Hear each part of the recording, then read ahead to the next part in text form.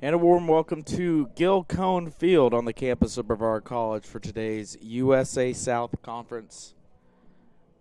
Check that non-conference matchup between the Guilford Quakers and your Brevard College Tornadoes.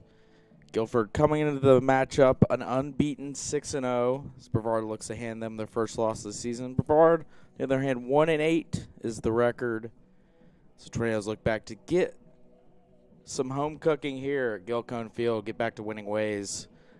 Starting lineups first for Guilford in right field, number 2, Skylar Dark. The catcher's number 21, Aaron Williams. At third base, number 5, Ryland Smith. The designated hitter for the Quakers, number 3, Chase Wade. First baseman is number 10, Ryan Rodriguez. In left field, number 8, Grayson Tudor. The second baseman is number 12, Carter Blum. Playing center field for the Quakers, batting in the 8 hole, is number 24, Christian Chinnon. And in the 9 hole is the shortstop, number 15, Ethan George. On the mound for the Quakers is number 38, Marcelo Rizzaliano. And now for the Tornadoes starting lineup, batting leadoff is the right fielder, number 49, C.P. Pyle. Batting second, leading the Tornadoes in average this season is the catcher, number 10, Hayden Jennings. And the 3-hole center fielder, the exciting freshman, number 5, Tyler Kelson.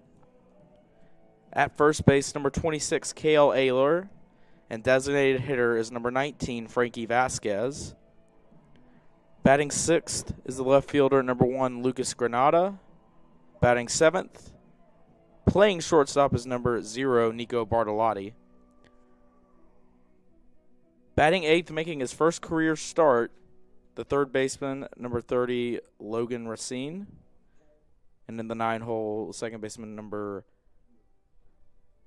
55, Jackson Mix. Colin Weathers is on the mound for your Tornadoes, making his second collegiate start and his 4th career appearance. So we get set for lineups, anthem, and first pitch here shortly here at Guilford Field.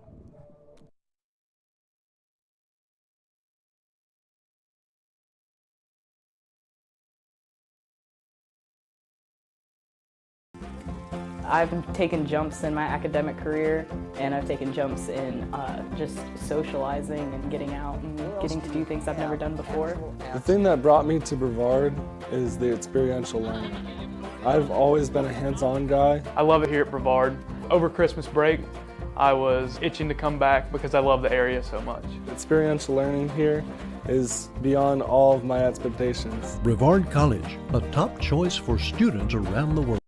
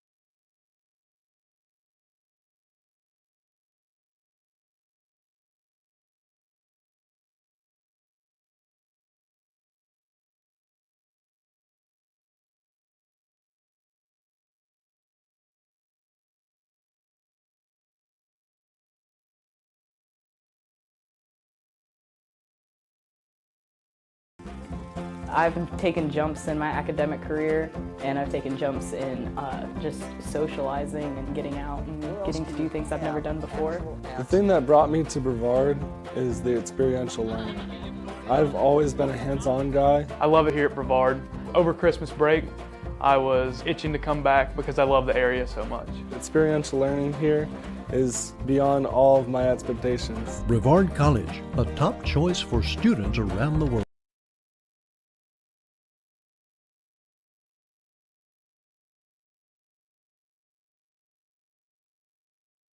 Every cheer, for every play, we know there's a little prayer that no one gets hurt. That's why we are there too. Party athletic trainers, physicians, and specialists. We're watching closely for any sign that someone needs care. And if your child is hurt, they are seen right away by the region's top specialists. The Party Sports Medicine team is at every game, match, race, practice, and workout, providing medical attention and guidance. For us, winning is all about playing healthy and smart so you can perform at your best.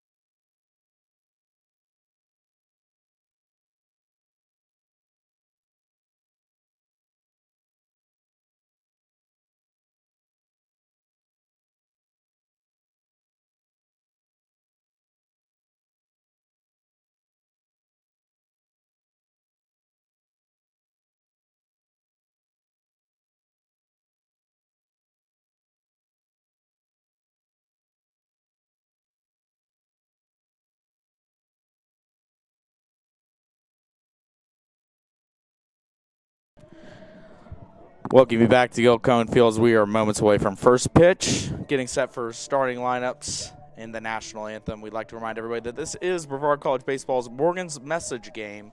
So you're dedicating this game to the life and legacy of Morgan Rogers. We'd like to thank the Morgan's Message Club and Brevard College for sponsoring today's game.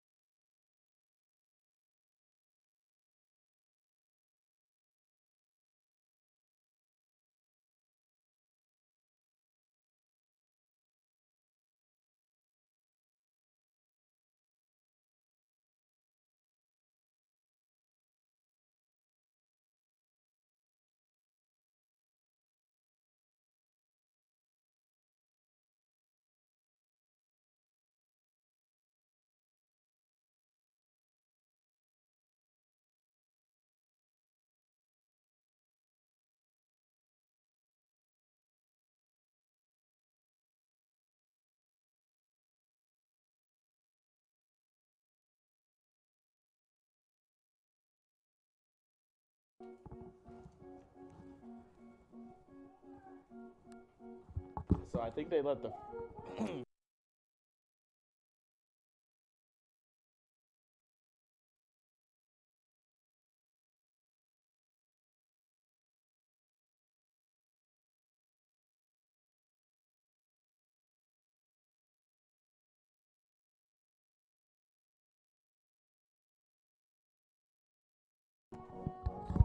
And welcome back to Guilford Field on the campus of Brevard College. Colin Weathers taking his warm-up pitches as the Tornadoes look to knock off the Quakers here in Game 1 of 2. We'll be playing a 7-inning game in Game 1. And then scheduled for 9 innings here, Game 2. It's a windy day so far at Guilford Field as the BC softball team just beyond the center field fence there in preparation for their home opener as well. So they'll take on Agnes out at 1 o'clock. Busy day in NATO Nation today with the women's basketball team on the road. The number 2 seed Tornadoes looking for their first conference championship in NCAA program history. They take on Southern Virginia, and Buena Vista will be sure to give you some updates as that game goes on. But for now, Tornadoes finishing up warm-ups here, and we'll get set to bring you some baseball action.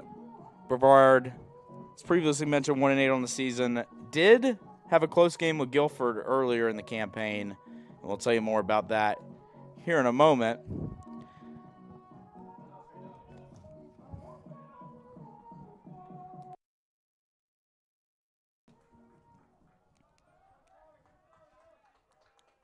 Now batting for the Quakers, right fielder number 2, Skylar Dark.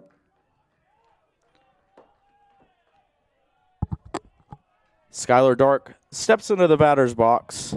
Colin Weathers already ready to deliver as we get set for action at Guilford Field. Pitches away.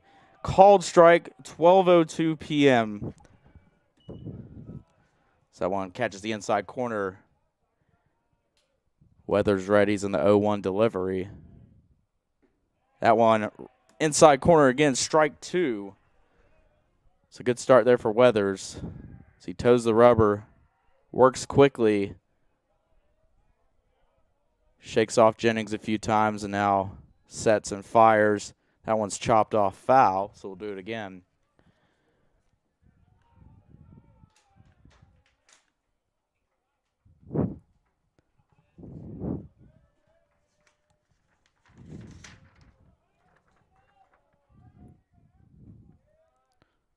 The 0-2 is chopped up the middle. Bartolotti's there. Gets in front of it. Fires a strike over to Ayler for out number 1.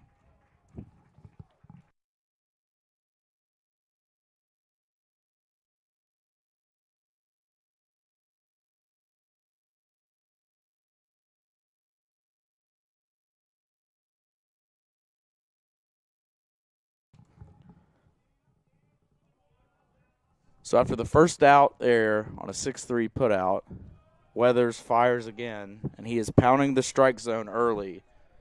Something I know that the Tornadoes are delighted to see. It's the 0-1 delivery. That one catches the outside corner, strike number 2, and Weathers up quickly again on Aaron Williams of the Quakers, right-handed catcher. The 0-2. Swung on and missed. He goes off speed there and gets Williams swinging.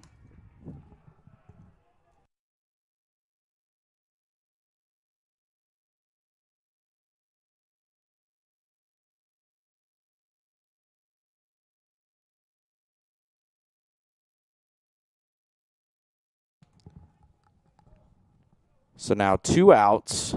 Ryland Smith up to the plate. First one's chopped foul, strike number 1. Ryland Smith coming into the game on fire. .696 batting average, 16 hits in 23 at-bats, 7 doubles, 10 runs scored, 14 RBIs, 2 home runs.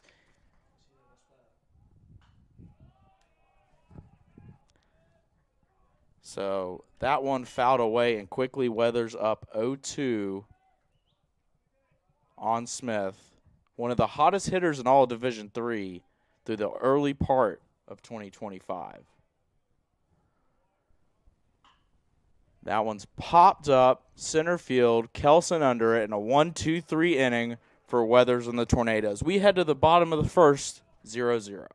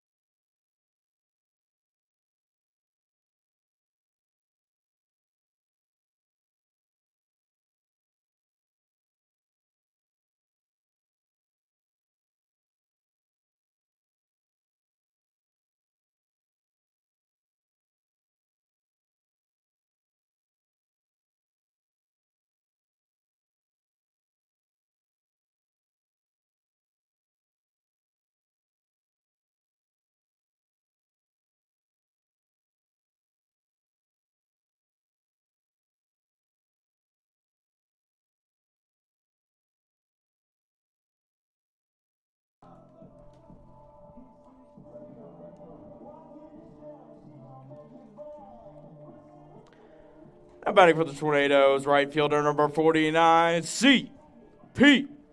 Pyle. So right fielder C.P. Pyle should get things going for the Tornado offense. Marcelo Resigliano on the mound for the Quakers. First one outside, catches the corner, strike number 1 looking.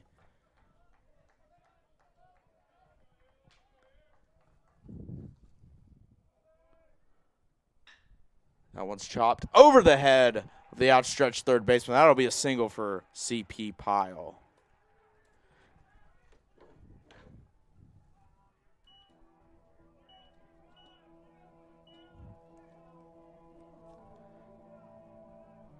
Now batting for the Tornadoes, the catcher, number 10, Hayden Jennings.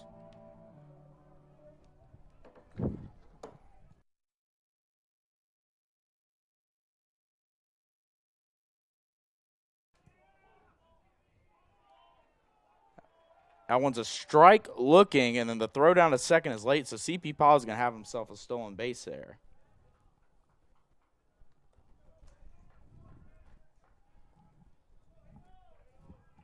So 0-1's the count. Tornadoes getting offense going early. C.P. Pyle getting on base via a single and then stealing second base right away, so runner in scoring position for the Tornadoes. And Hayden Jennings strokes that into center field, but it's going to be caught. Pyle tags up from second, and he's going to be safe at third. So productive out there for the Tornadoes.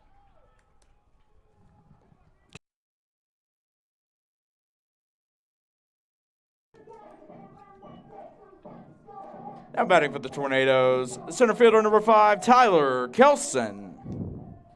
So Kelson steps up with 1 out, runner on third. So wind continues to rip here at Guilford Field. That one's going to catch a piece of Kelson. Going to hit him, so that'll put him aboard. Cale Ayler up next.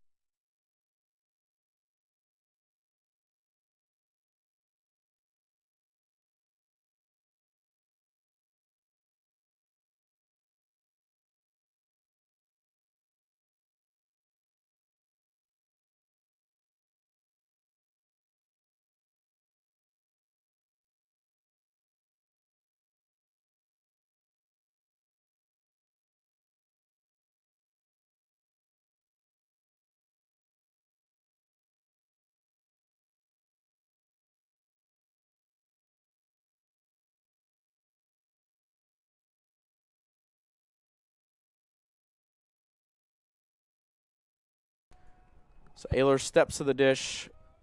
Sigliano with a pickoff attempt over to Kelson. That one's outside. Ball 1. Runners on the corners for the Tornadoes with 1 out. Kelson, a threat to steal over there at first, leads the Tornadoes in stolen bases this season so far.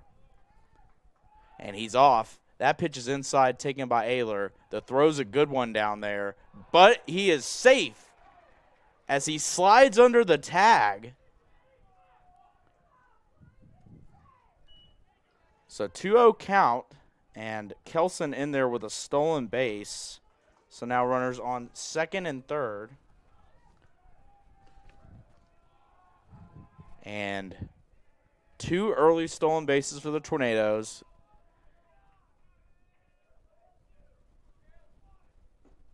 That one cut on a missed. Strike number 1 for Sigliano. Cale Ayler coming into today batting .400, leading the Tornadoes with 14 hits, 6 doubles, and a home run. And a big spot here to take an early lead in game number 1 of this doubleheader.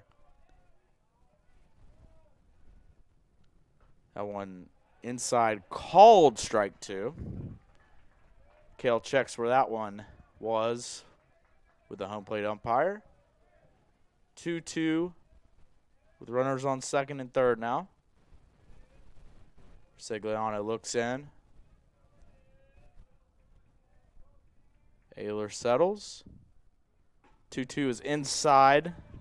Tried to frame it, but it's just a little too much off the plate there, so full count incoming. And designated hitter Frankie Vasquez on deck.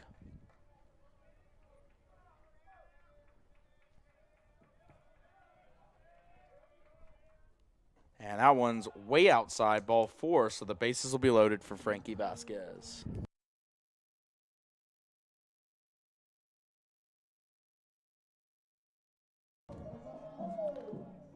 Now batting for the Tornadoes, the designated hitter number 19, Frankie Vasquez.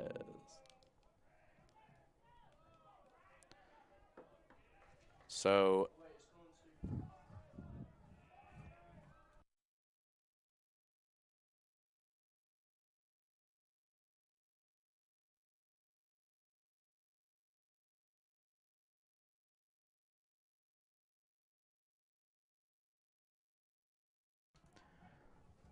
ball 1 taken there, 1-0 count.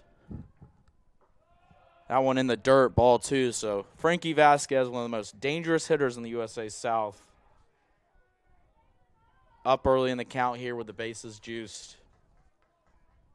Nowhere to put him.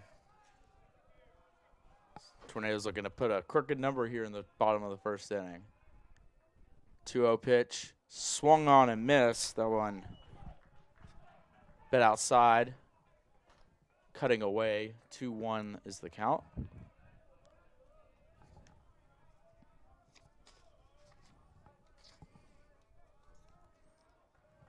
Sigliano looks in, and the 2-1 is poked out to the gap in right center. That's a base hit, and that's going to score a pair of Tornadoes. Vasquez holds up at first, and it's a 2-0 lead for Brevard.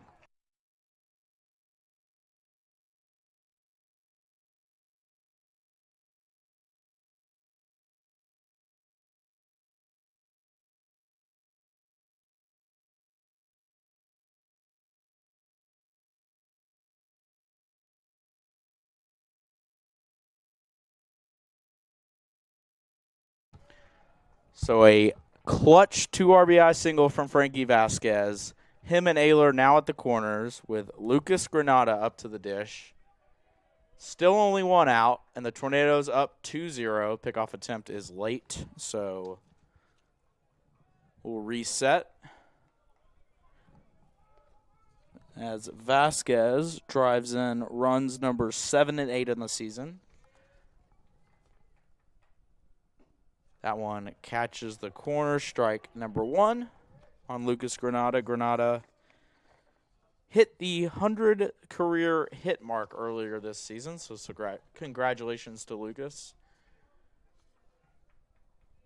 And the 0-1 is off the plate, ball number 1. So the Tornadoes with 2 hits in this inning on a leadoff chopper by C.P. Pyle and then the 2 RBI single by Frankie Vasquez. Mixed in walk and hit by pitch as well. And that one's blooped into center field, and that's going to get down for a base hit.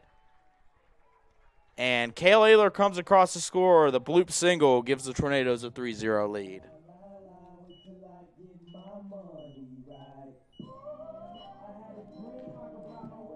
Now batting for the Tornadoes, shortstop number 0, Nico Bartolotti.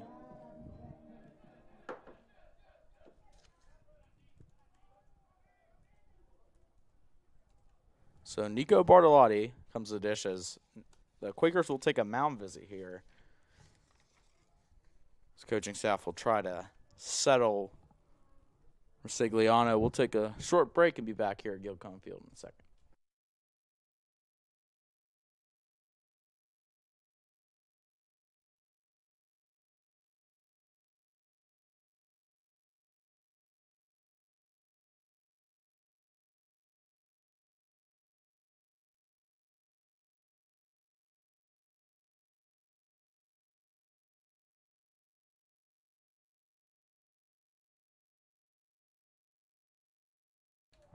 The meeting of the mound is complete. And Nico Bartolotti steps to the dish. The Tornadoes already putting 3 runs here in the bottom of the first inning, looking to add more.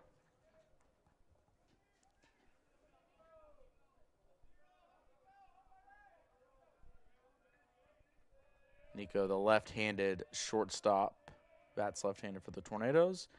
Lays down a bunt, it's a good one. Fielded by Rosigliano. The throw's going to be late. That's an infield single.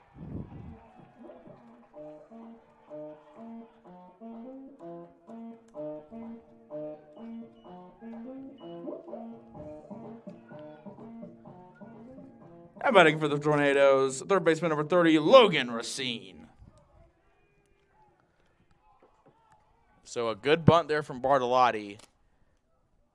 Fielded cleanly by the pitcher, but the speed of Bartolotti was too much. Throw was a little low, but bang, bang play at first base. And Racine steps up. His first collegiate at-bat, and it's a big one with the bases loaded.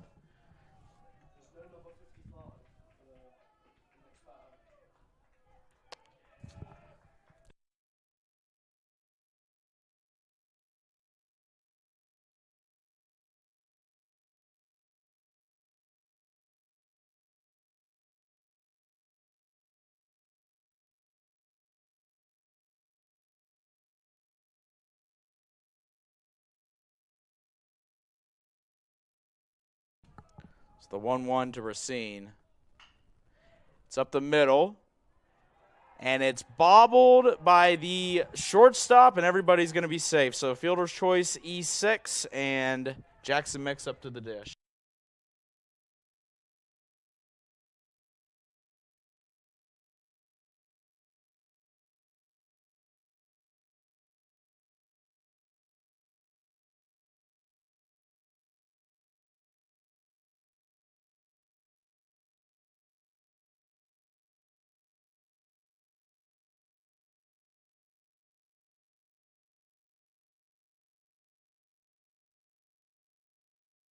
So now Mix to the dish, and the Tornadoes up 4-0. Bases still loaded.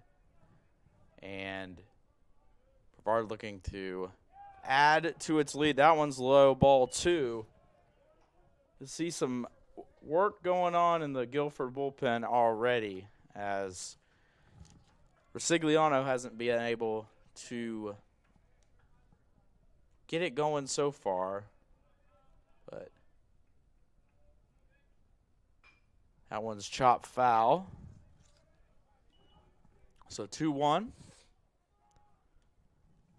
And Racine's first collegiate at bat is productive. He does get credit for an RBI on the fielder's choice error, as that was a ground ball to the shortstop that got away. And everybody was safe, so bases loaded. 2-1. It's popped up.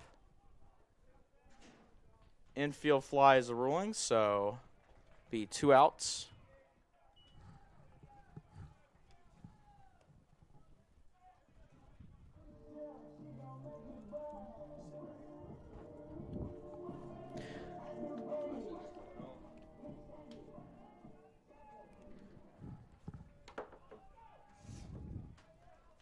So 2 away for the Tornadoes. Bases still loaded. Up 4-0 already in the bottom of the first inning.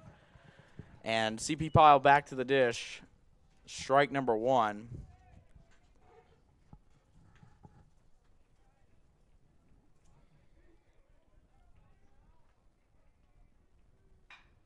That one's lined but caught.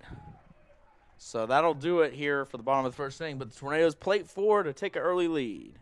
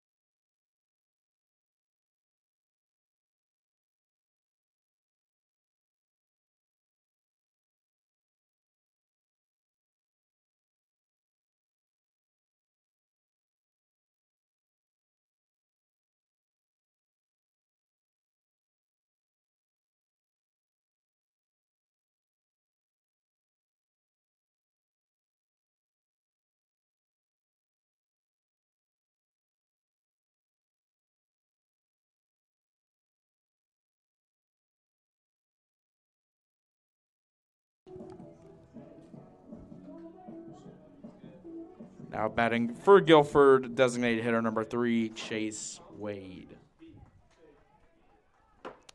So Wade to the dish. Weathers back to work after a 10-pitch first inning where he threw 10 strikes. Doesn't get much better than that. And his 11th pitch right down the middle, strike number 1.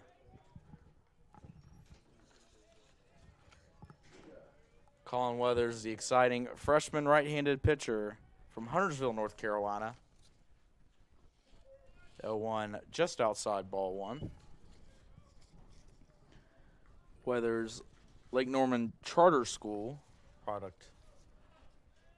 They're close to Huntersville.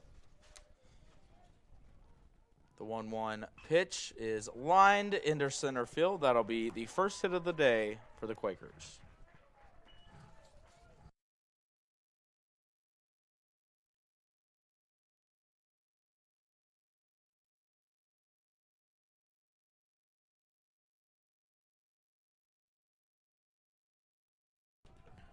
So Rodriguez steps to the dish.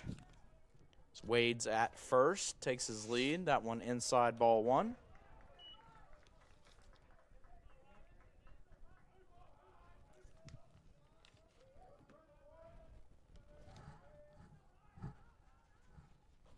That one hits him. Luckily off the helmet there, so he'll take first base. And all of a sudden, Quakers start off, runners on first and second, nobody out.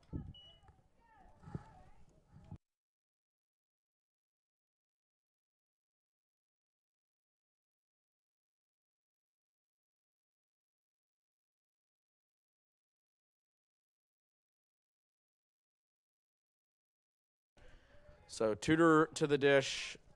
Tornadoes bring corner infielders in with runners on first and second, nobody out. As Guilford's trying to answer back after a 4-run first inning for the Tornadoes. Lays down a bunt, fielded cleanly by Racine, fires over, and the throw is wide. That's going to be an error and a run scored for the Quakers as they get on the board early.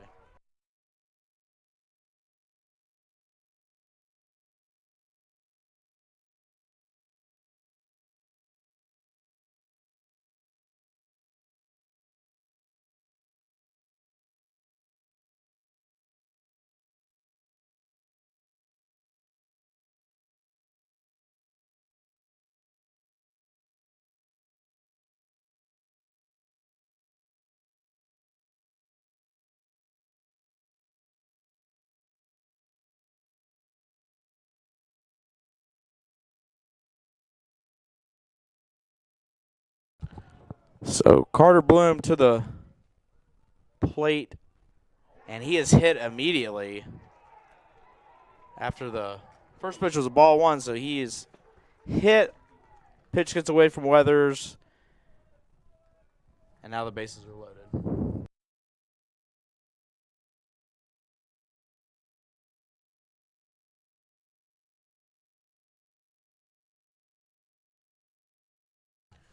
And Director of Pitching Development, Bill Sizemore, comes to the mound as we'll take a break here. Meeting on the mound. Bases are loaded for Guilford.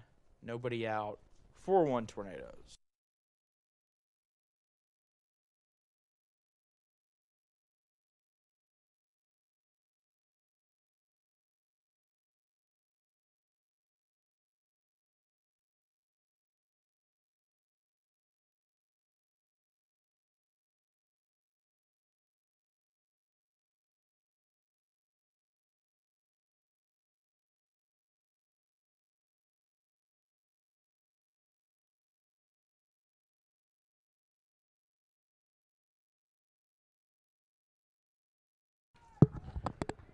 So after the meeting on the mound, Christian Chinnon to the dish.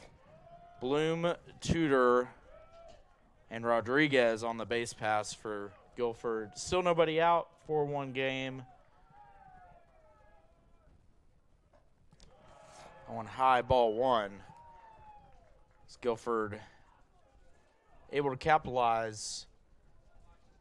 Single hit by pitch, a throwing error on a sacrifice bunt attempt, and then another hit by pitch. That one just a bit high and inside, ball two.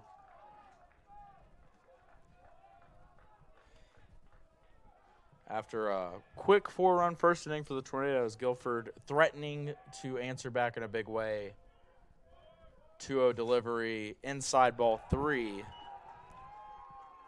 And nowhere to put Chinnon here. 3-0 count. Walk scores a run.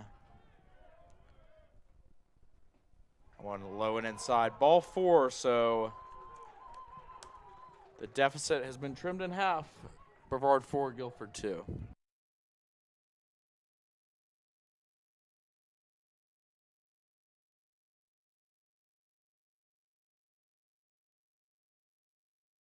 So Ethan George steps to the dish.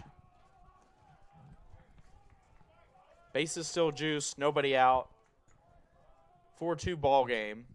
That one's lofted to right center field, fairly deep. Kelson calls off Pyle, makes the catch. It'll be a sacrifice fly RBI, 4-3 Tornadoes.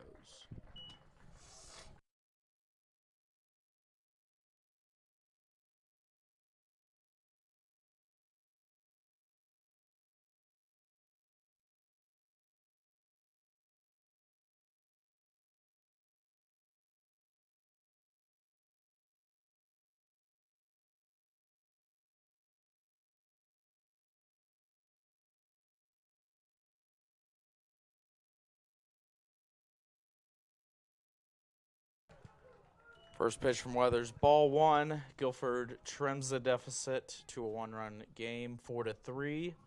Guilford 3 runs on 1 hit and the throwing error. That one outside, ball two.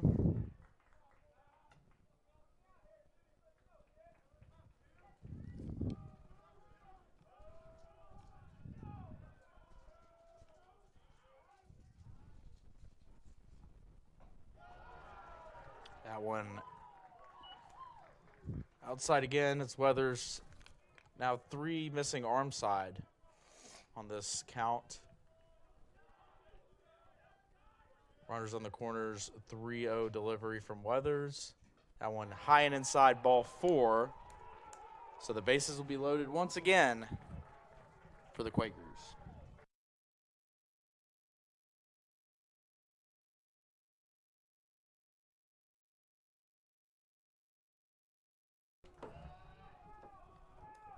So bases loaded once more. Aaron Williams to the dish, the number 2 hole hitter for the Quakers. Colin Weathers now, after a 10-pitch first inning, 17 pitches in this one.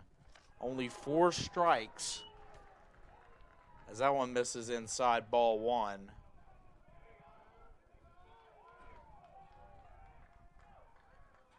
And the Quakers looking to do further damage here. A base hit likely takes the lead. That one finds the plate, strike number 1. As Weathers continues to battle.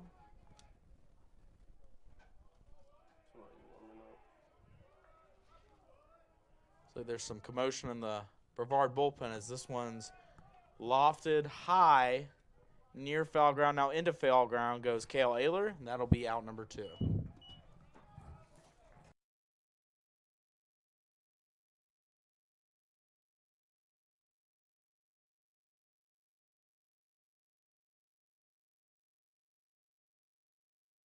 So we mentioned in the first inning, Ryland Smith, one of the hottest hitters in Division III, steps up to the plate now with bases loaded, 2 outs.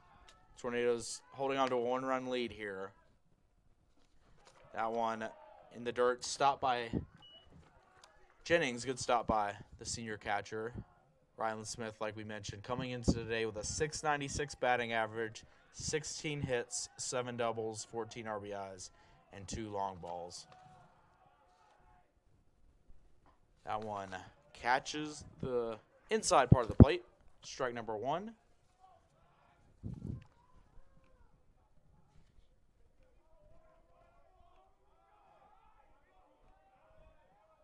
Smith flew out to Kelson in the first inning. That one's chopped. Racine fires, throws wide. And the second error of the inning allows Guilford to tie things up.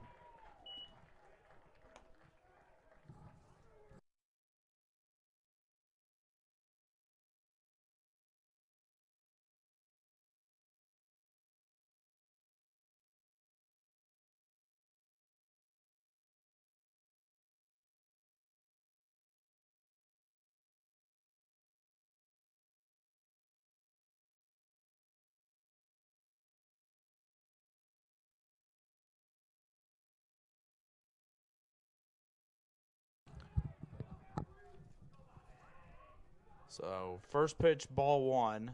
Tie ball game now as Wade lofts this deep right field, piles under it, and that'll do it. But not before the Quakers strike for 4 runs. Top of the second, we'll go to the bottom of the inning.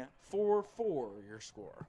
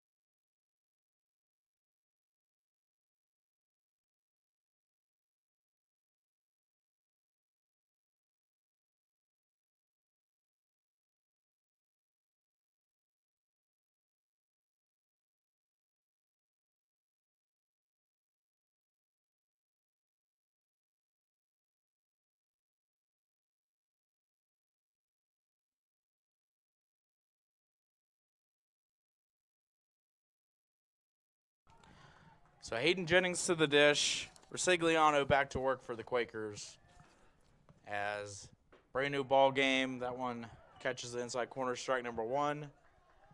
Quakers put up a 4 spot in the top of the second. There are 2 throwing errors alongside walk and a couple hit by pitches. Only 1 hit in the inning for the Quakers.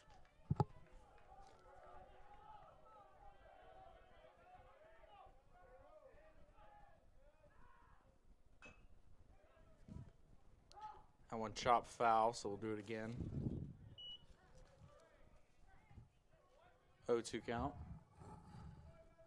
For Jennings, who comes into the game leading the Tornadoes with a .421 batting average this season. 7 games played, 6 starts, 19 at-bats for the senior catcher.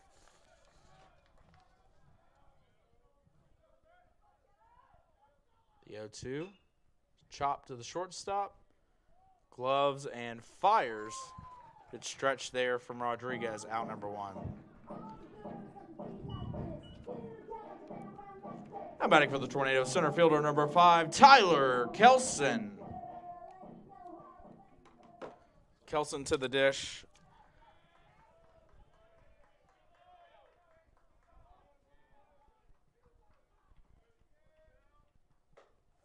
That one high, ball 1. Kelson in the bottom of the first was hit by a pitch and then stole second base, came around to score. That one's fouled off. Strike number 1.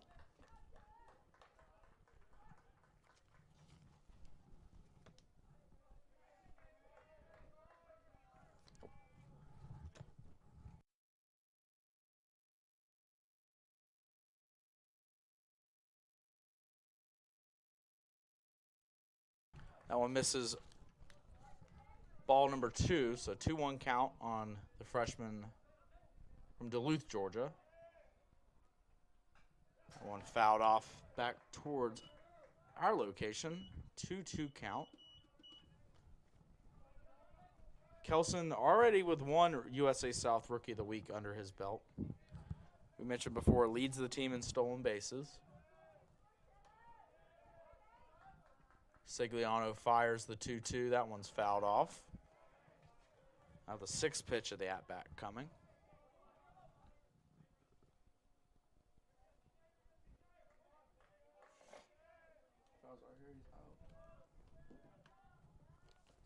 Two-two. That one's lifted into left field. Pretty well hit. Going back, and that's gone. A home run for Tyler Kelson, and the freshman puts the Tornadoes back in front.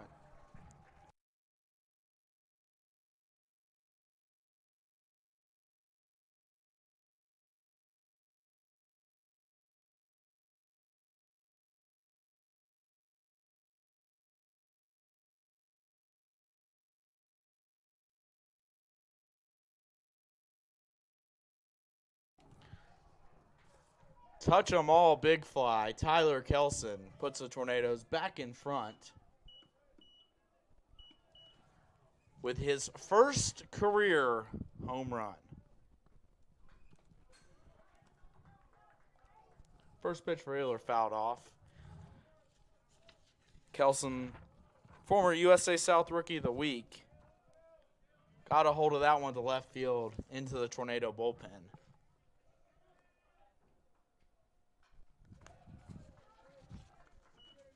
Mentioned a fairly windy day here at Guilford Field, so you hit it in the air, watch it fly. That's what Kelson did, and now Tornadoes back in front 5-4. And senior first baseman Cale Ayler looking to add more here. That one's chopped. Second baseman gloves and fires. A 4-3 on the putout. Frankie Vasquez up next.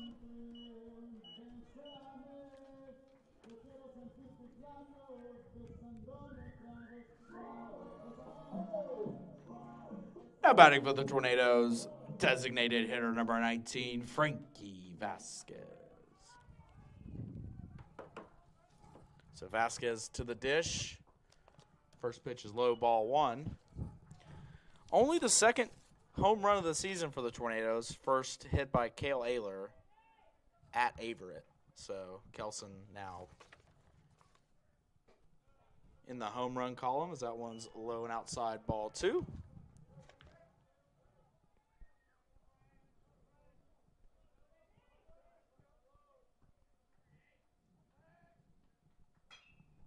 Frankie lifts this to center.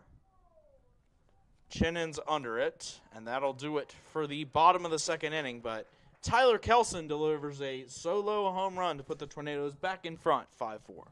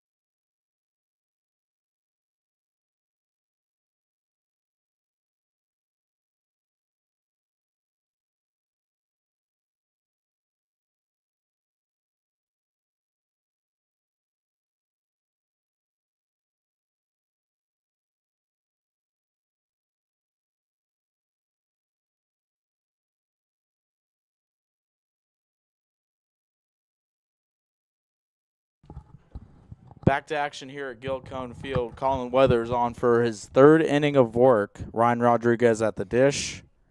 First pitch from Weathers is low ball 1.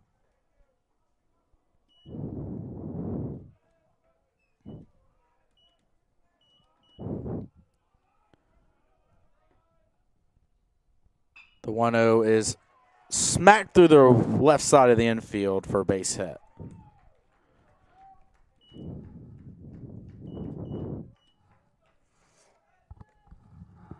Now batting for Guilford, left fielder number 8, Grayson Tudor. So Tudor now steps to the dish after Ryan Rodriguez leadoff single. So second hit of the day for the Quakers. 4 runs on 2 hits, 1 error. Brevard 5 runs, 5 hits, 2 errors. That one low ball 1.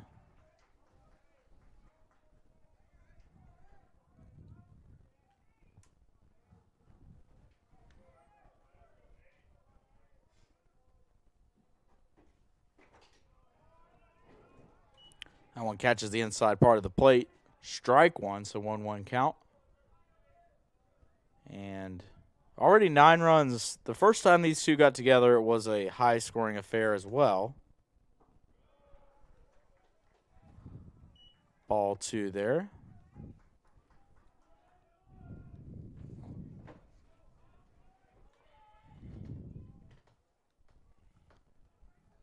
And Weathers looks at 2-1 pitch, chopped foul, 2-2.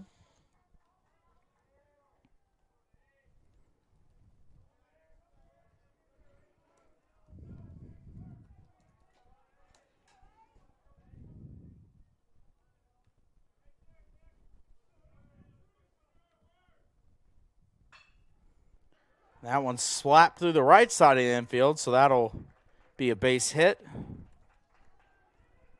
And back-to-back leadoff singles for the Quakers.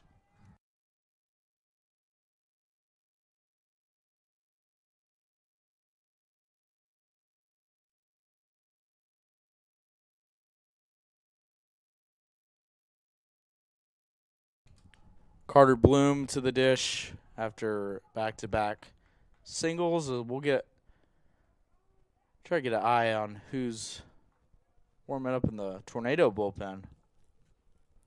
So there's some loosening going on. Doesn't look like anybody's full-on warming up yet, but Quakers looking to add some more pressure on the Tornadoes. Already back-to-back.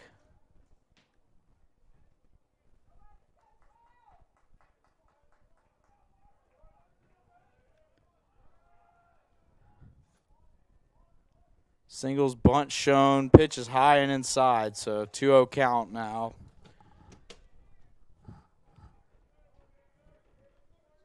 As the Quakers struck for 4 in the second, now 2 runners on 2 base hits this time. They only got 1 hit in the bottom of the, check that top of the second inning. And he did go around on the bunt attempt there, so strike number 1.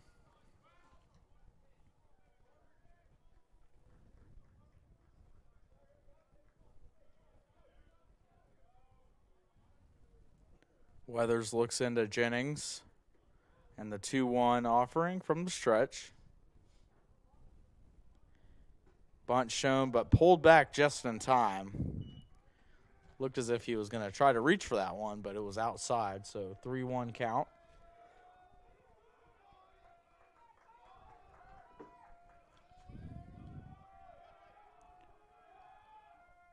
That one bunt is fielded on a short hop there by Weathers, and sacrifice is successful.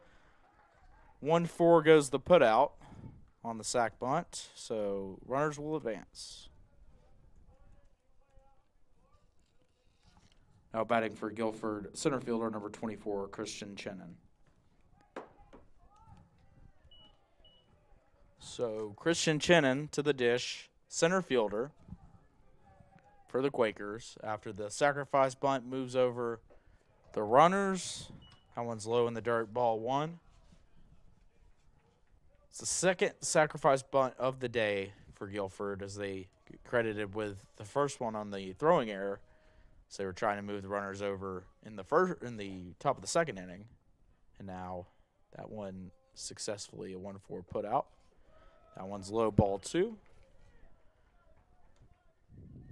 The wind continues to rip. Out there, as you can see, the American flag off in the distance on your viewing screen, but dead center continues to rip towards the left. That's a high chopper, fielded cleanly by Racine, who fires over and gets the out. The run will come across the score. 5-3 goes the ground out, but a productive one as Guilford ties things up at 5.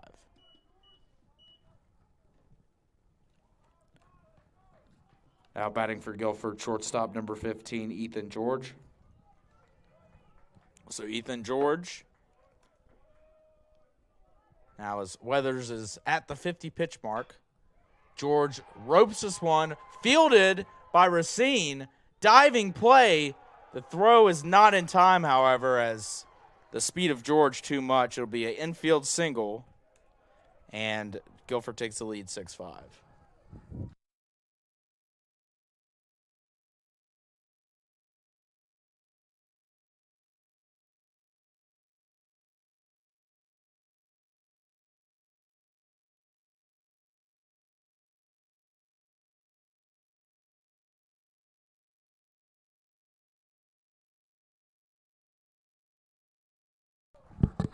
And good play there on a short hop backhand by Cale Ayler to retire the leadoff hitter for the Quakers. But 2 runs do come across the score on 3 hits for the Quakers in the top of the 3rd inning. And we head to the bottom of the 3rd. Guilford finds himself now up 6-5.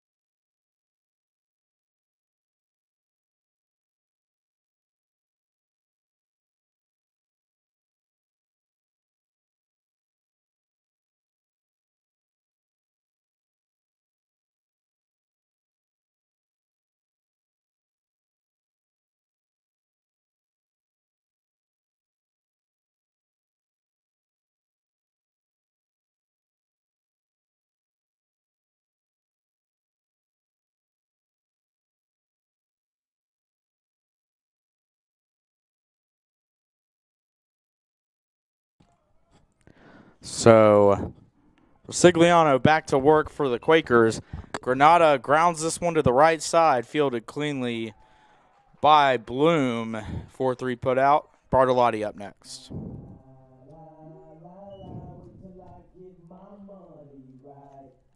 Now batting for the Tornadoes, shortstop number 0, Nico Bartolotti. So 1 pitch, 1 out. And Bartolotti to the dish. That one catches the outside corner, strike 1.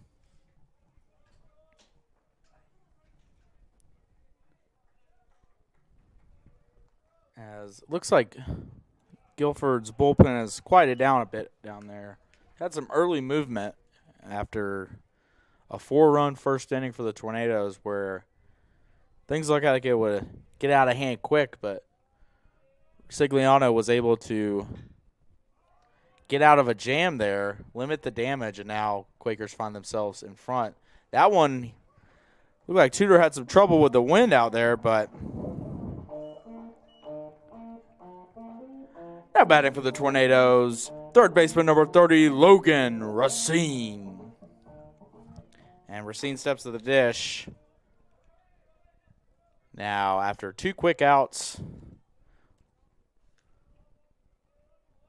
Sigliano could use a quick inning here after like we mentioned, the lengthy bottom of the first inning for him. But other than the Kelson home run, he's looked sharp lately.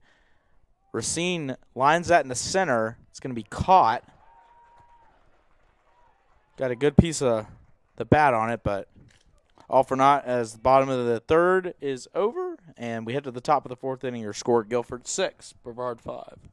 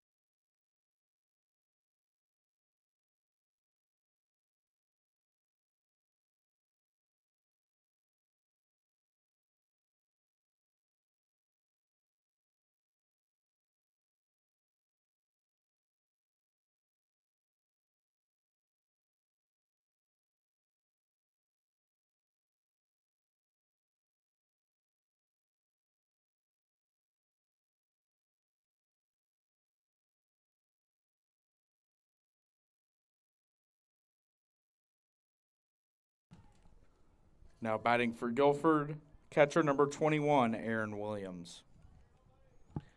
So we head to the top of the fourth inning as Colin Weathers back to work at 52 pitches. I mentioned 28 strikes for the young right-hander. First pitch is taken off speed, strike 1. Weathers in the top of the first only had to throw 10 pitches, and they were all strikes. It was a quick inning, but since then has had to labor a bit.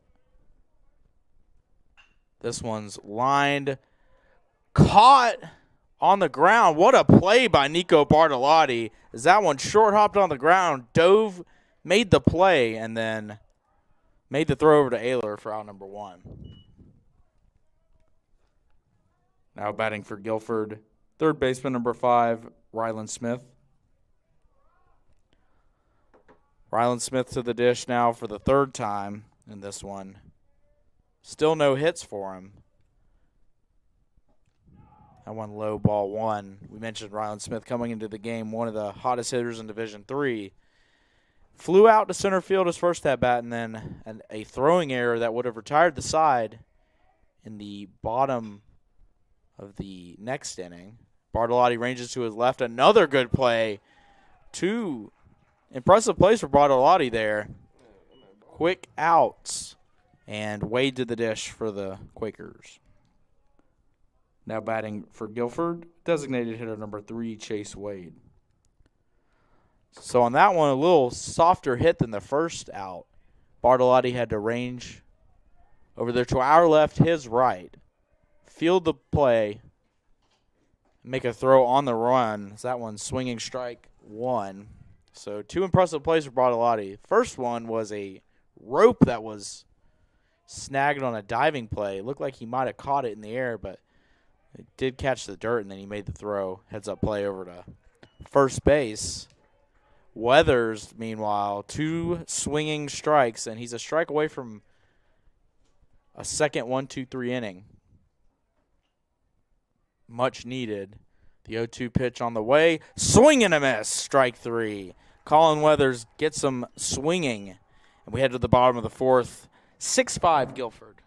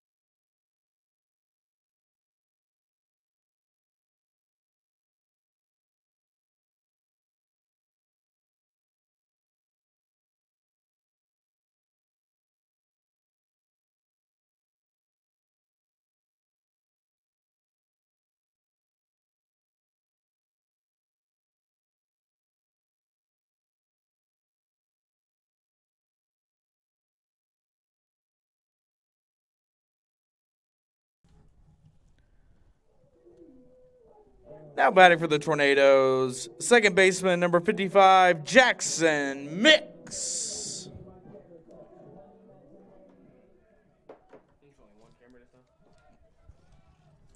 So Mix to the dish.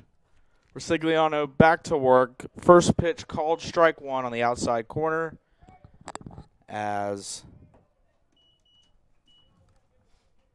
Guilford put up 0 in the top of the fourth. Quick inning for Weathers and company. That one up the middle. Diving play by the shortstop. What a throw from his knees. Wow. Impressive play there for George, out number 1. Now batting for the Tornadoes, right fielder number 49, C.P. Pyle. So Ethan George, what an outstanding play up the middle to rob Jackson Mix of a single. That one, he had to dive on his knees to make the play, and from his knees made a impressive throw from the shortstop position, right on the money.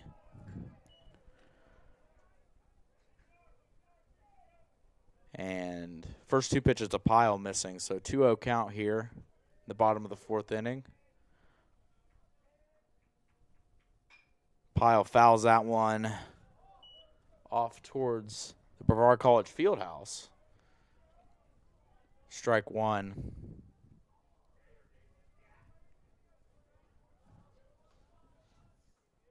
And we're just at the 1 o'clock hour. That one misses. Sigliano thought that one caught a piece of the plate, but 3-1 the count. And the Brevard College softball team, with their home opener today, just past the center field fence at Guilford Field. That one low, ball 4, so walk will bring up Hayden Jennings.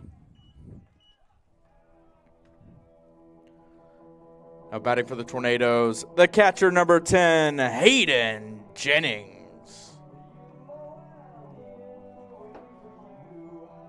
And after the 1-out walk, Jennings looks into the dugout to get his marching orders from interim head coach Vinny Carone. The Tornadoes looking to maybe put Pyle in motion here. First pitch inside, does catch a piece of Jennings, so that one grazed him, but goes down the same, and Jennings will take first base, runners on first and second, 1 out. Now batting for the Tornadoes, center fielder number 5, Tyler Kelson. So Kelson now, who hit his first career home run in the bottom of the 2nd inning, now has a chance to do some more damage here over against Resigliano. He's going to lay a bunt down, and it's a beauty. It gets past the pitcher all the way to the shortstop. It's an infield single for Tyler Kelson.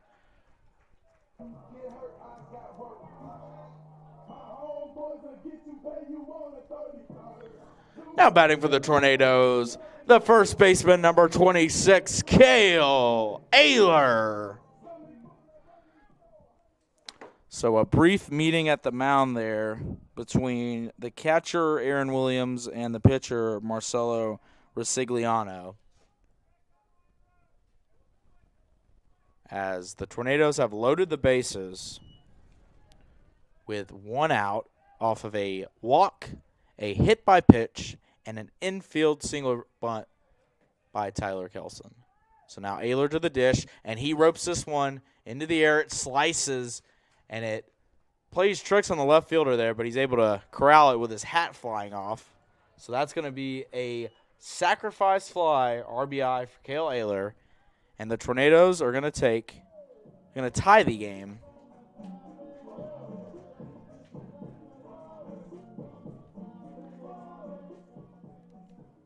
How about it for the Tornadoes? Designated hitter number 19, Frankie Vasquez.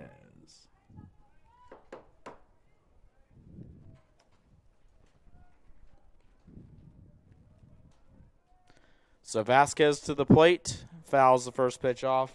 The wind just continues to rip here at Guilford Field. reported 30 to 35 mile an hour gusts.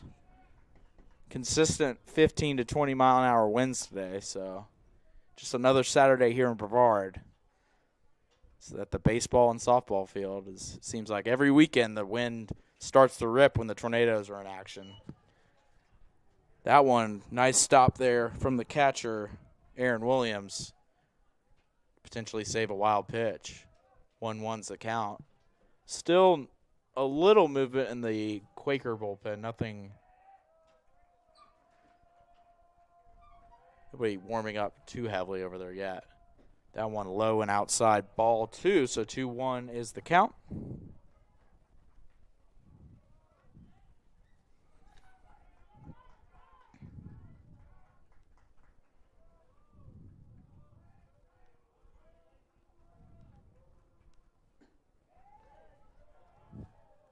Ball 3.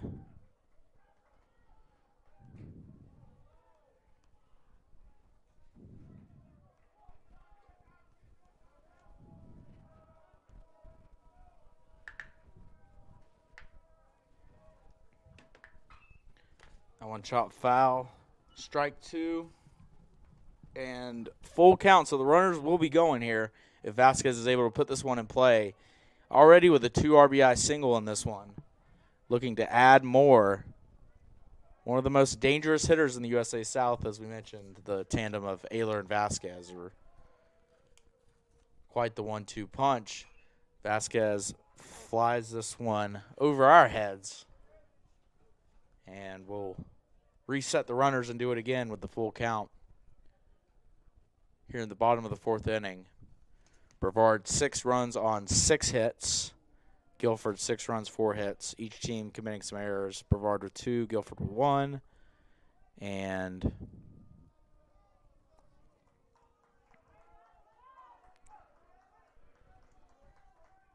Ayler's sacrifice fly tied the game in this bottom of the 4th inning. Vasquez continuing to fight. That's the 7th pitch of the at-bat. 4th foul ball, so he's waiting on Rosigliano to make a mistake here. Keeps fighting off those pitches over the outer half. But we'll do it again. 3-2, 2 outs. Rosigliano looks in and fires. That one inside, ball 4. Frankie Vasquez slings the bat, and a walk loads the bases for Lucas Granada.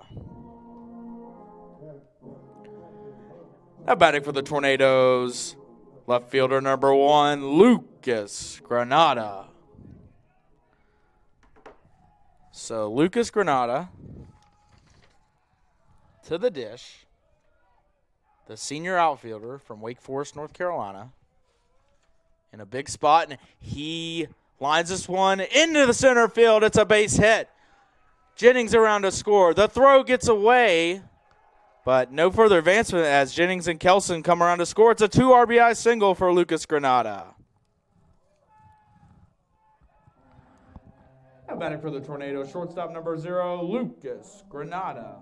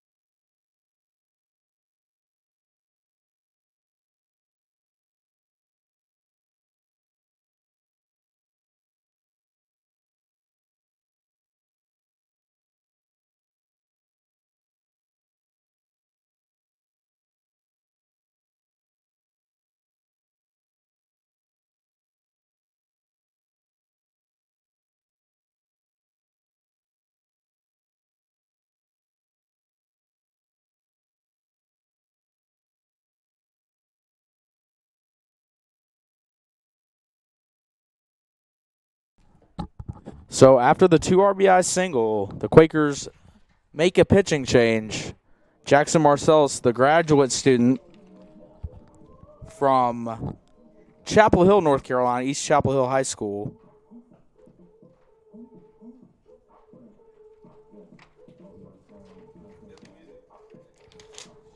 And we'll take a break here.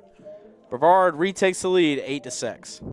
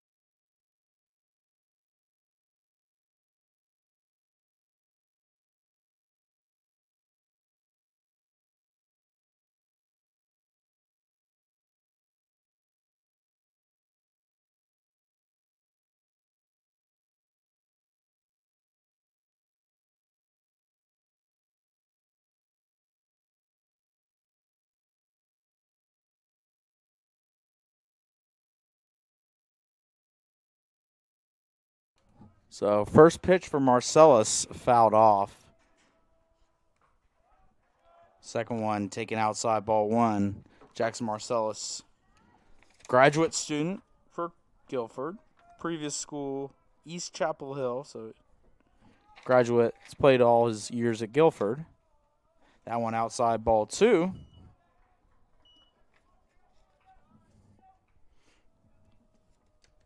So 2 balls, 1 strike as Bartolotti looks to create some more damage as Granada has recorded a go-ahead 2 RBI single after Ayler drove in a run on a sacrifice fly. Vasquez at second, Granada at first, 2 outs, and a 3-1 pitch. Inside ball 4. Bartolotti slings the bat towards the dugout, and Racine comes up in a big spot. Now batting for the Tornadoes, third baseman number 30, Logan Racine.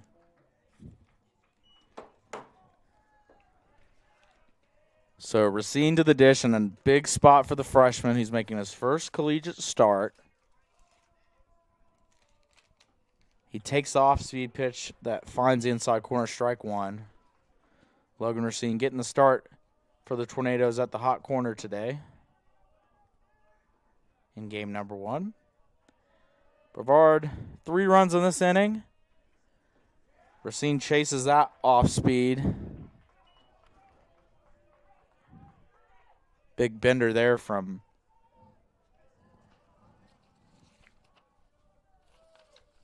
number 29, Marcellus. And Quakers a strike away from getting out of this. Racine pops it up over the Tornado dugout onto the hill here at Guilford Field, as quite popular viewing destination for the fans. Bring a camping chair and hang out at Guilford Field for a day full of baseball. Though a windy day, it's a pleasant day weather-wise here in Brevard. And Racine slaps this into the gap. That's a base hit. It's going to split the fielders all the way to the wall. Logan Racine racing around first into second with a 3 RBI double. And that's a 3 RBI double for number 30, Logan Racine. Now batting for the Tornadoes, second baseman number 55, Jackson Mix.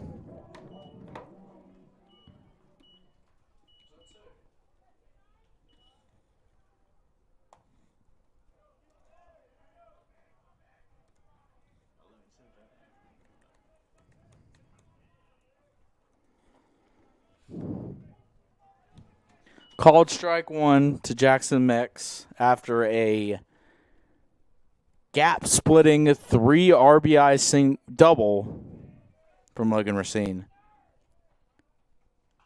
His first collegiate hit, and it's a big one. It puts the Tornadoes up 11-6, a 6-run fourth inning for Brevard. 11 runs on 8 hits to 6 runs on 4 hits for the Quakers, and that was pivotal.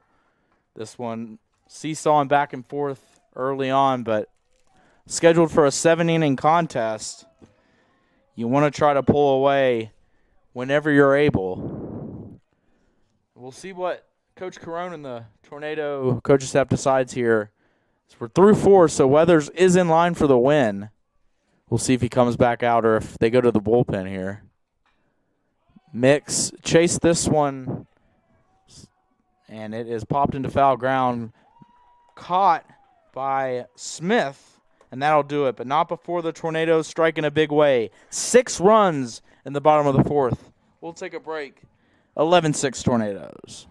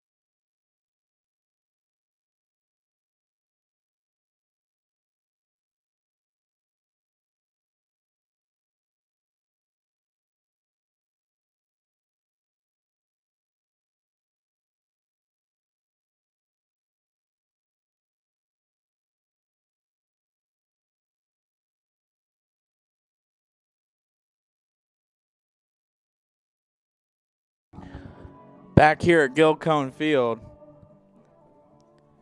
as senior right-handed, junior right-handed pitcher, Andy Farringer, steps to the mound. And the Tornadoes looking to hold on to their 5-run lead. 3 innings left to play. This contest scheduled for 7 innings. First pitch, roped in the center field, base hit by Rodriguez. Now batting for Guilford, left fielder number 8, Grayson Tudor. So a hit for the Quakers, 5th hit of the ball game for Guilford. And now Tudor up. Andy Farringer on for the Tornadoes. In relief. Now on low ball 1.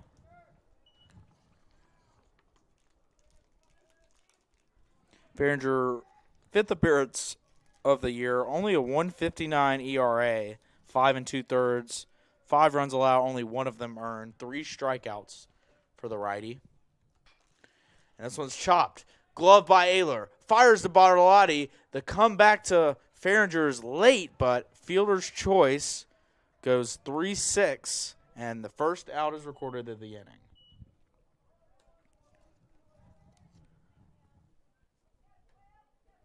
Now batting for Guilford, second baseman number 12, Carter Bloom. So Bloom steps up as that chopper is fielded cleanly by Ayler, fired over to Bartolotti, and 1 out. That one high away, ball 1. Here in the top of the 5th.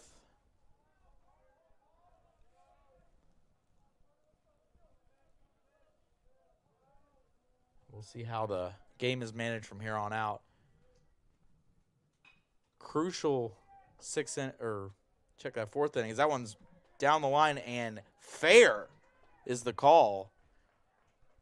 Cut off by Bartolotti as a throw in, so that one bloops into down the line. And runners on the corners for Guilford. Now batting for Guilford, center fielder number 24, Christian Chinnon.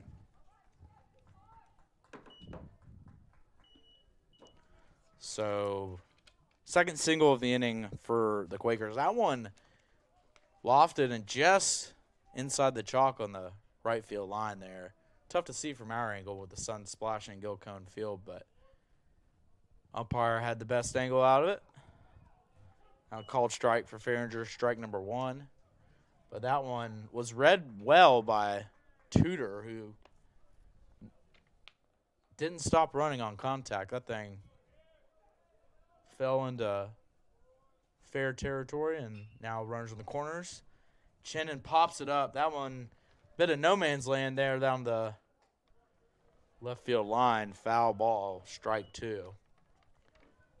Racine all the way over there trying to make a play on it, as well as Granada and Bartolotti all converging there down the left field line, but just out of their reach. So we'll do it again. 0-2, 1 out.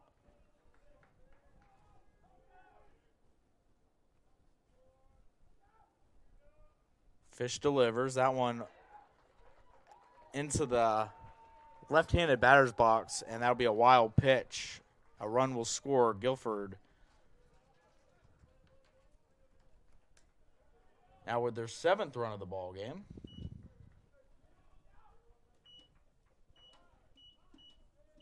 And 11-7 your score off of the wild pitch there.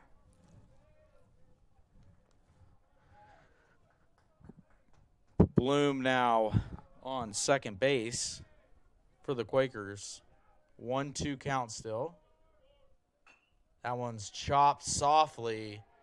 Fish barehands it, fires. Throw is wide. And it'll be a RBI. It'll be a single and then a advance on an error for the Quakers.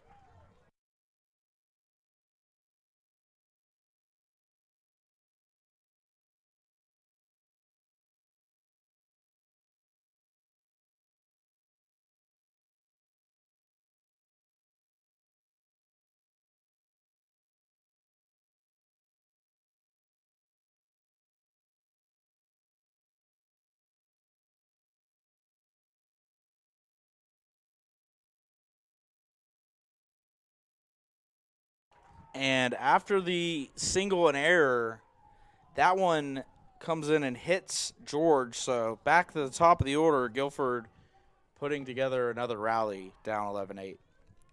Now batting for Guilford, right fielder number 2, Skylar Dart. So Dart to the dish, the lefty.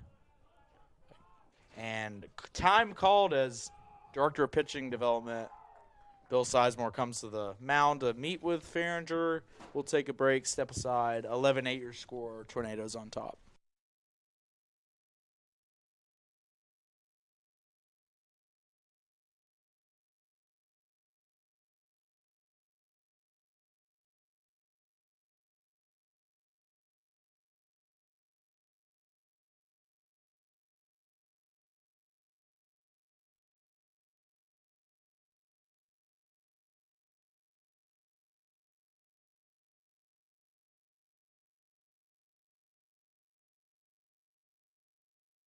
So after the meeting at the mound, one away here, top of the 5th,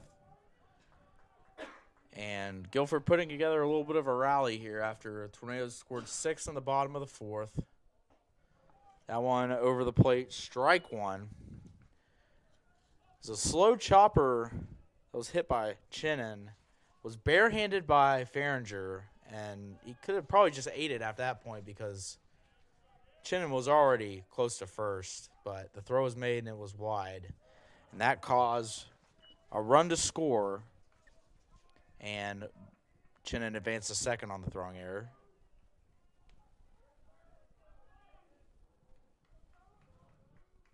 So now runners first and second, 1 out. 1-1 count. Farringer, that one low and inside, ball 2. There's some movement in the Tornado bullpen. Looks like a right-hander warming up for the Tornadoes. Try to see if we can get a number on that. Another big gust of wind comes into the playing surface of Guilford Field. That one fouled off. Farringer came in. That one up and inside. Forced Dark to foul it away. So 2-2 count.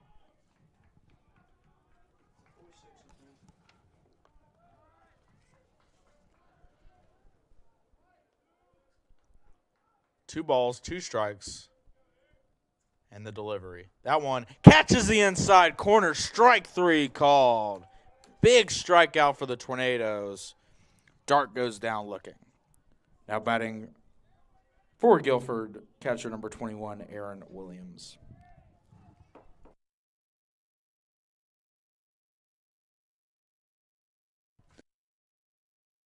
So we just get word that number 46, Hatcher Bailey, is up and throwing for the Tornadoes. As Farringer looks to work out of this jam. And grounder to second base. Mix throws over, and that'll be the 3rd out of the inning. So Guilford strikes for 2 runs on 3 hits with the error mixed in. 2 left on, but nothing else doing for the Quakers. So we head to the bottom of the 5th. Your score, Brevard 11, Guilford 8.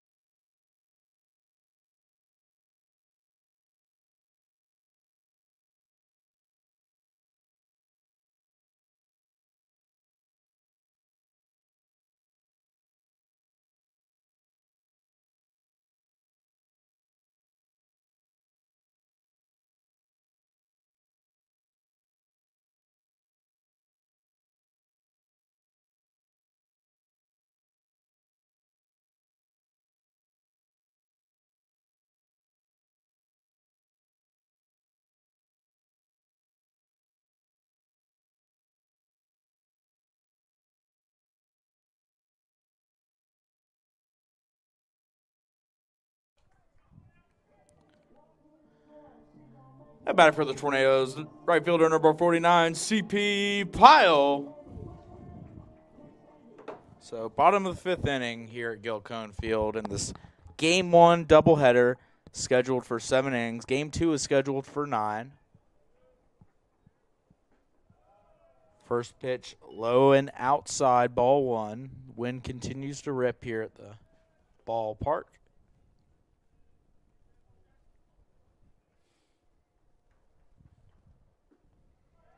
That one catches the plate, strike 1. Pyle, Jennings, Kelson due up for the Tornadoes here in the bottom of the 5th. That one just missing, ball 2.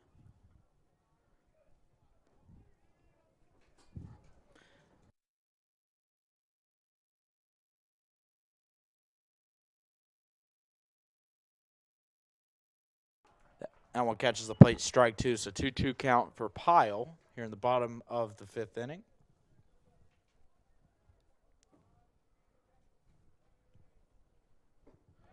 Swing and a miss, strike 3, and Hayden Jennings coming up to the plate. Now batting for the Tornadoes, the catcher, number 10, Hayden Jennings.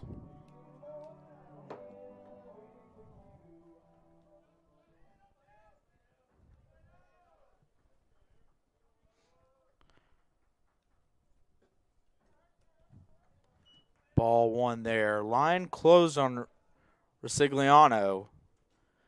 3 2/3 through 69 pitches, 7 hits. Walked 3 batters, did not strike out a Tornado.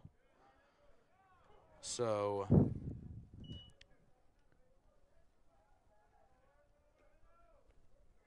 Marcellus's strikeout of Pyle was the first strikeout of any Tornado today, now through 5 innings. But Resigliano charged with 10 runs, all earned. Walked 3 batters as well. It was a rough start for the Guilford righty, but bounced back with a clean 3rd inning. But bottom of the 4th, touched up. Total of 5 runs charged at his ledger, 1 to Marcellus's. That one high inside, ball 4. Hayden will take his base. Now Kelson coming up to the plate.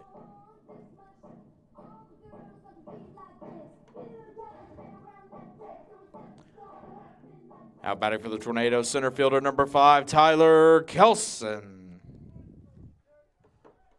Kelson to the dish, already with a home run today. First of his collegiate career, so congrats to Tyler for that accomplishment. Kelson, the righty from Duluth, Georgia.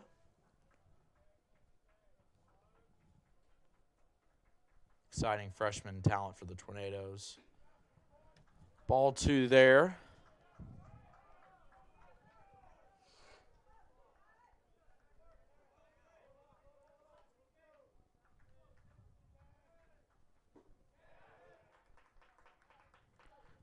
Kelson did go around, tried to check his swing there on the pitch that was outside, but strike 2-1 the count. Tornadoes 11 runs on 8 hits to Guilford's 8 runs on 7 hits. Still a tight ball game here. These two teams, no stranger to high-scoring close matchups. They played on February 17th. 13-12 was the score. Kelson fouls that one off towards our location here. It was a wild one in Greensboro, as a 10-inning game went to extra innings. It was tied at 10. Guilford rallied late. Kelson strokes this one deep center field, but ranging back to catch it is Chinnon, and 2 outs in the inning.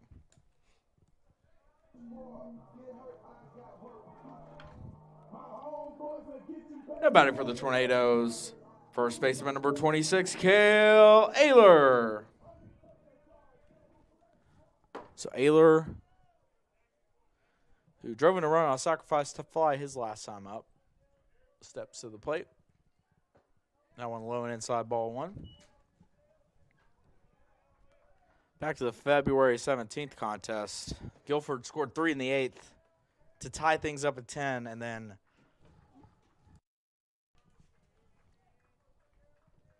ended up winning it late.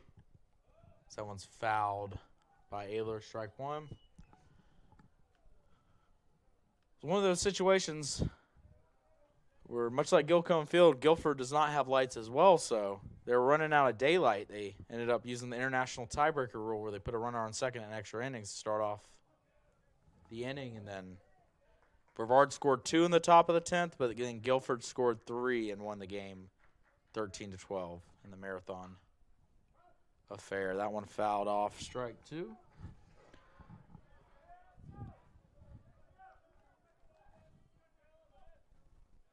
as Marcellus is a strike away from putting up a scoreless inning. That one chopped foul. That was over the head of the first baseman. Just foul down the right field line.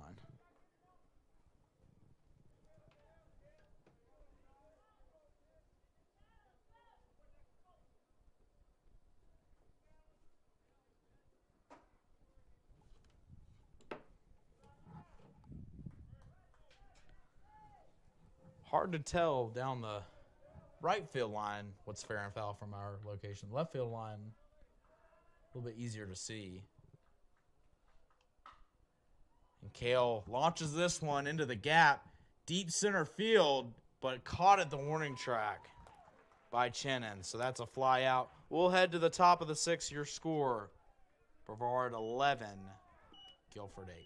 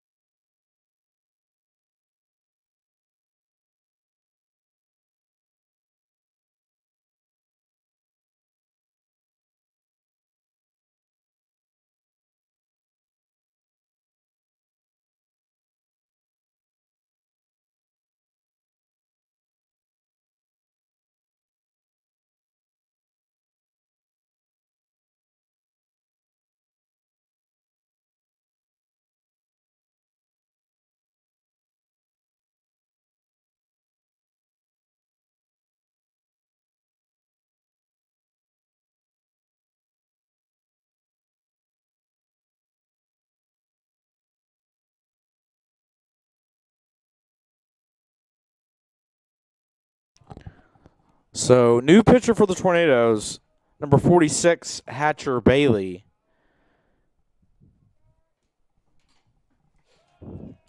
Bailey fires in strike number 1. A little side-slotted arm release for Bailey, the sophomore righty from Griffin, Georgia. That one off-speed fouled off, strike number 2. So 0-2 quickly on, as we mentioned before, one of the hottest hitters in Division III coming into today in Ryland Smith. He's been held in check, though, by the Tornadoes. Ryland Smith 0 for 3 today. That one high ball 1. Did reach on an error.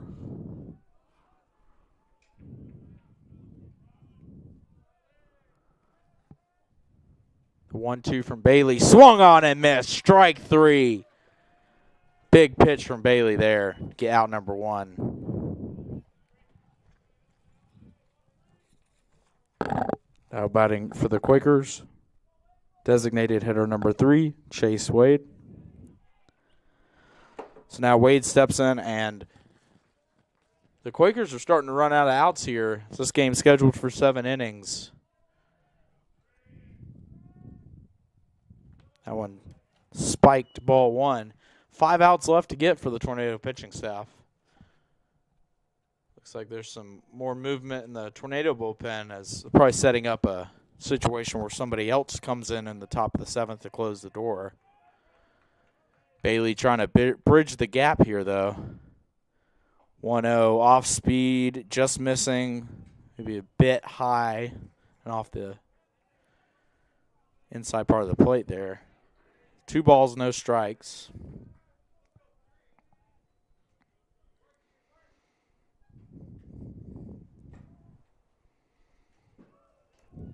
That one got away from Bailey there. And now 3-0 count as the wind continues to rip here at Guilford Field.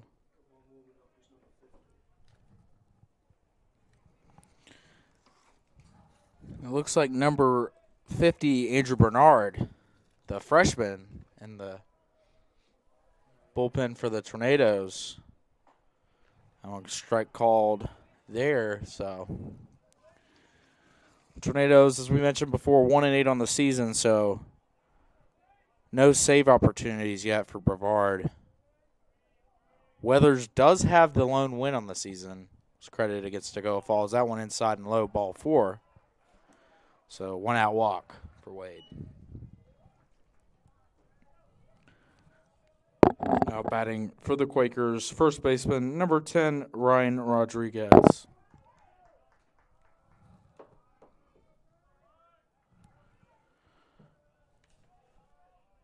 One out, runner on first, top of the 6th inning. Hatcher Bailey on the mound for the Tornadoes. First pitch, grounded through the left side of the infield for a base hit. 8th of the day for the Quakers. Now batting for Guilford, left fielder number 8, Grayson Tudor. So Guilford matches Brevard's hit count. Both teams with 8 hits.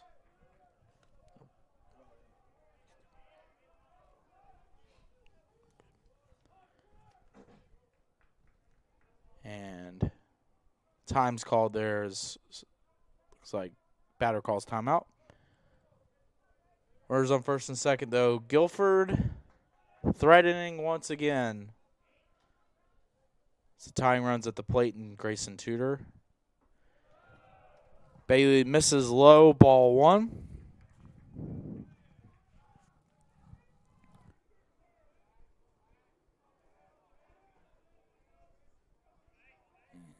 We'll try to limit the damage here for the Tornadoes, as it looks like they're bringing the corner infielders in. And Ayler's going to step on the bag. He's not going to have a play, though, back to second, but does get a crucial second out there on the chopper. Now 2 away. Now batting for Guilford, second baseman number 12, Carter Bloom. Carter Bloom now steps in at a big spot. Runners on second and third. Guilford down 3, could really use a base hit here to cut the deficit even further as we head for to the further in this ball game. Chopper fielded by Racine, and he's going to tag the runner there. So heads up play by the freshman third baseman on the fielder's choice, tagging the runner before he touches third base, and we'll head to the bottom of the 6th. Brevard maintains its 3-run lead.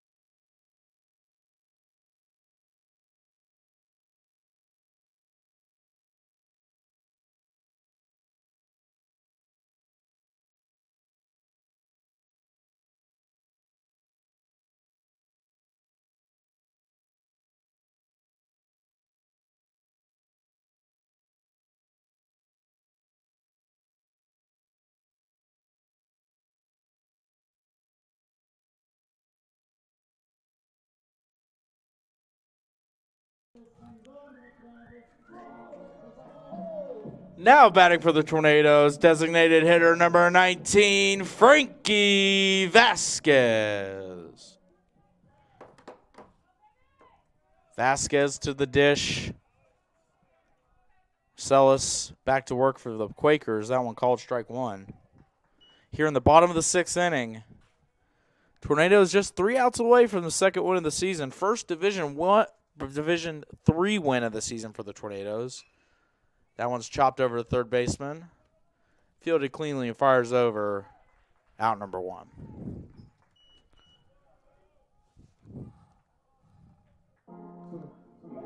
Now batting for the Tornadoes, left fielder number 1, Lucas Granada. So Granada now up to the plate. You mentioned this will be the first Division III win of the season for the Tornadoes. They did catch a win against Toccoa Falls, a member of the NCCAA. So be a big one to pick up here as the season kicks into high gear from here on out. The Tornadoes with a few road trips next week and then back to action in conference play the week after against Southern Virginia in Buena Vista, and then the home conference opener against Pfeiffer. That one off the plate, appeal down is decision that he didn't go, so 2-1's the count. Granada held off. Was looking to push bunt there. Nobody on, 1 out. Just looking to put something in play, see if they can get a board, but 2-1's the count. That one a swing and the miss on the off-speed pitch. 2 balls, 2 strikes, 1 out.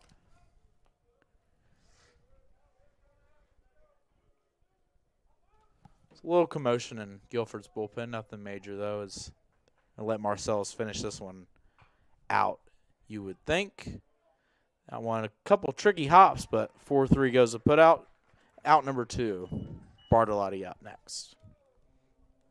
Now batting for the Tornadoes, shortstop number 0, Nico Bartolotti. So Bartolotti, who's made a few impressive plays today with his glove, that shortstop position. One diving up the middle and then one ranging to his right. Steps to the plate.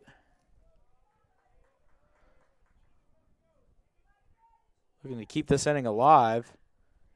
He golfs this one down the line, fair ball.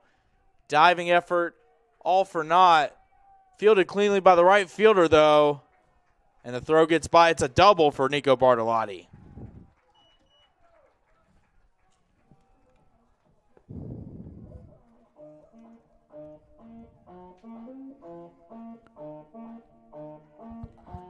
And batting for the Tornadoes, third baseman number 30, Logan Racine. So Racine now to the dish. One of the biggest hits of the ball game, a 3 RBI triple for the young third baseman. What a moment. That one called strike 1. And a chance to add to his RBI total. He has 4 RBIs today. Was credited on an RBI on a fielder's choice error by Guilford, by the shortstop, and then came through in the bottom of the 4th with a 3 RBI double. Just a fantastic moment for the young freshman. Looks to add on to that. A little early on that, pops it up in foul ground. That one's going to make its way to the spectators. Be a 0-2 count coming up.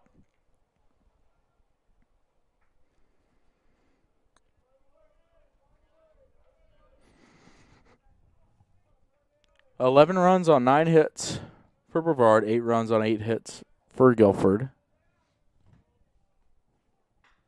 And Racine lines this down the left field line. Foul ball.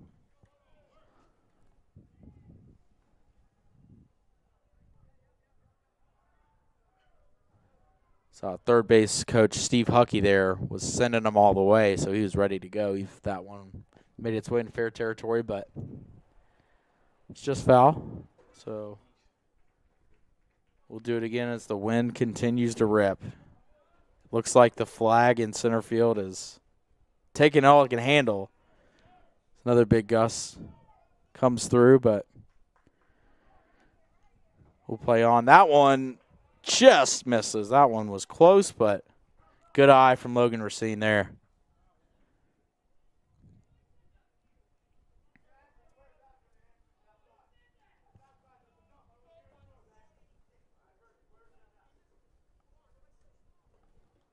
The umpire stops play here. It looks like there's some commotion in the Guilford dugout.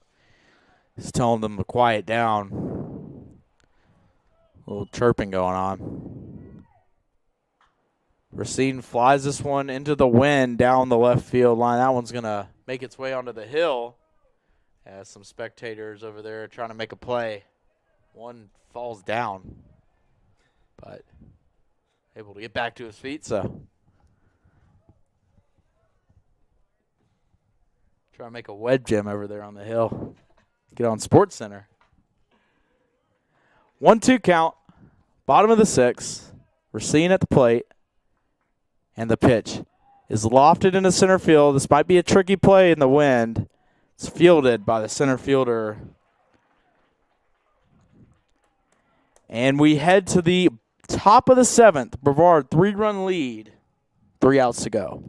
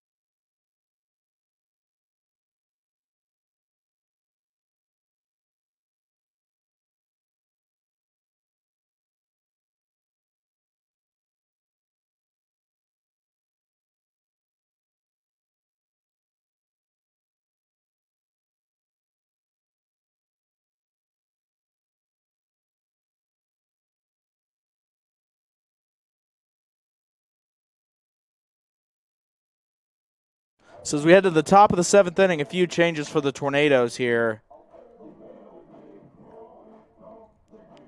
Andrew Bernard enters the game in a save situation looking for his first collegiate save.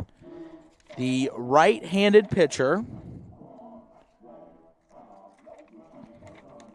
Andrew Bernard from Norcross, Georgia, the third Georgia pitcher of the day for the Tornadoes. So shout out to Peach State. And Bernard making his third appearance on the mound, an inning and 2/3, 2 strikeouts for the young righty. Listed as a two-way player, so he sees action in the field and at the plate as well. Has yet to give up an earned run. And now making his third appearance of the season, so see how the young righty does. And we'll take a break, come back next.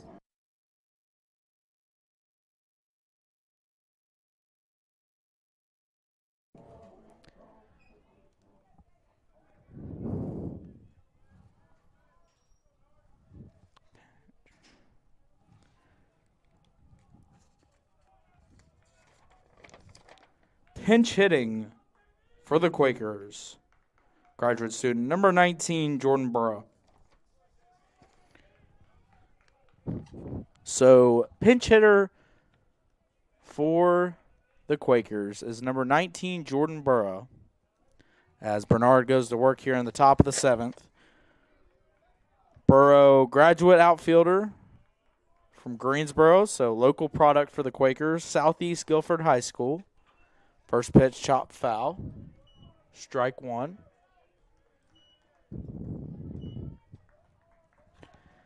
And the Tornadoes 3 outs away from their second home win of the season, second win overall. First win against a Division III opponent this season. But got to get 3 outs first. That one outside ball 1. 1-1's the count.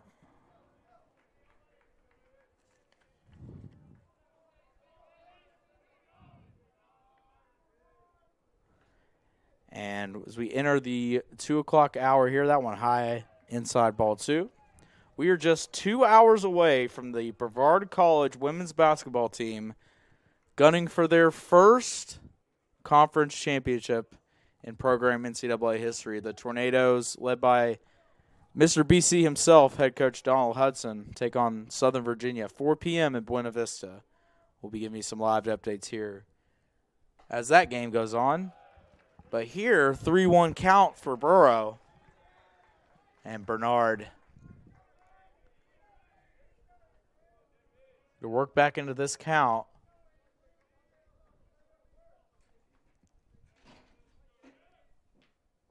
That one low outside, so a successful pinch hitting.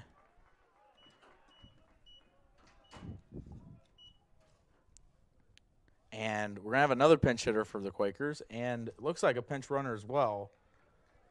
So number 16 is going to pinch run. And pinch hitter is 25.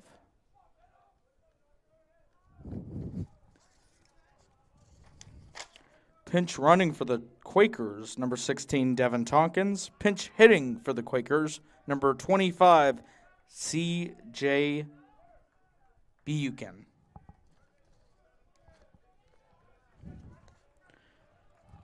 So pair of substitutions there. So they're putting speed on the base pass. Runners being held, 3-run game. First pitch for Bernard. Strike over the heart of the plate.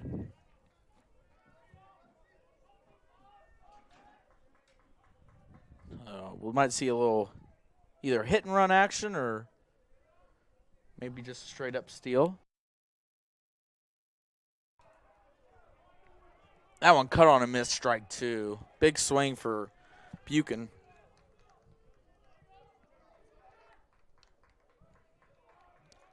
And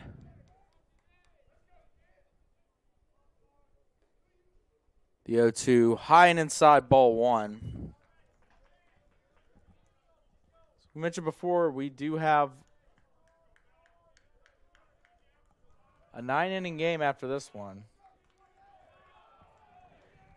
So we'll take a break after this one's over and come back to you probably around the 2:30, 2:45 area there. Right now it's 1:58 Eastern. Now 1-2 count. Tompkins takes his lead at first. The delivery, that one's chopped through the left side of the infield. It's going to be a base hit for the Quakers.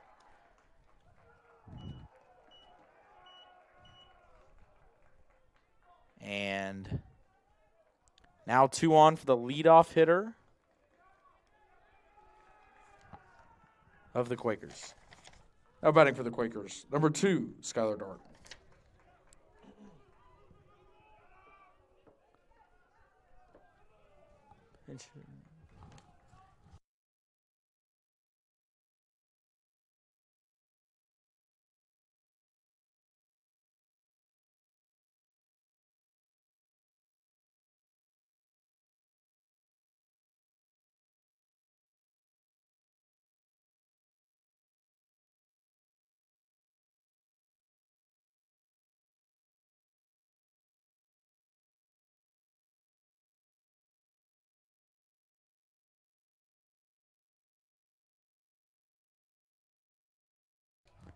So that pitch, strike 1.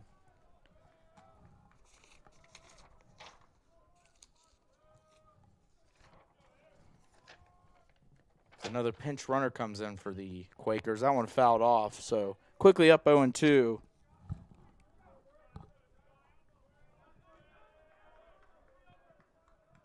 Pinch running for the Quakers, number 37, Hayden Sakanik.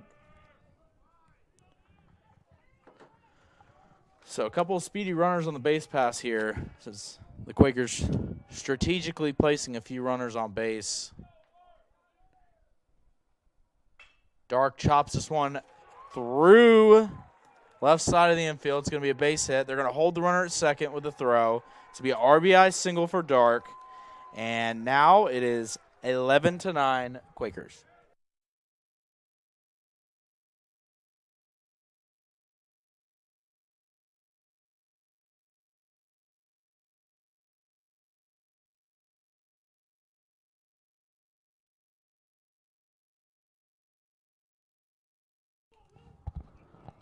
Still nobody out. Runners on first and second. Now 11-9's the game.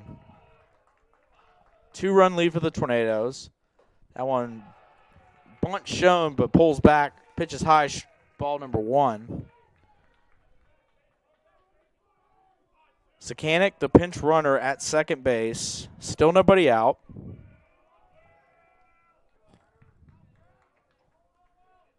9 runs on 10 hits now for Guilford.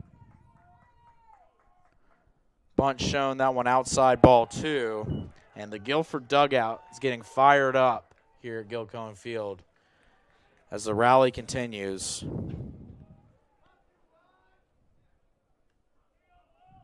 And time called. Director of Pitching Development, Bill Sizemore, with another trip to the mound. We'll take a break. 11-9 your score.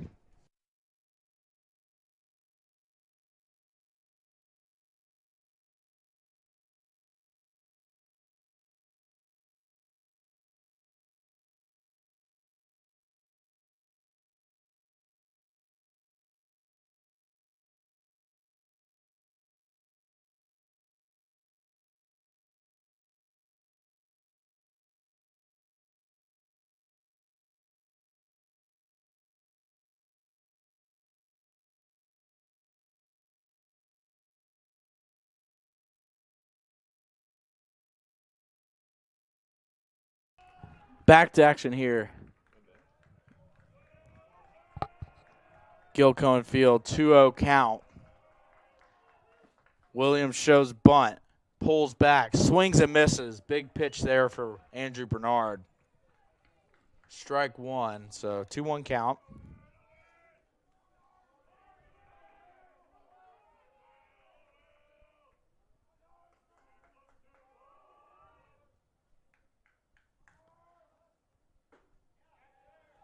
And that's a called strike, so Williams tried to pull his bunt back.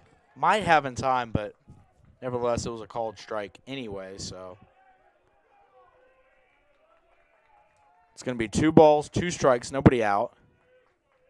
Action intensifies here at Gilcone Field. The 2-2 pitch. Called strike 3. That's a big first strikeout for Andrew Bernard in this game. Ryland Smith coming up next. Now batting for Guilford, third baseman, number 5, Ryland Smith. So a big out number 1 there.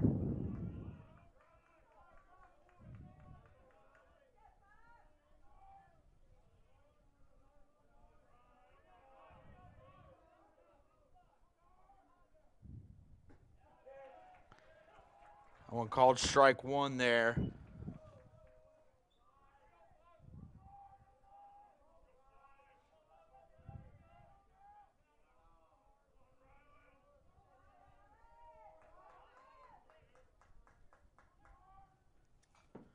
Fouled off strike 2. We mentioned Ryland Smith coming into the day, one of the most dangerous hitters in Division III through the early weeks of the season. Has gone 0 for 4 with a strikeout today, so the Tornado pitching has held him in check in game number 1. This is his 5th at-bat. And none bigger than this as the freshman Bernard looks in. 0-2, 1 out, 2 runners on. The delivery just fouled off. Smith just got a piece of that one. So he stays alive. And we'll do it again. 0-2, 1 out. Bernard looks into his catcher, Jennings. Sets and delivers. That one misses high, ball 1.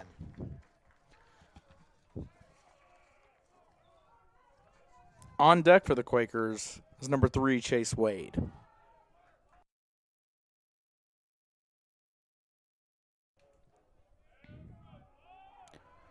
Bernard sets. 1-2 pitch coming up.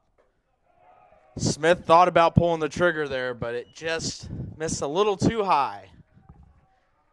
It's one of those that you see eye level and you want to take a hack at it, but it's a little too high to do anything with. So 2-2 count, 1 out. Sakanic on second, Dark on first.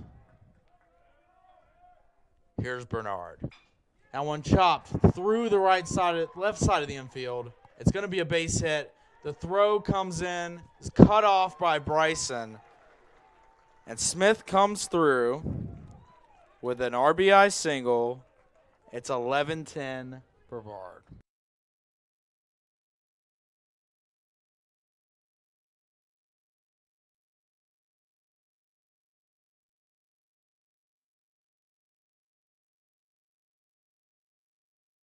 And just like the first time these two teams met in Greensboro this season,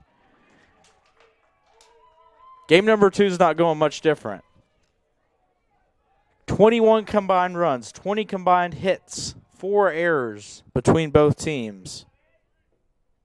Swung on a missed strike 1. Way to bounce back from Bernard. Just some CNI singles here for the Quakers, but they all do the same amount of damage. We'll see if the Tornadoes can come through with a couple big outs here. 0-1 pitch. That one low, outside, ball 1.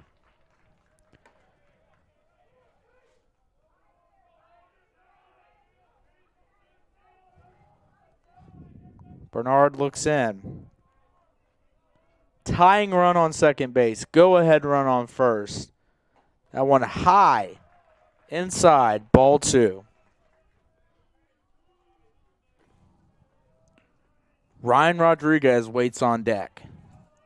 The first baseman, the designated hitter, Wade, is at the plate.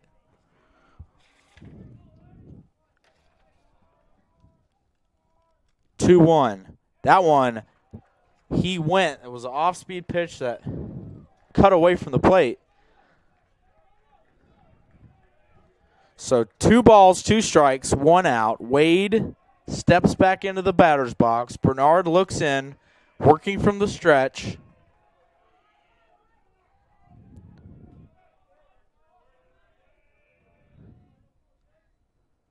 And that one misses.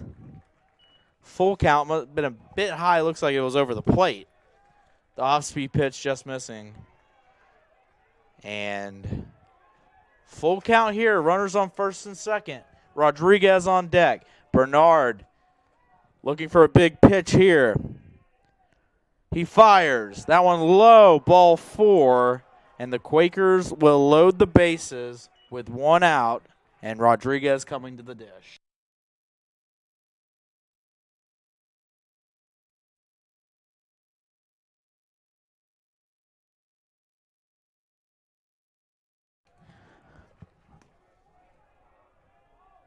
So Guilford already with 2 runs in this inning. Now loads the bases yet again. And Ryan Rodriguez has a chance to be a hero for the Quakers. Bernard fires it in. High, ball 1. Bernard now his 30th pitch. 16 strikes. There's some action. It's like a lefty in the Tornado bullpen right now. You think if this thing gets tied, they might go to the pen, but right now, bases loaded. Rodriguez at the dish. We'll see what happens here. That one cut on and missed. It's a bit high, but looked good enough for Rodriguez to take a hack at it. So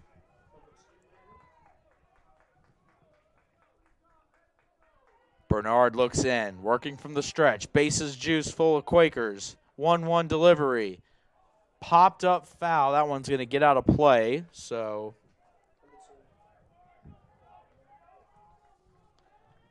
Looks to us like number 2, Gage Granada, another freshman, is in the bullpen for the Tornadoes.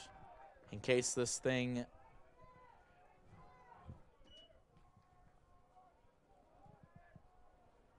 The 1-2 from Bernard. Lofted into center field, deep. Still going. Rides the wind, and it's out of here. Ryan Rodriguez with a go-ahead grand slam for the Quakers. And Guilford takes the lead 14-11.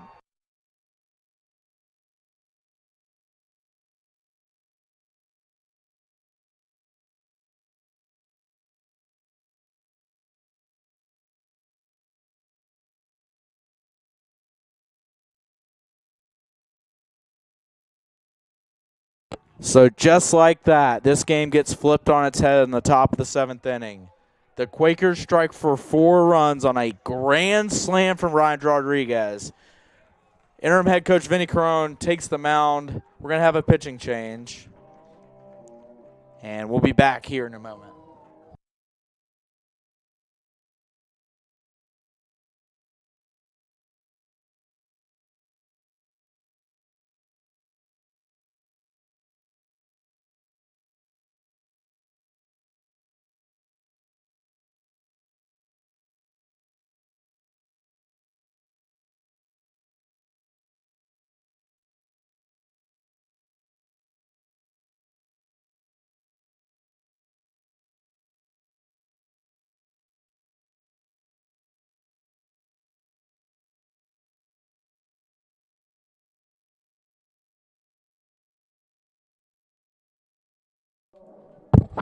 Now on to pitch for the Tornadoes. Number 2, Gage Granada.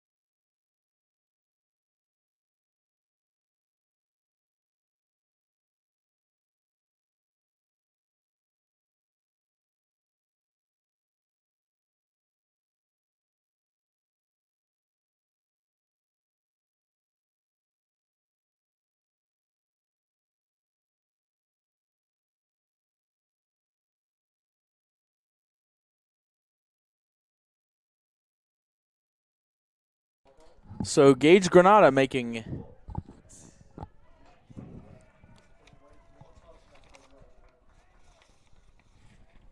appearance for the Tornadoes. Granada's 3rd of the year. First at Guilford Field. First pitch is a ball.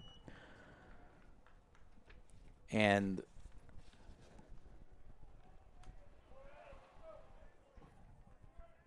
the wind continues to rip, and that one definitely, the wind definitely played a part in that home run as it got hit in the jet stream and just carried out to center field. As you can see, the center field flag, the pole is bending out there. That's how much wind we have right now at Guilford Field. The gusts are enormous. But 6 runs for the Quakers. 6 pivotal runs here in the top of the 7th inning have Guilford on top, 14-11. Guilford 14 runs, 12 hits, 1 error. Brevard 11 runs, 9 hits, 3 error. Granada the lefty. Pitch misses high, ball 3.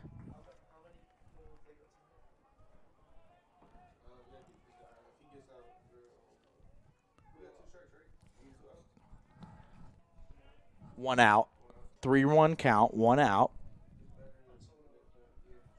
And Granada looks in and fires. That one misses low and outside, ball 4. Jennings rushes over toward it as Tudor was thinking about going to second. Jennings throws over to first just in case, but now batting for Guilford, second baseman, number 12, Carter Bloom. So Carter Bloom now to the dish. Number 16, the pinch runner we saw, as the Quakers have already batted around here.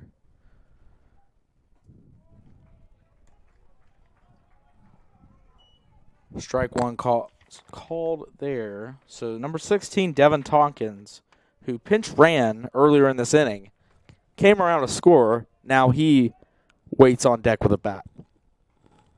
That one outside, ball 1. Tompkins came in the 8 hole, so we'll see if he goes in playing center field after this inning.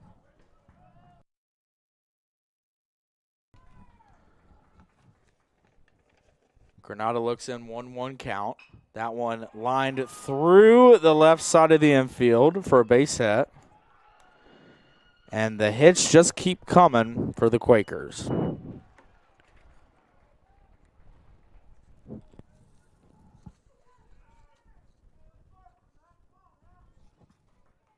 Now up to bat for the Quakers, number 16, Devin Tompkins. So Tompkins now comes to the dish.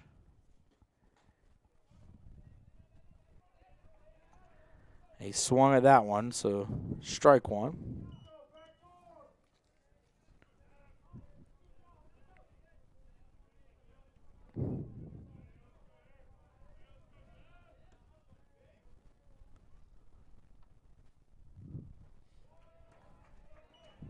Shows bunt first pitch, then brings it back and swings at the second pitch. So 0-2 is the count. Still one out here.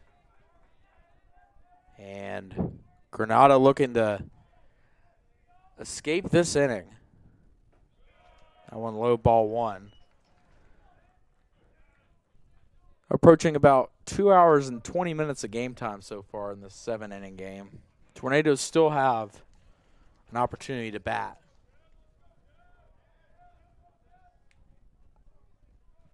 Granada fires that one inside, gets away. It's going to be a wild pitch. So runners advance. Now 2-2 count. 2 runners in scoring position.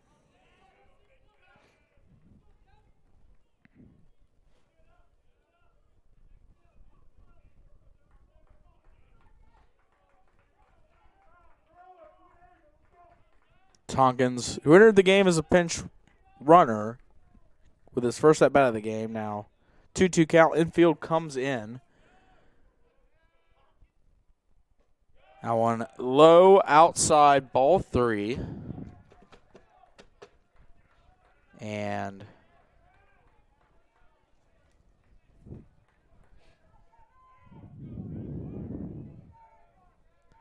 three balls, 2 strikes, 1 out. 2 runners in scoring position. Granada with the delivery. Cut on and miss, strike 3. Big strikeout there from Granada. Now 2 away.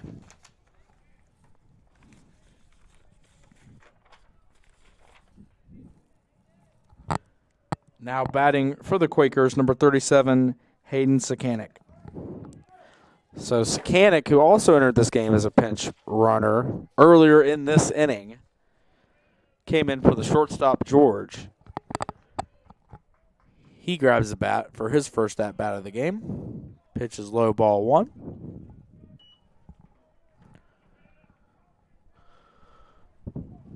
And this is a pivotal at-bat in this game because a single likely scores 2 and puts the margin at 5 and, lessens your odds. Pulling this comeback out if you're the Tornadoes now down by 3, but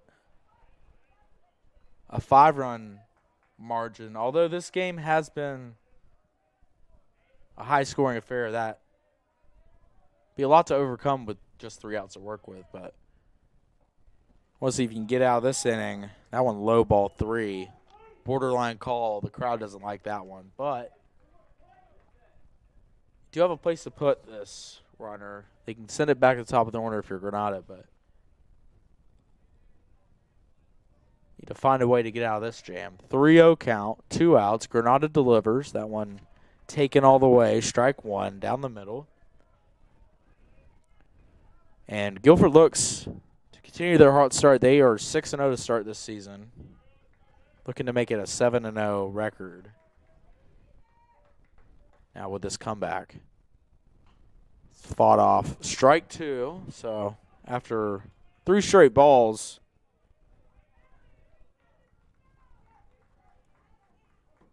Granada battles back.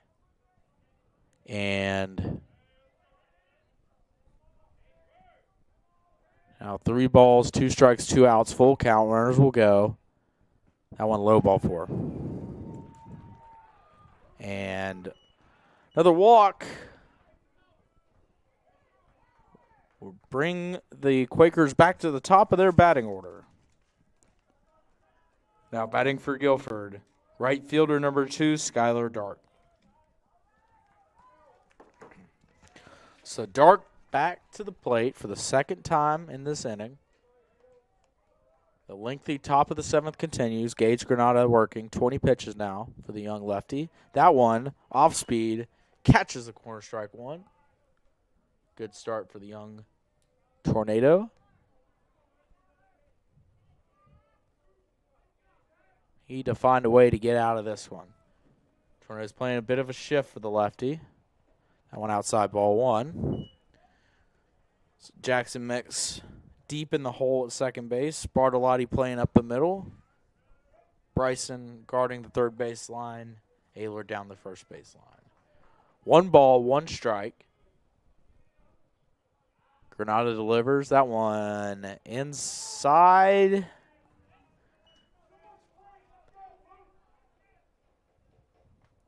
Ball 2 is the call. Some grumblings from the fans, but he caught a bit of the plate there. 2 balls, 1 strike now. Bases loaded. Nowhere to put Dark here. He's going to chop it. Granada fields his position, flips over. Big play there by the young left-handed pitcher. But not before the Quakers strike for 6 runs on 5 hits in the top of the 7th inning.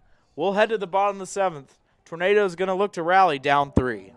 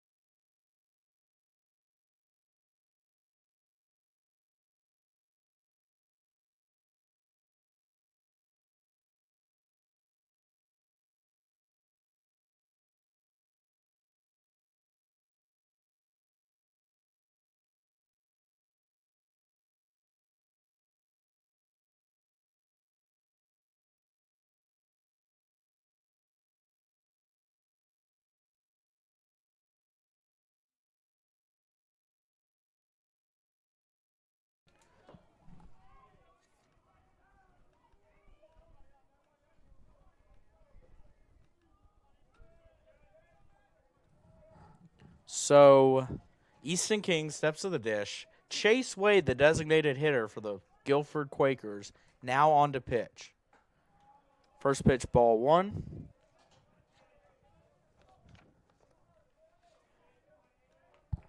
Fleming comes in for the Quakers to play shortstop. Tompkins remains in the game playing center field. And Wade, now designated hitter, is on to try to close this thing out. Down 3 with one more game left to play today. A marathon game. Guilford trailed by 3 entering the top of the 7th. Now it leads by 3 in the bottom of the 7th. But a good start for the Tornadoes as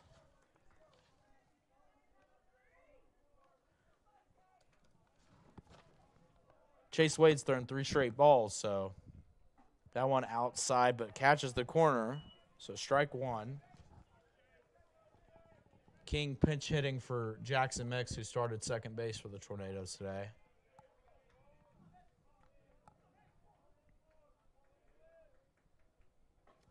Ball 4. Easton King draws a leadoff walk.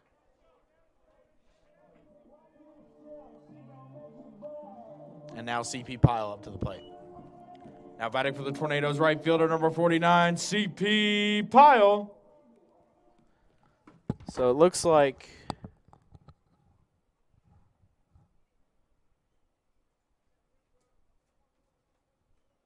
the Guilford head coach is confirming his lineup. Meanwhile, there's a pinch runner for the Tornadoes. Now pinch running for the Tornadoes, number 4, Christian Riley. As there were some defensive changes for the Quakers that probably need to get sorted out. We were trying to sort it out ourselves up here, but they dropped the designated hitter.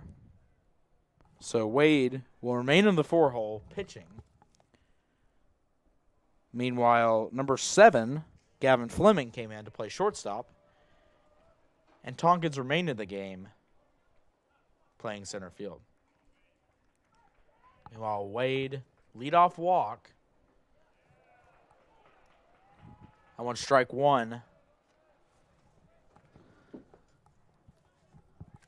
To CP Pyle, leadoff hitter for the Tornadoes. Hayden Jennings waits on deck.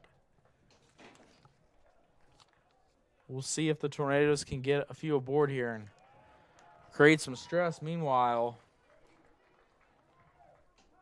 0-2 count here. Pyle finds himself in.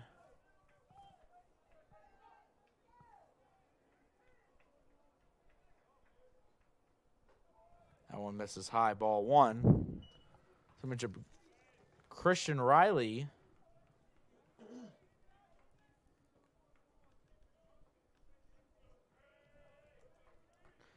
Comes into pinch run for the Tornadoes. For Easton King, who came in to pinch hit, drew a walk. That one lofted into right field. It's going to be caught. Out number 1. Hayden Jennings up to the plate.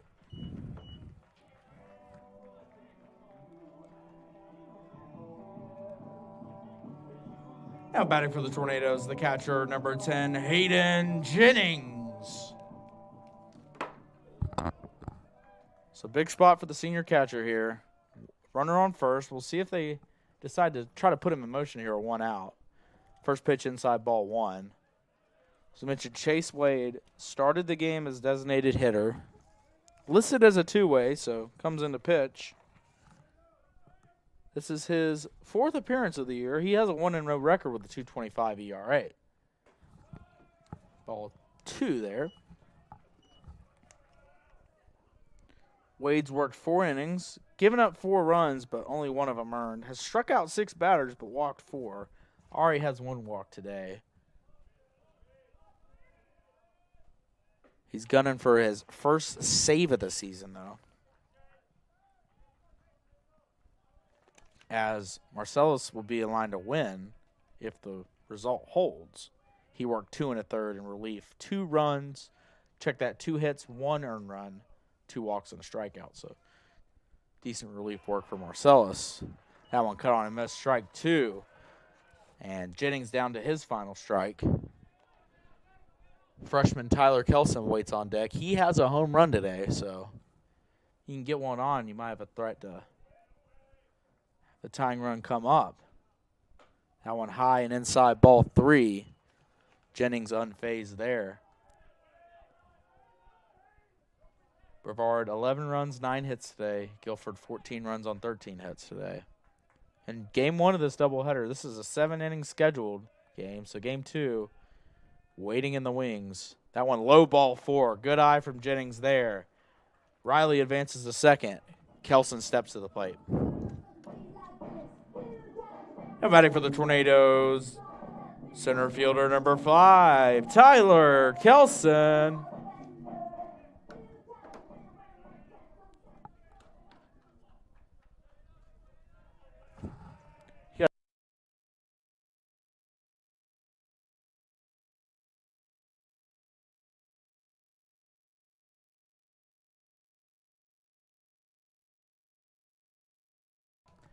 So pinch runner for the Tornadoes is number 6, Kyle Andrew. Meanwhile, Kelson's at the dish, takes strike 1. Pinch running for the Tornadoes, number 6, Kyle Andrew. And Kelson at bat. 2 pinch runners on board now. So some speed on the base pass. This one's ripped into the gap. Base hit for Kelson. Riley's going to come around to score. Andrews stopped at third. And just like that, the Tornadoes are back in business 11-9.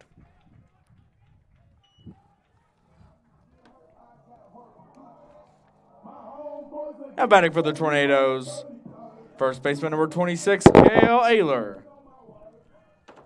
So an RBI single for Kelson into the right center field gap.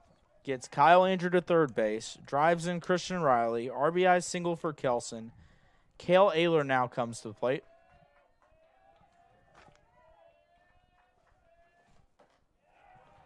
First pitch swinging.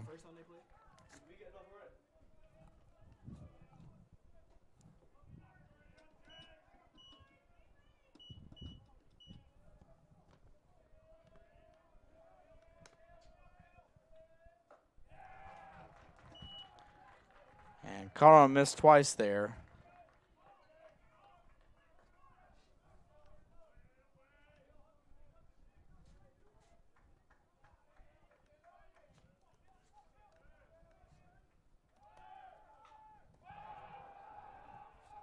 That one's popped up on the infield, caught by the shortstop.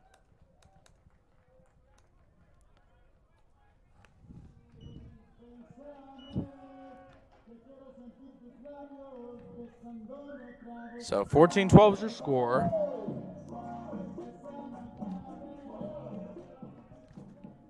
Now batting for the Tornadoes, designated hitter number 19, Frankie Vasquez. And Frankie comes to the plate after the pop-up to shortstop. Runners still on the corners.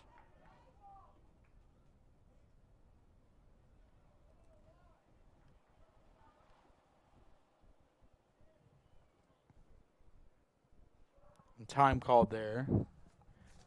Tyler Kelson with a big one-out RBI single to right center field. That drove in Christian Riley. Kyle Andrews standing at third. That one's chopped up the middle, fielded by the second baseman. Throw is made, and the Quakers take game 1 by a final of 14-12. Quakers 14 runs on 13 hits. Brevard 12 runs on 10 hits. We'll see you back here for game 2 shortly.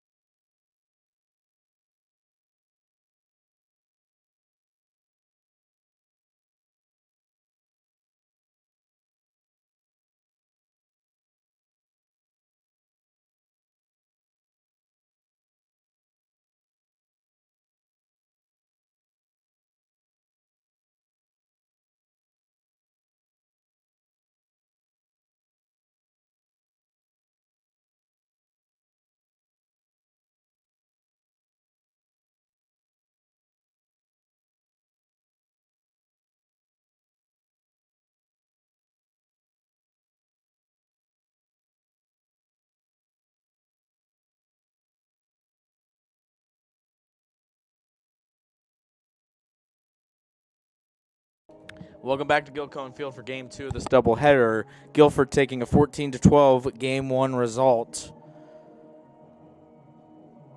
And we'll get you some final stats from that one here momentarily as Game 2 is about to commence for the Quakers. 13 total hits. Rylan Rodriguez having a massive game. 4 for 4 at the plate. 3 runs scored. 4 RBIs all coming on his go-ahead grand slam in the top of the 7th inning. For Brevard, Tyler Kelson was the big bat with his first collegiate home run, also driving in a pair of runs with 3 runs scored on a 3 for 4 performance. Logan Racine driving in 4 total runs, going 1 for 4 at the dish with a bases clearing 3 RBI double. Marcellus is the pitcher of record for the Guilford Quakers in game number 1. He pitched 2 1/3 innings of relief with 1 earned run, 1 strikeout, and 2 walks. Wade got the save with an inning of work, and tagged with loss, Andrew Bernard. We'll be back with the start of game number 2.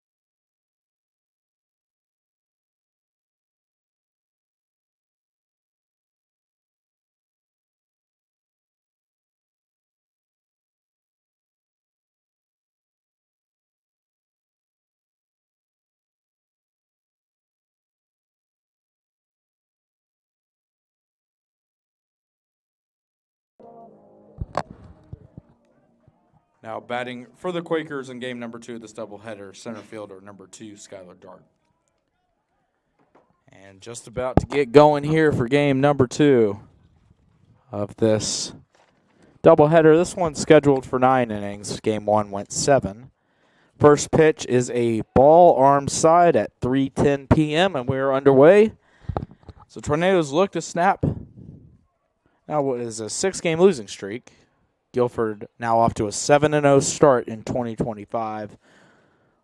One of the best starts, at least regionally, in Division III baseball. And Guilford looks to keep it going. That one fouled off. Strike number 2.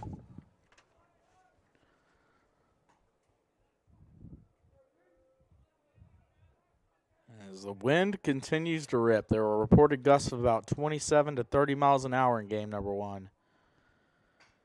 Doesn't look like it's going to slow down as that one singled through the left side. They had peppered the left side of that infield in game number 1.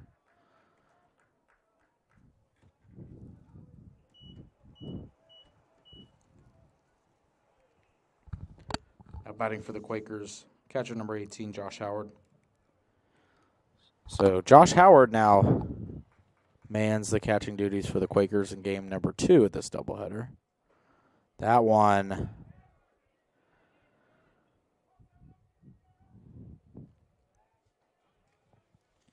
outside ball 1. Looked like a catchable ball from Jennings there. It'll be ruled as a pass ball.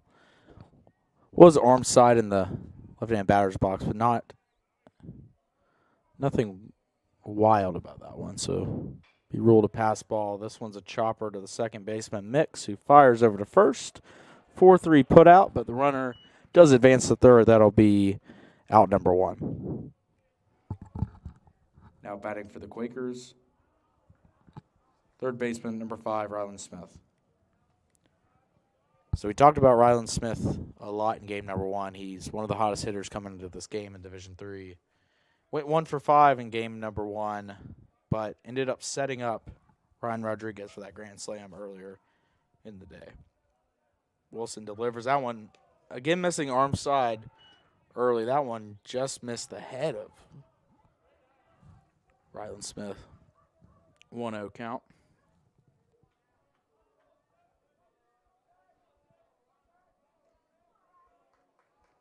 Wilson fires that one inside.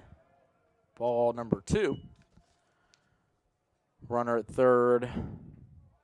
Dark single through the left side. Advance second on pass ball to third on the ground out. So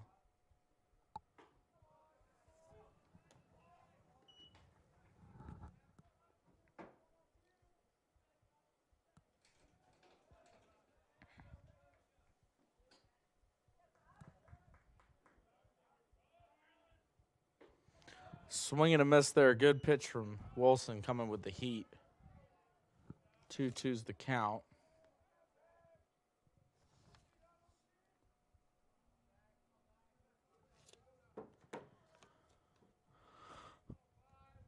Two balls, 2 strikes, 1 out. Runner at third. That one slows him down with the off speed. This one into no man's land. That's going to be a single. The throw comes in, cut off by Ayler. Throw by Pyle there, and RBI single.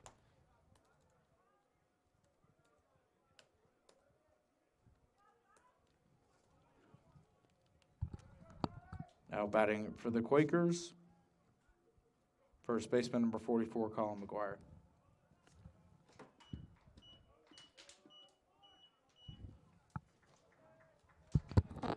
So a run scored for the Quakers on their second hit of the ball game. That one just lofted into center field. Wilson gets strike number 1 there. Kind of into no man's land with the way the wind is today. It's a hard, any fly ball is a hard fly ball. That one just found the Bermuda Triangle out there and dropped. So run scores 1-0. Now that run is unearned due to the pass ball. Could change later depending on what happens this inning, but right now 1-1 count. Wilson with a quick pickoff move, but not in time over there at first base.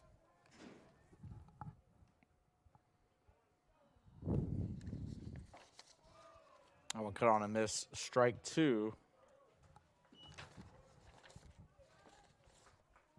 Ryland Smith, 15 RBIs on the season now. His average hovers around the 600 mark currently. One of the hottest hitters coming into today in Division III. That one catches the inside corner, strike 3, out number 2.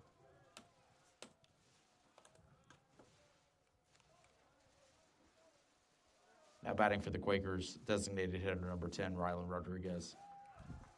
So the hero from game 1 steps back into the dish. Ryland Rodriguez, a 3-for-4 performance, but none bigger than the 4 RBI grand slam he hit in the top of the 7th.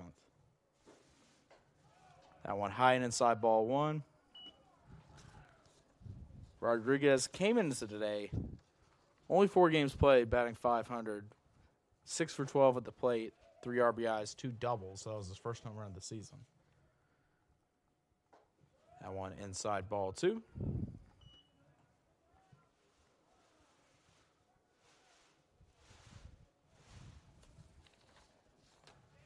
Zach Wilson, sophomore, local product of Brevard, North Carolina from Brevard High School. That one catches outside corner, strike 1. This is Wilson's first collegiate season. Comes in 3 starts so far this year, 5.40 ERA, 16 2/3 innings pitched. That one cut on a miss, goes off speed, strike 2. Wilson surrendered 16 hits, 10 runs, all earned, so that run earlier will be the first unearned run if things hold up. Wilson 7 walks to 13 strikeouts coming into today. 2-2-2.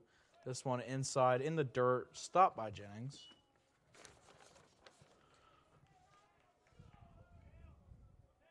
Full count. Guilford early advantage on the RBI single by Ryland Smith.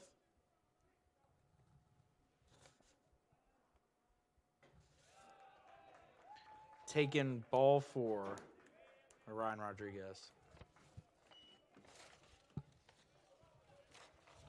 Now batting for the Quakers, number 19, Jordan Burrow. The inning continues with Jordan Burrow, who we saw pinch hit and get a board in game number 1, late in that top of the 7th, the pivotal inning that saw the Quakers earn the win. Zach Wilson looks over to second and fires. That one chopped over to Nico Bartolotti, who fires over to Ayler, and that'll do it for the top of the first. But not before the Quakers strike for a run on 2 hits. Leave 2 aboard. We'll head to the bottom of the first. Your score, Guilford 1, Brevard 0.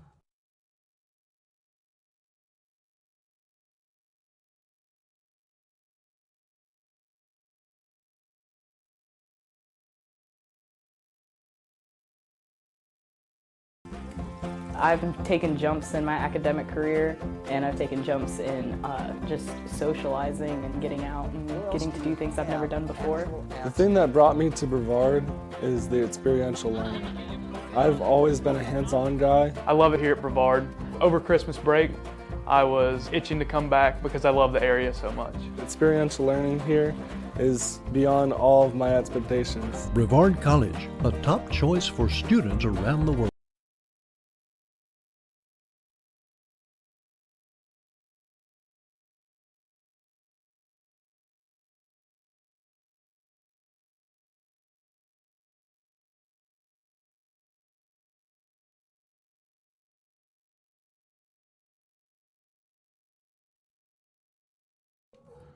Go to the bottom of the first inning here at Guilford Field. The starting pitcher is Jacob Ray. Jacob Ray, a right-handed pitcher, making his second start of this. Every cheer, for every play, we know there's a little prayer that no one gets hurt. That's why we are there too. Party athletic trainers, physicians, and specialists. We're watching closely for any sign that someone needs care. And if your child is hurt, they're seen right away by the region's top specialists. The Party Sports Medicine team is at every game, match, race, practice, and workout, providing medical attention and guidance. For us, winning is all about playing healthy and smart so you can perform at your best.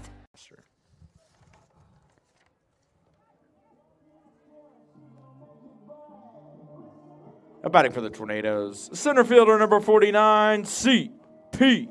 Pyle. So Pyle comes aboard. Ray winds and fires. That one right down Broadway, strike 1.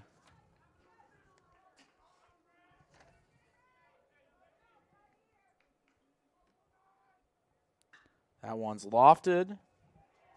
And it's going to carry all the way out of here. C.P. Pyle, touch 'em all, home run. Touch 'em all. That's a homer for number 49, C.P. Pyle. That one got up in the air and rode the jet stream. C.P. Pyle delivers. 1-1 your score.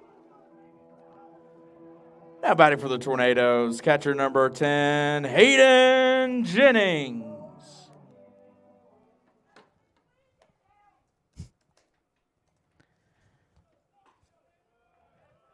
Strike 1 looking.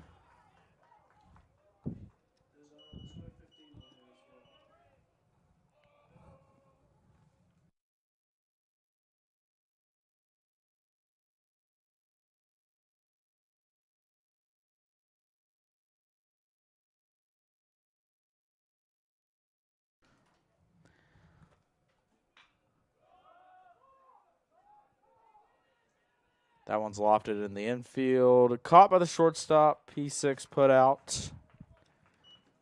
Out number 1.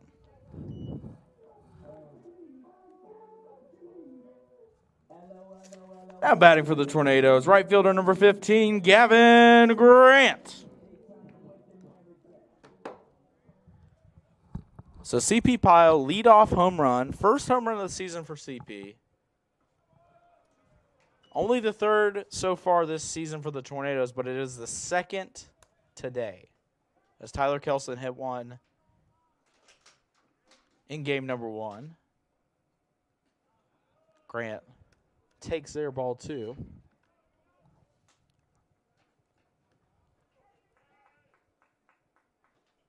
Pyle, the transfer senior from Salisbury, North Carolina, from Caldwell Community College, came over last year and played a big part in the championship run that the Tornadoes put together. Good to see CP loft that one out of here.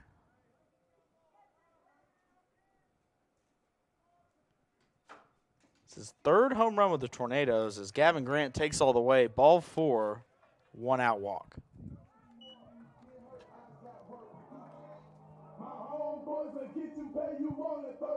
Now batting for the Tornadoes, first baseman number 26, Cale Ayler. Back to CP's home run, you could tell the left fielder by the way he reacted and the way that ball was carrying, that was immediately going out. Cale took the hack, strike number 1. Jordan Burrow over there in left field took one look up and just watched it fly. It might have carried the roof on the bullpen over there. That thing just flew. Cale ropes this. Chopper. And he's safe, so it's going to be a fielder's choice. It was gloved cleanly and then dropped. So it'll be a fielder's choice, E4.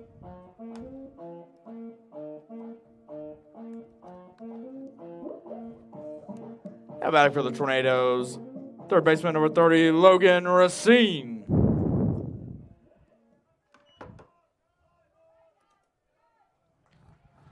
So second baseman Melton fielded that one hop cleanly, but then just straight up dropped the exchange on his way to second. So go down as a fielder's choice, E4. That one's thrown behind Racine. It'll be a wild pitch, and that gets the runners over.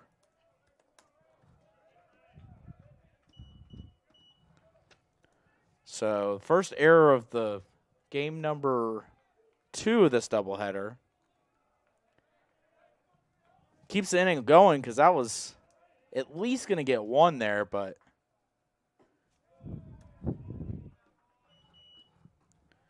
you don't know. It could have been a double play ball if it was fielded cleanly after the exchange, but now the Tornadoes threatening to take a lead. Runners on second and third, 1 out. That one catches the outside corner, strike 2.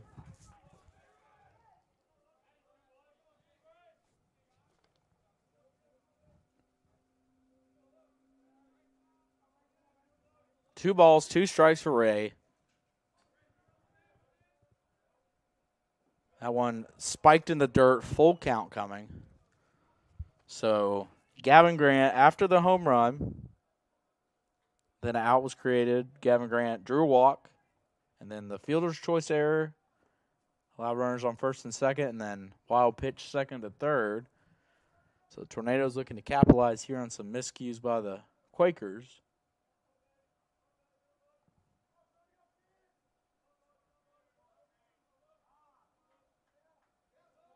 And that's going to be an automatic ball.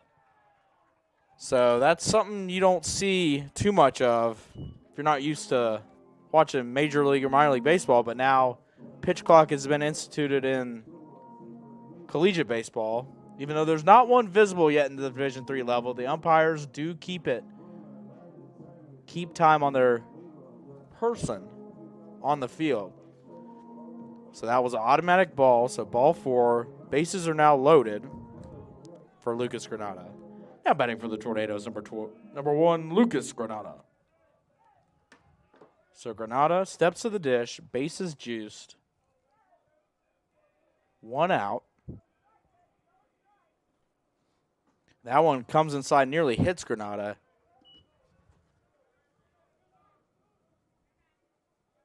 But with a full count, umpire on the field calls a automatic ball, and now the bases are loaded. That one's slapped down the line, foul ball. Just foul. Assistant coach Cam Cook over there at first base had the best angle at it. He seems to think it was fair. I can't agree or disagree because we can't really see the line down there in right field. Left field's clear as day. Right field could use some work, but that's going to be strike number one. That could have cleared the bases, if not scored at least 2 runs.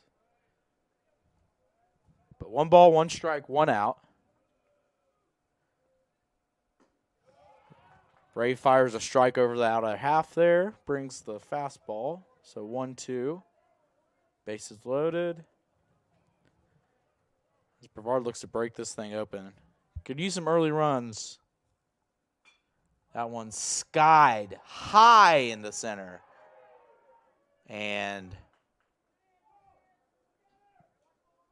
it was just some miscommunication on the part of Gavin Grant down there at third base and Coach Huckey.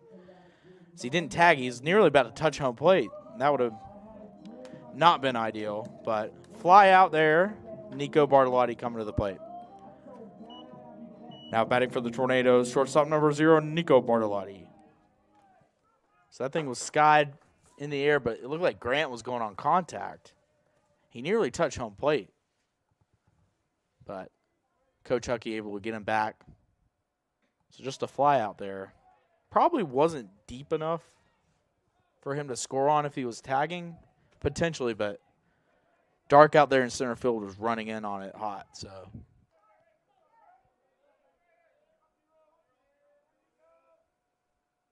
That one spiked in the dirt, ball 2, so good eye there from Bartolotti now. Hitters count 2-0. In this bottom of the first inning, this game, as we mentioned, scheduled for 9 innings. Game 1 was a 7-inning affair that lasted about 2.5 hours. This one getting going just after 3 o'clock. Strike on the inner half of the plate. 2-1 count.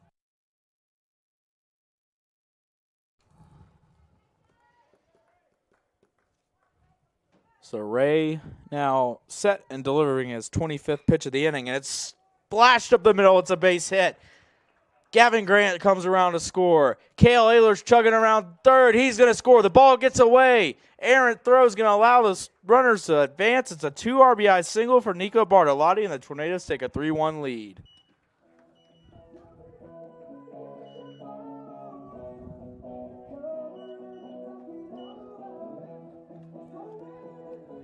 Now batting for the Tornadoes, designated hitter number 13, Lucas Woodard.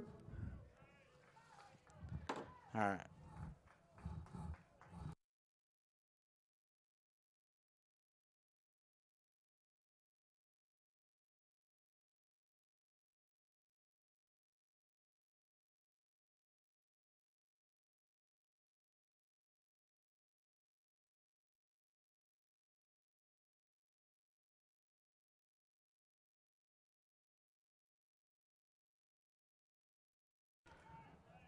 So 1-0 count now.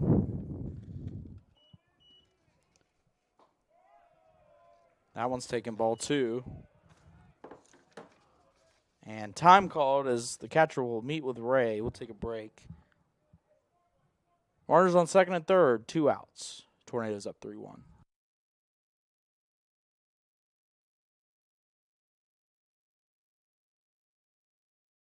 Probably one of the prettiest places on the earth.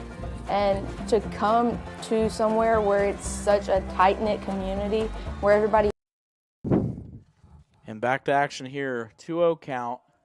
Tornadoes take a early 3-1 lead here in game number 2 of the doubleheader. A 2 RBI single by Nico Bartolotti. That one taken for strike 1. Lucas Woodard making his first start as a Tornado. making his third appearance of the season. He has 2 at-bats on the season already at the varsity level. And a balk is called, so that's going to score a run, and the Tornadoes are going to go up 4-1.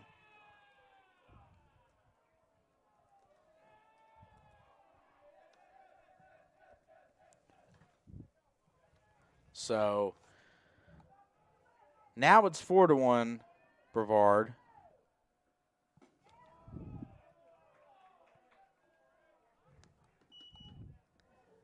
There's also automatic ball there on the balk, so that'll be a walk. Woodard draws a 2-out walk, and the inning continues. Now batting for the Tornadoes, second baseman number 55, Jackson. Oh, no. Oh, so it wasn't. It wasn't a walk. Yeah, he's still on. That's what I thought. I don't know why he.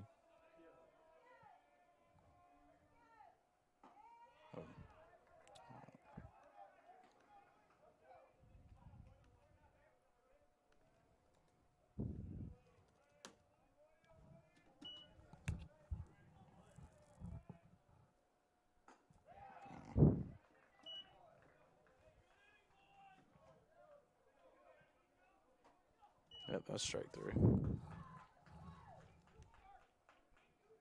So, big confusion there as Lucas Woodard started to take his equipment off. He even pulled us up here in the press box as we thought that the next batter was coming up, but just a balk there, so it was 3-1, and then 2 straight swinging strikes sits Woodard down. So we'll head to the top of the second. Your score, Brevard 4, Guilford 1.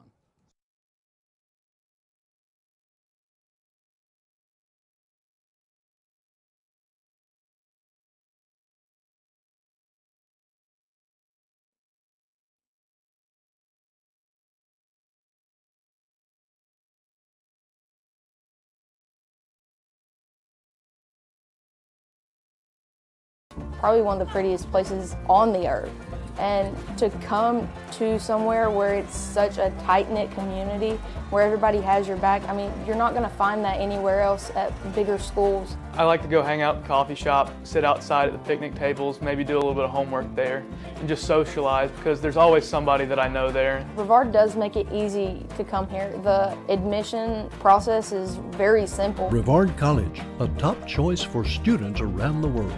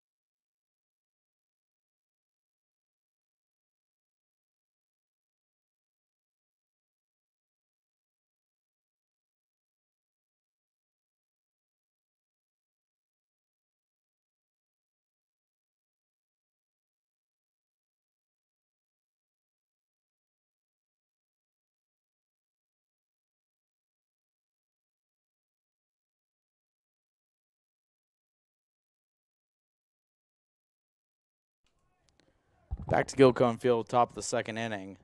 Strike number 1 called there. Zach Wilson back to work. Strike 2 swinging. So quick 0-2 count here in the top of the second.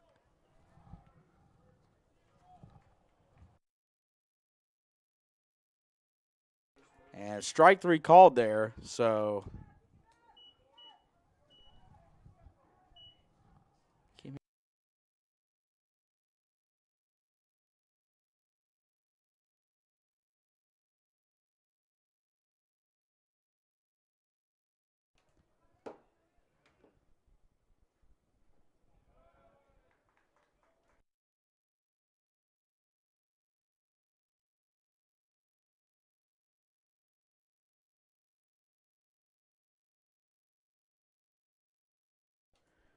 first pitch spike there from Wilson. Second one inside, ball 2. Melton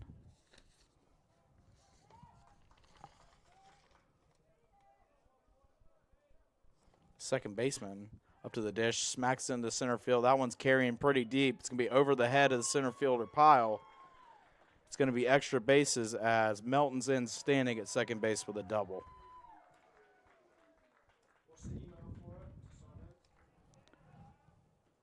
Now batting for Guilford, number 7, Gavin Fleming. For them.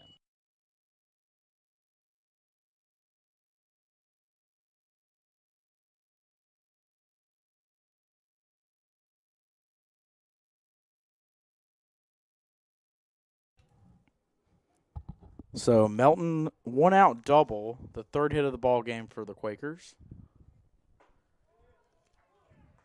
That one looking strike one, first pitch of the at-bat to Fleming. Fleming came in defensively in the bottom of the 7th of game 1 to play shortstop.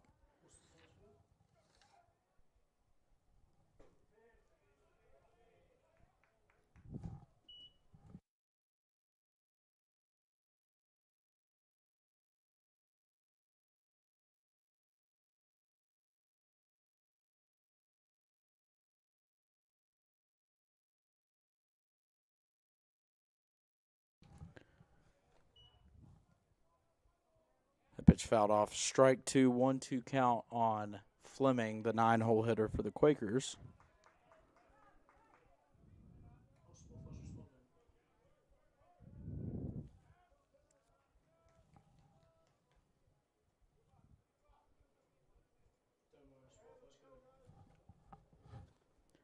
Time called by Fleming there as the umpire marks that down.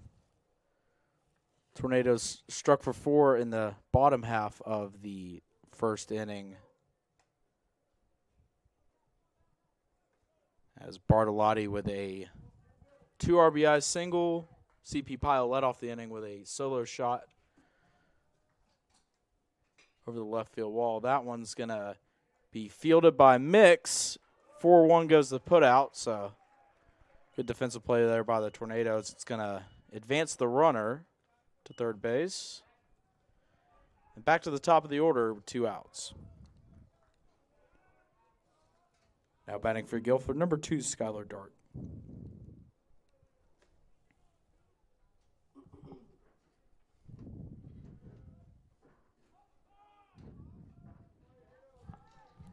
Two outs, runner on third.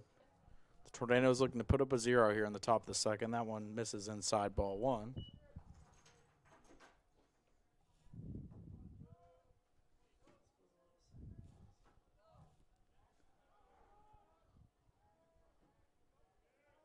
Wilson looks into Jennings and fires that one over the plate. Strike number 1. 1-1 count.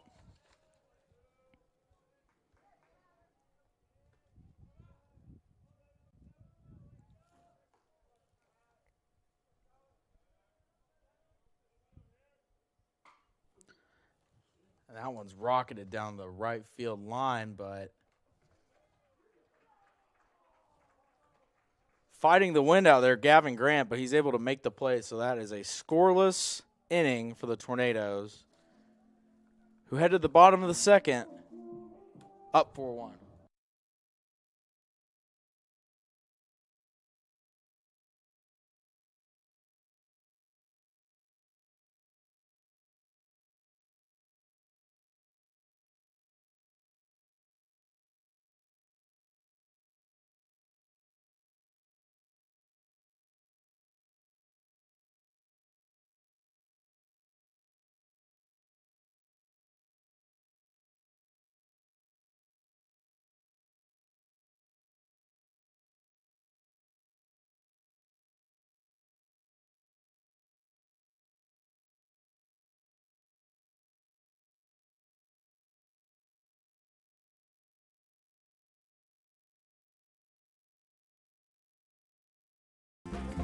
I've taken jumps in my academic career, and I've taken jumps in just socializing and getting out and getting to do things I've never done before.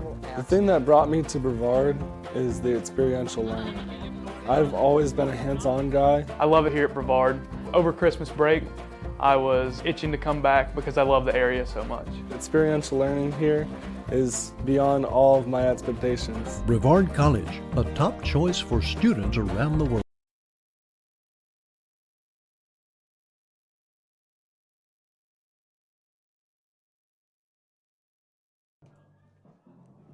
Every cheer, for every play, we know there's a little prayer that no one gets hurt. That's why we are there too. Party athletic trainers, physicians, and specialists.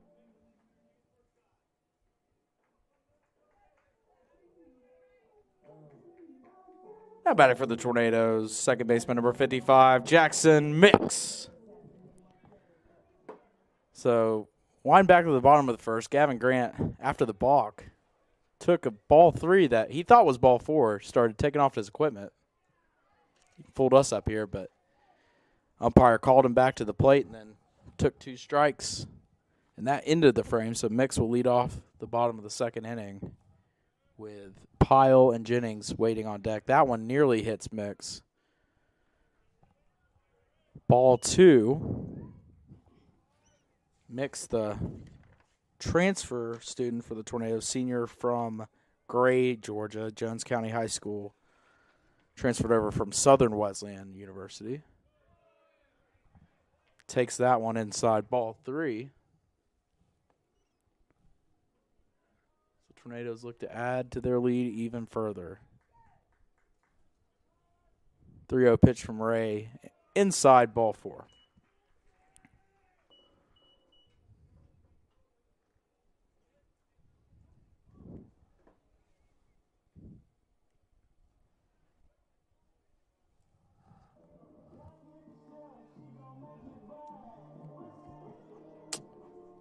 And meeting on the mound here, it looks like Guilford's going to bring in a new pitcher.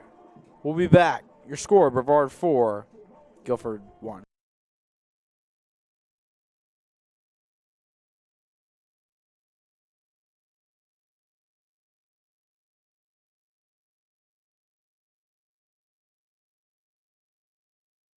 Every cheer, for every play, we know there's a little prayer that no one gets hurt. That's why we are there too. Party athletic trainers, physicians, and specialists. We're watching closely for any sign that someone needs care. And if your child is hurt, they're seen right away by the region's top specialists. The Party Sports Medicine team is at every game, match, race, practice, and workout, providing medical attention and guidance. For us, winning is all about playing healthy and smart so you can perform at your best.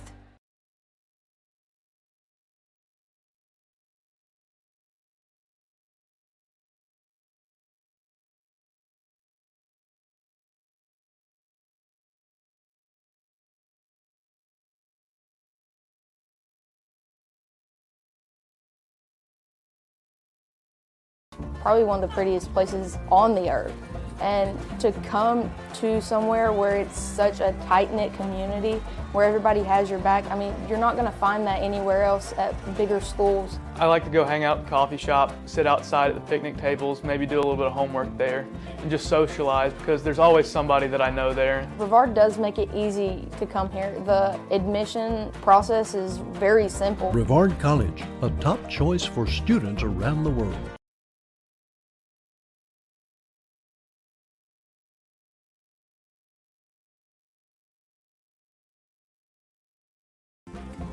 I've taken jumps in my academic career.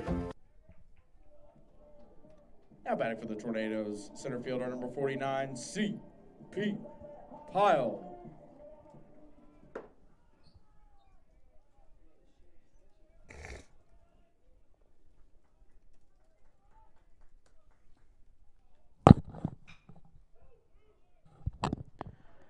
That short hop is unable to be fielded cleanly. That's going to be a tough play, so we'll go down as a single for CP.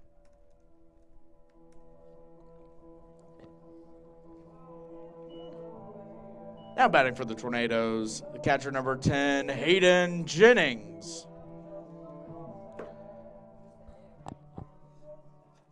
Short hop single. Is that one? It's kind of in between hop. Would be a tough out with CP running there. So Hayden Jennings steps up.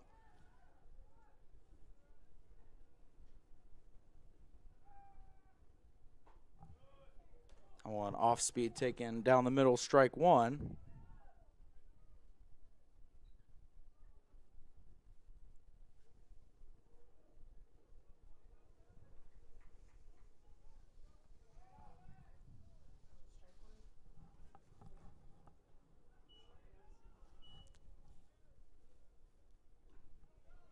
That one short hops the catcher. It's going to be a wild pitch. Ball number 1.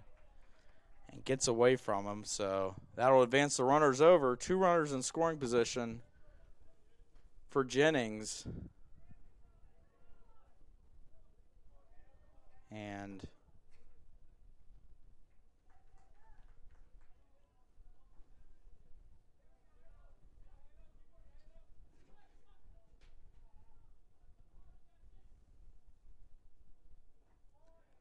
that one again spiked in the dirt.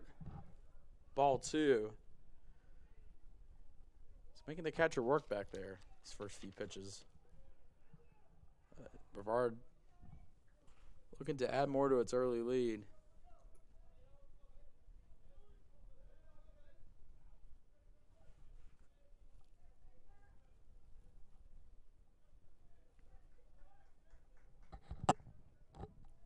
Phillips looks in the 2-1.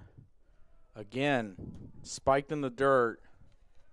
3rd pitch in a row.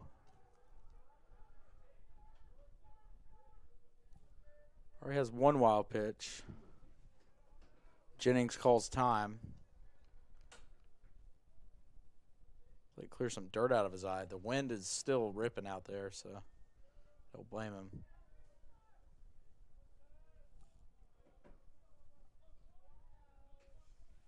Three balls, 1 strike, nobody out.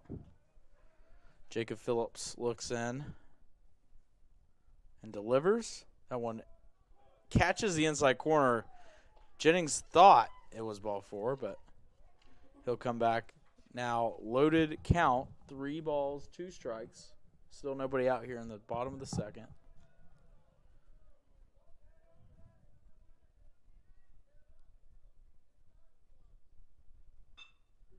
Jennings ropes that to second base. It's caught on a line. There'll be no further play, so just 1 out. Now batting for the Tornadoes, right fielder number 15, Gavin Grant.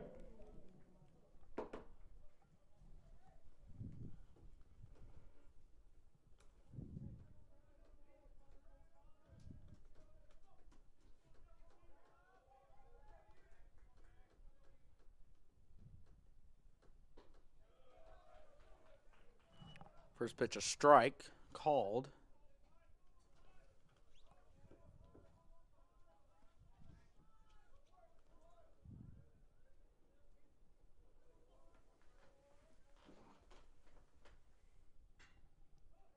Grant lofts that one deep into left field.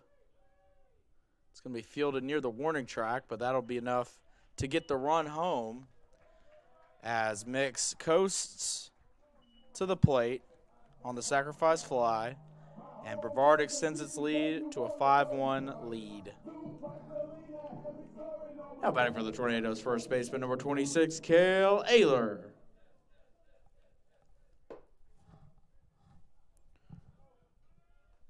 So Ayler, the cleanup hitter for the Tornadoes, steps to the dish. Runner on third is C.P. Pyle. 2 outs now in the inning. Gavin Grant drives in the 5th run of the ballgame for the Tornadoes. Gavin Grant records his first RBI of the season on that play.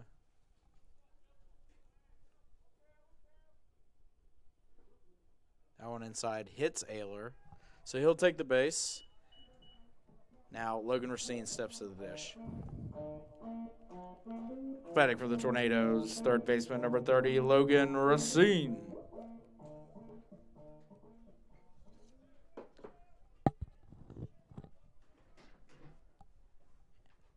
Now, Logan Racine, who had the big 3 RBI double in game number 1, steps back to the dish here in game number 2.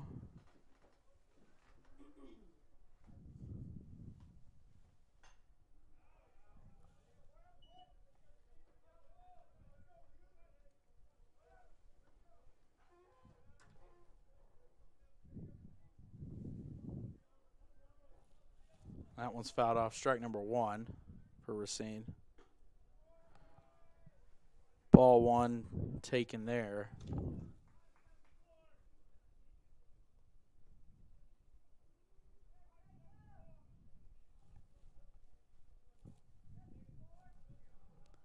So 1 ball, 1 strike. Pickoff throw late.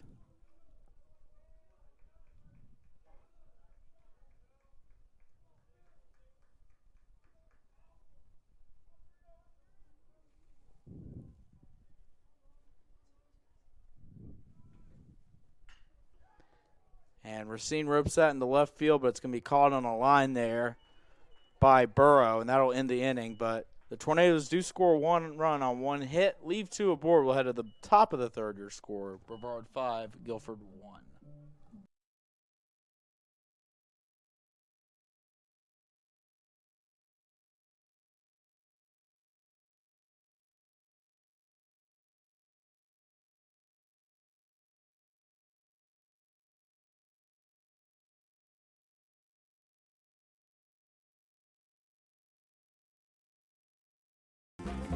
I've taken jumps in my academic career, and I've taken jumps in just socializing and getting out and getting to do things I've never done before.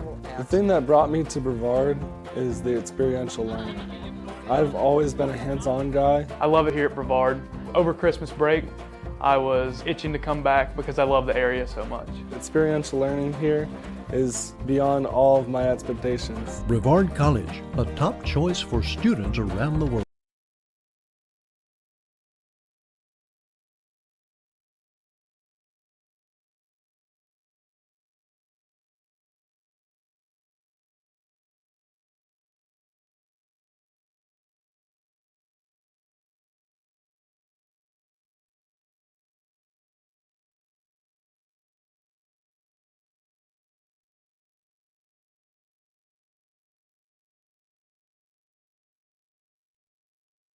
Every cheer, for every play, we know there's a little prayer that no one gets hurt. That's why we are there too. Party athletic trainers, physicians, and specialists. We're watching closely for any sign that someone needs care. And if your child is hurt, they're seen right away by the region's top specialists. The Party Sports Medicine team is at every game. So Howard comes up here in the top of the third inning. Brevard extending its lead to a 5-1 margin. You'll take all the runs you can get, as we saw in Game 1. These two teams can put them up. We mentioned the first time they saw each other on February 17th, 13-12 was the final. Guilford took a 10-inning victory, that one inside from Wilson, ball 1. Brevard held a 10-7 lead in that game. Guilford scored 3 in the 8th. They went to extras. Brevard scored 2 in the 10th. Guilford matched them with 3, took the win, and now the season series after the 14-12 win in game number 1. So 1 ball, 2 strikes, the count. And the 1-2 pitch, inside, ball 2. We had nearly hit him, but 2-2 the count. Zach Wilson loads and fires. That one chopped, hits him, so it's a foul ball. So we'll do it again.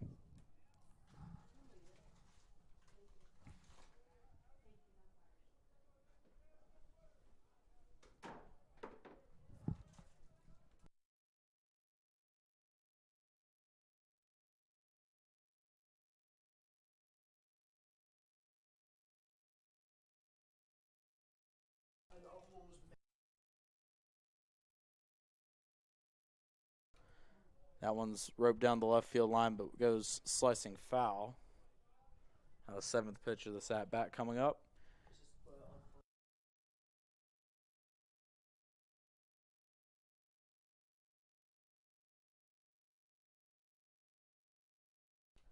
Two pitch fouled off that 7th pitch of the at-bat, so Howard doing a good job staying alive here.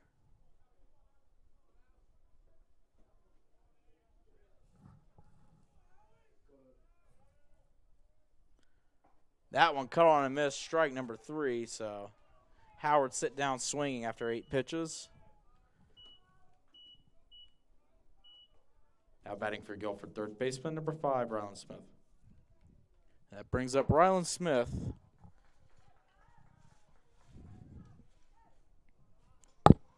The starting third baseman in the 3-hole for the Quakers. We mentioned he's coming into the day one of the hottest hitters in Division III. Only went 1 for 5 in game number 1, but his hit extended the fateful 7th inning that led to a go-ahead grand slam. 1-0 pitch lifted into center. One carries over to left field. So the wind just continues to rip here. Granada able to catch that one. Out number 2. Now batting for the Quakers, first baseman number 44, Colin McGuire.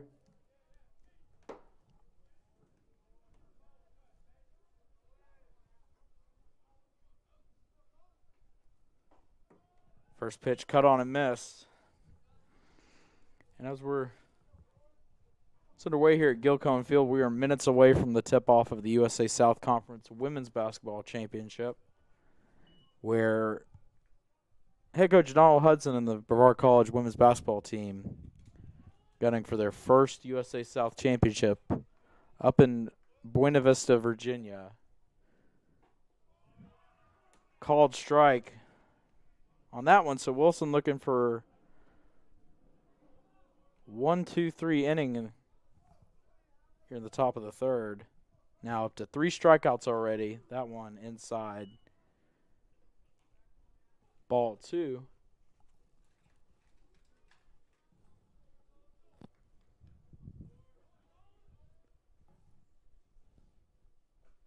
That one inside. That one does catch a piece of McGuire, so he will take first base.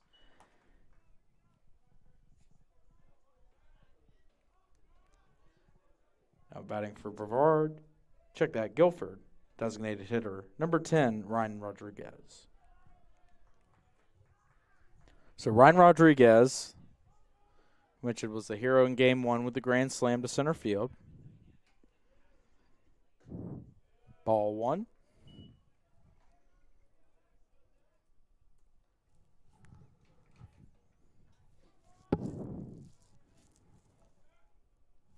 Wilson looks over to first. To keep McGuire honest, he's now going to throw over there. That one stopped by Ayler in the dirt.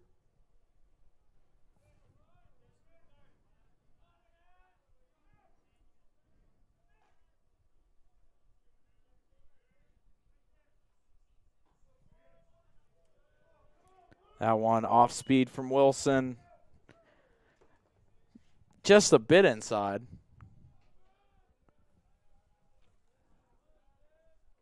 Wilson fires, works quickly. That one's smacked into right field through the right side of the infield. Base hit. As Rodriguez fights that one off and continues his big day at the plate. Now batting for Guilford. Left fielder number 19, Jordan Burrow.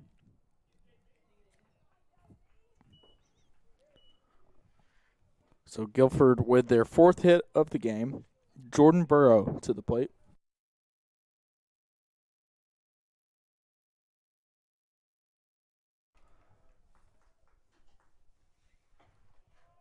One outside, ball 1.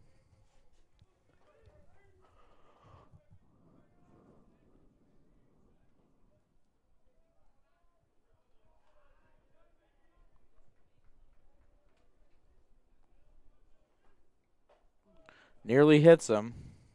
Burrow ducks out of the way, 2-0 count. Steps out of the box now, back in there.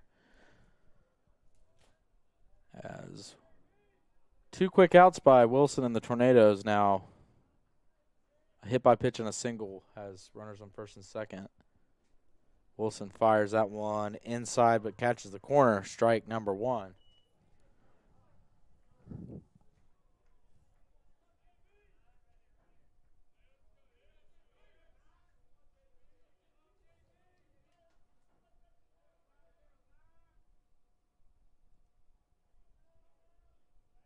Wilson fires. That one hits him.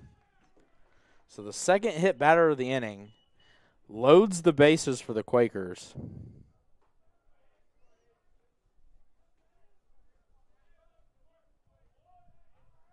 And Now the bases are loaded for McCandles.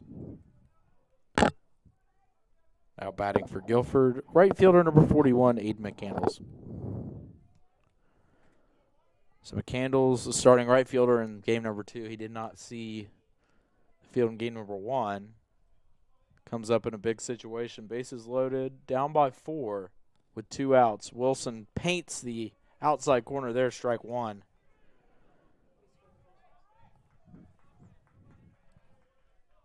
And they are underway in Buena Vista, Virginia.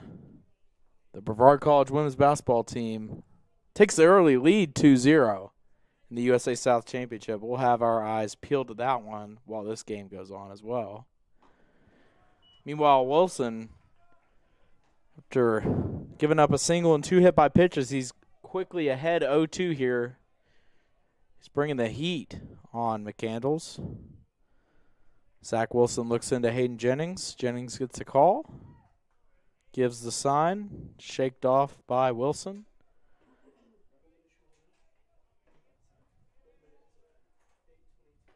And paints the outside corner. Strike 3 call for Zach Wilson. He's fired up.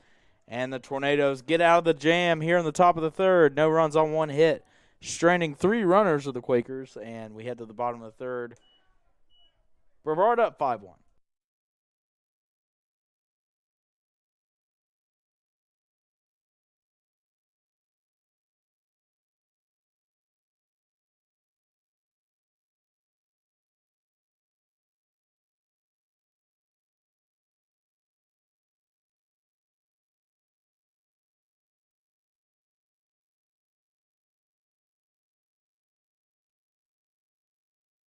Every cheer, for every play, we know there's a little prayer that no one gets hurt. That's why we are there too. Party athletic trainers, physicians, and specialists. We're watching closely for any sign that someone needs care. And if your child is hurt, they're seen right away by the region's top specialists. The Party Sports Medicine team is at every game, match, race, practice, and workout, providing medical attention and guidance. For us, winning is all about playing healthy and smart so you can perform at your best.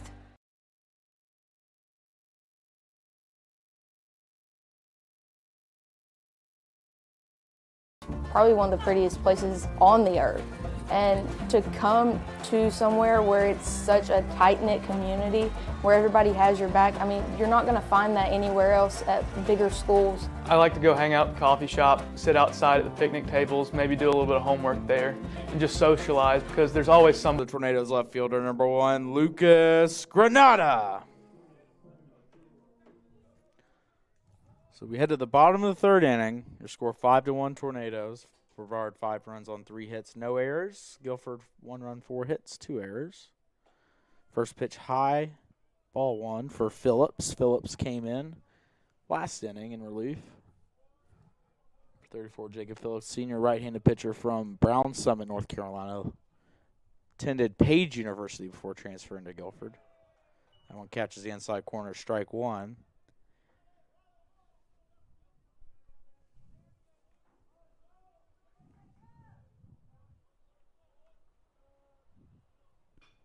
And Granada lifts that one to left field, but Burrow's going to get under that one. Busy day for Burrow so far in left field, out number 1. Now batting for the Tornadoes, shortstop number 0, Nico Bartolotti. So Nico steps to the plate. He came up with a big 2 RBI single up the middle in the bottom of the 1st inning.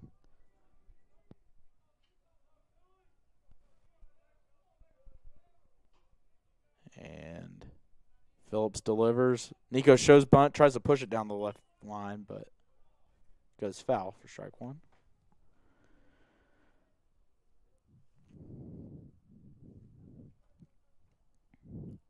Brevard women's basketball up 5-0 early on Southern Virginia. Just 3 minutes played so far in that one.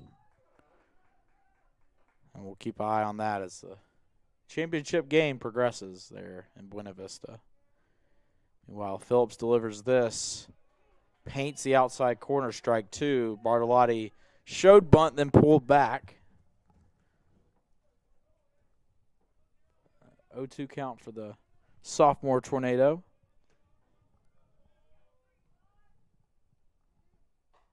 That one missing the outside corner that time. Ball one.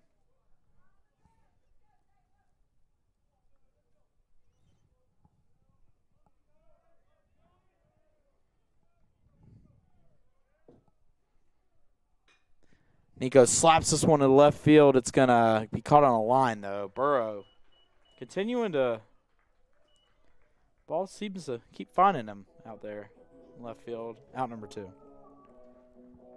Now batting for the Tornadoes, designated hitter number 13, Lucas Woodard.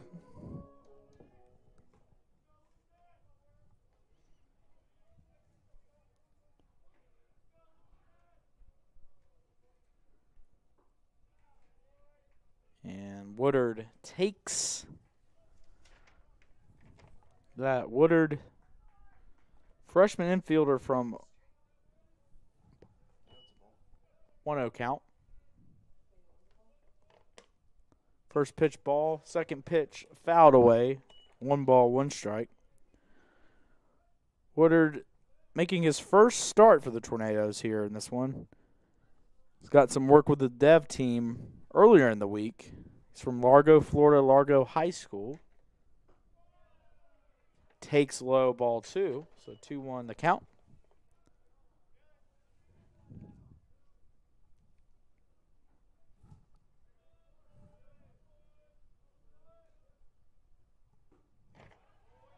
Off-speed pitch finds the zone there. 2-2 count for Woodard. 2 outs. Phillips looking for his first 1-2-3 inning of the ball game. And he came on in relief of Ray, who started the game for the Quakers. That one inside. 3-2 count.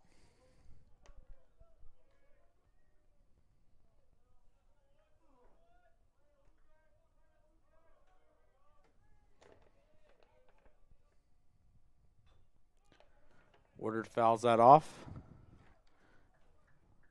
Still 3-2 the count.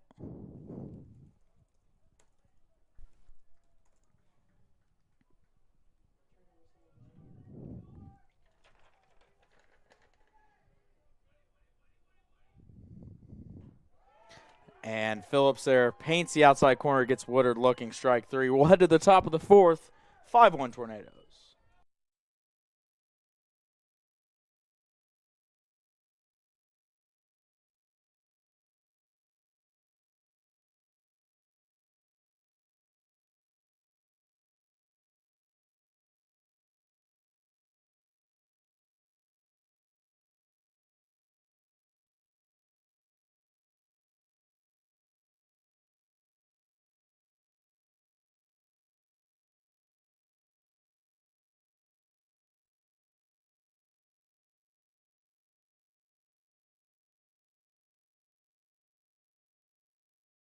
Probably one of the prettiest places on the earth. And to come to somewhere where it's such a tight-knit community, where everybody has your back, I mean, you're not going to find that anywhere else at bigger schools. I like to go hang out in the coffee shop, sit outside at the picnic tables, maybe do a little bit of homework there, and just socialize because there's always somebody that I know there. Brevard does make it easy to come here. The admission process is very simple. Brevard College, a top choice for students around the world.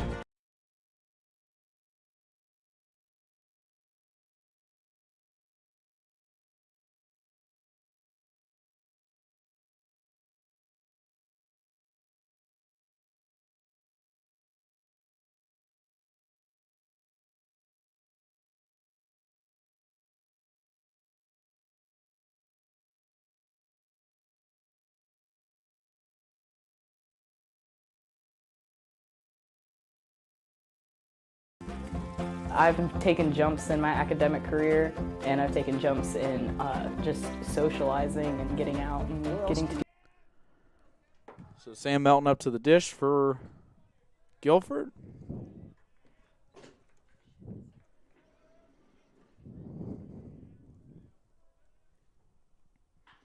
That one's on the ground for Bartolotti, who gloves, fires, and throws a strike to Ayler.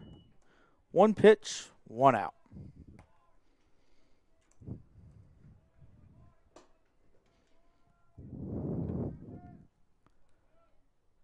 Now batting for Guilford, shortstop number 7, Gavin Fleming. So Fleming steps to the dish for the second time in this one.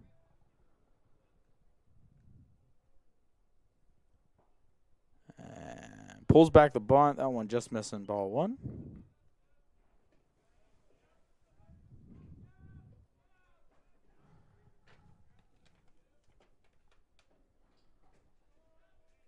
Outside, ball 2. For Fleming, the junior infielder from Gibsonville, North Carolina, Eastern Guilford High School, ropes that into right field. Grant's under it and collects out number 2. Back at the top of the order for the Guilford Quakers, now batting number 1, center fielder number 2, Skylar Dark. Skylar Dark now up to the dish. The leadoff hitter for Guilford.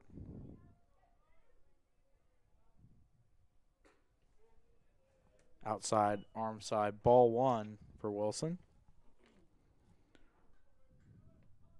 Pleasant Garden, North Carolina is where Skylar Dark is from, the sophomore outfielder.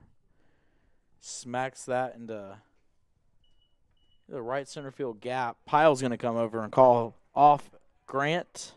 A 1-2-3 inning for Wilson and the Tornadoes. Will head to the bottom of the 4th. 5-1, your score.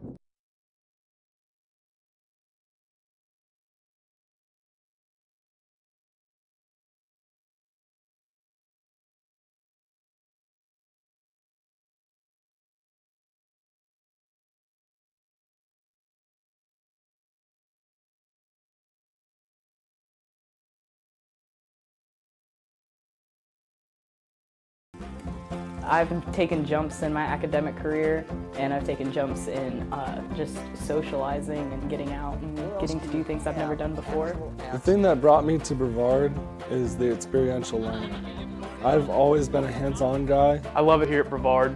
Over Christmas break, I was itching to come back because I love the area so much. Experiential learning here is beyond all of my expectations. Brevard College, a top choice for students around the world.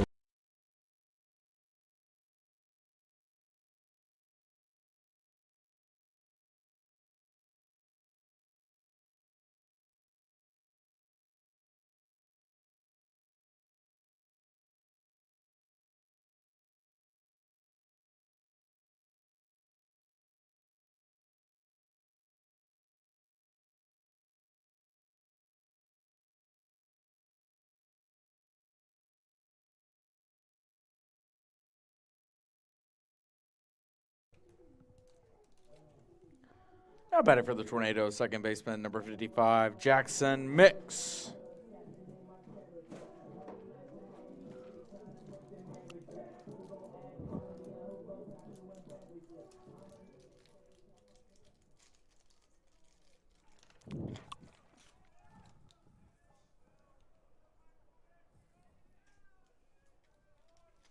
In the bottom of the 4th inning here at Guilford Field, Mix grounds it to the second base. 1 pitch, 1 out here in the bottom of the 4th. Now batting for the Tornadoes, center fielder number 49, C.P. Pyle.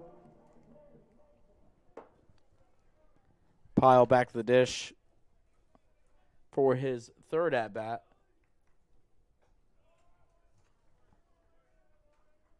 Takes high, ball 1. Pyle led off the game for the Tornadoes in the bottom of the 1st with a solo home run. 1-0 count after the ball. Now 1-1.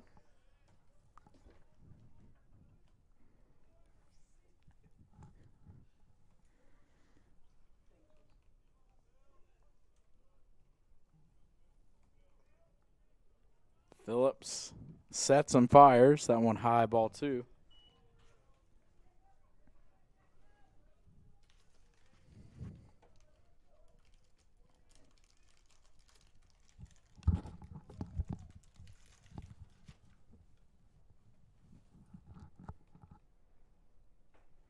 That one just missing. 3-1. Hitters count for Pyle, the second-year Tornado senior outfielder.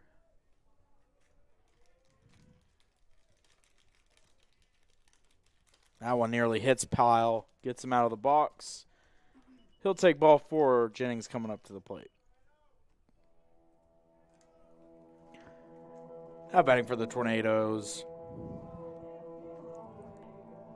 Catcher number 10, Hayden Jennings.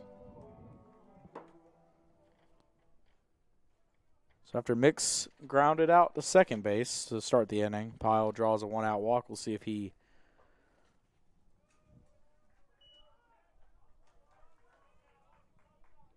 gets anything going on the base pass, maybe. Had a stolen base in game number 1 alongside Tyler Kelson.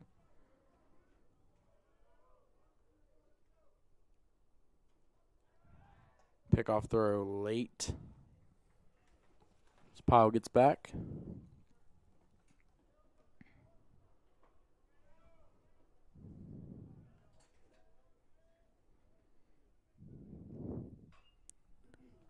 A chop foul by Jennings. 1-1 the count.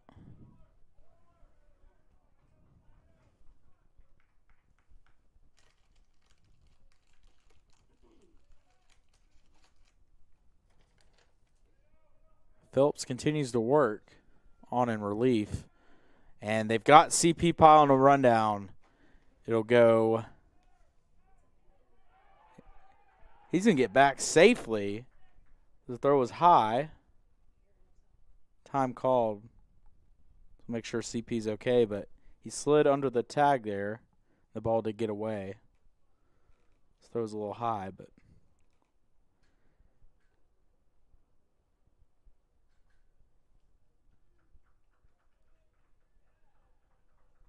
And they're awarding CP second base. There might have been obstruction there on him getting back.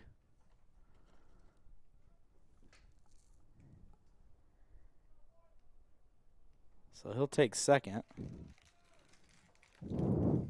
It might have been the pitcher there.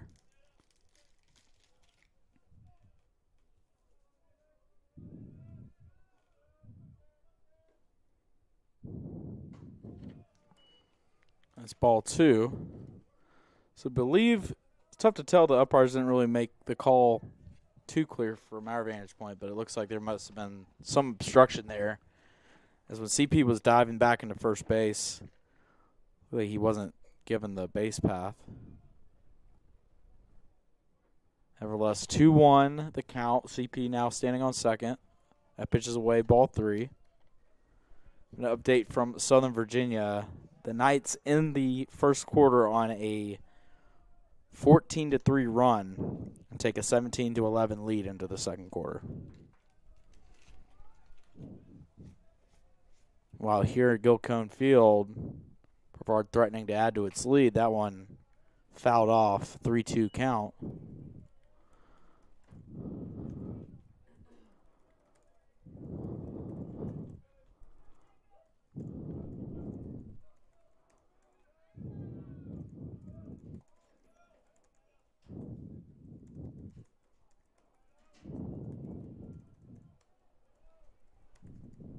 And that one spiked in the dirt. It's going to get away. It'll be a walk and a wild pitch to bring Gavin Grant up to the plate. Runners on the corners, 1 out.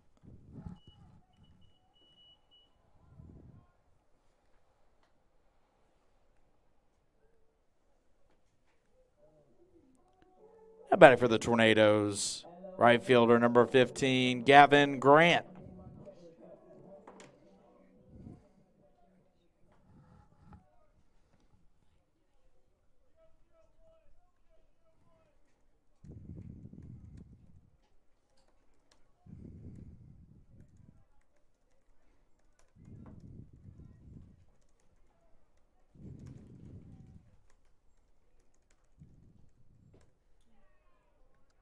First pitch missing, ball 1. Runners on the quarters for the Tornadoes after the walk, obstruction, and a wild pitch along with a walk. And now pitching coach for the Guilford Quakers is going to come out and chat with Phillips. We'll take a break. Score, Brevard 5, Guilford 1.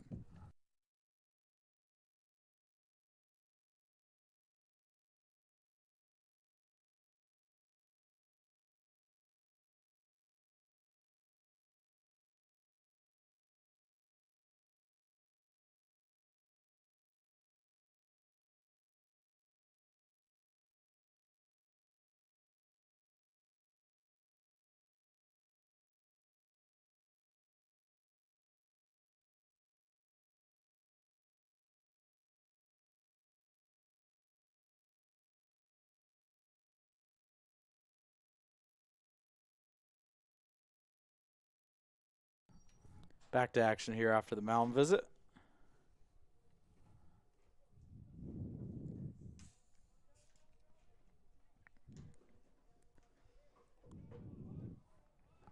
One-zero count. One away here in the bottom of the fourth. Grant ropes that down the line, foul.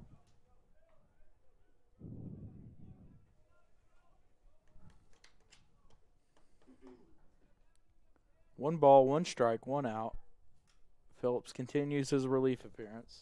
There's some warming up going on in Guilford's bullpen. Looks like two right-handed arms are starting to loosen. While Phillips catches the corner with the off-speed pitch there.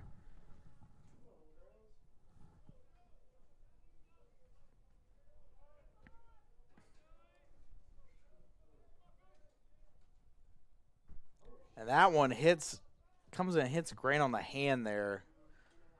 It's a tough spot to take one, but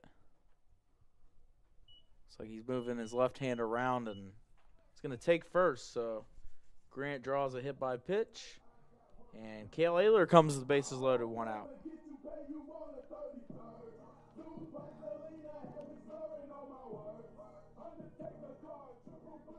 Now batting for the Tornadoes, first baseman number 26, Cale Ayler. Time called, and it looks like Grant is going to need some attention. We'll step aside. Bases loaded, one out here at the bottom of the fourth inning.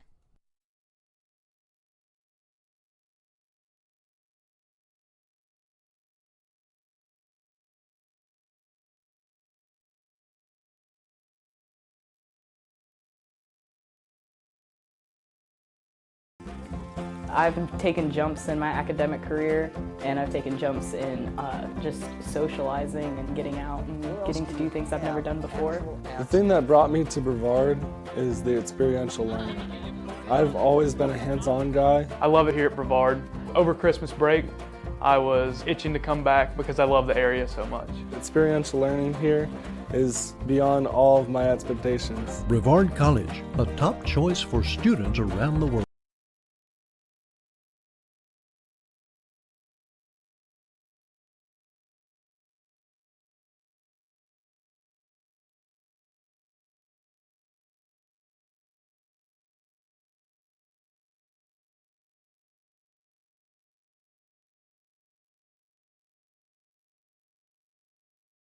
Every cheer, for every play, we know there's a little prayer that no one gets hurt.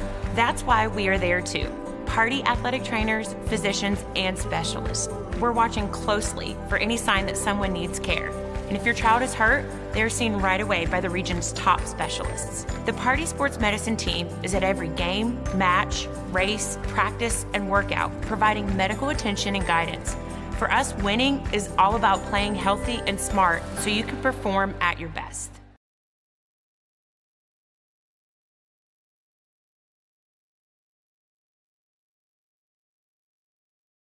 Probably one of the prettiest places on the earth. And to come to somewhere where it's such a tight-knit community, where everybody has your back, I mean, you're not going to find that anywhere else at bigger schools. I like to go hang out at the coffee shop, sit outside at the picnic tables, maybe do a little bit of homework there, and just socialize because there's always somebody that I know there. Brevard does make it easy to come here. The admission process is very simple. Brevard College, a top choice for students around the world. Back to action here at Guilford Field after the medical delay. Bases loaded for none other than senior first baseman Cale Ayler. This is exactly who you want up at the dish. And he's going to answer right through the left side of the infield. Base hit. Pyle scores. Jennings chugging around third. He's going to score.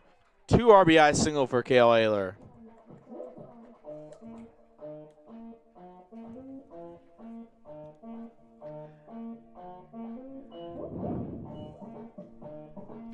And we're going to get a meeting at the mound. Head coach coming out, so most likely going to see a new pitcher here for Guilford.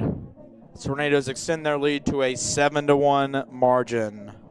We'll be back.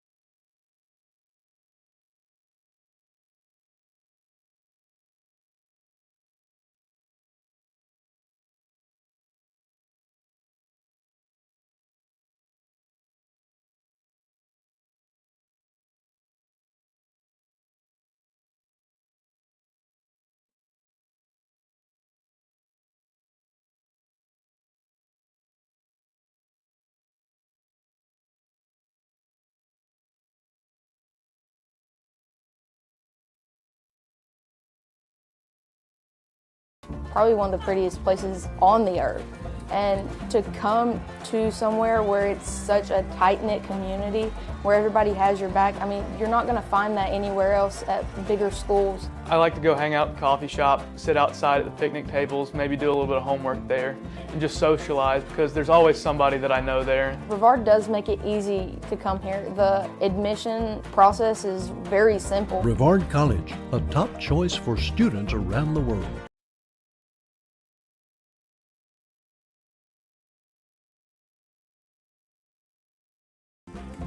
I've taken jumps in my academic career, and I've taken jumps in just socializing and getting out and getting to do things I've never done before. The thing that brought me to Brevard is the experiential learning. I've always been a hands-on guy. I love it here at Brevard. Over Christmas break, I was itching to come back because I love the area so much. Experiential learning here is beyond all of my expectations. Brevard College.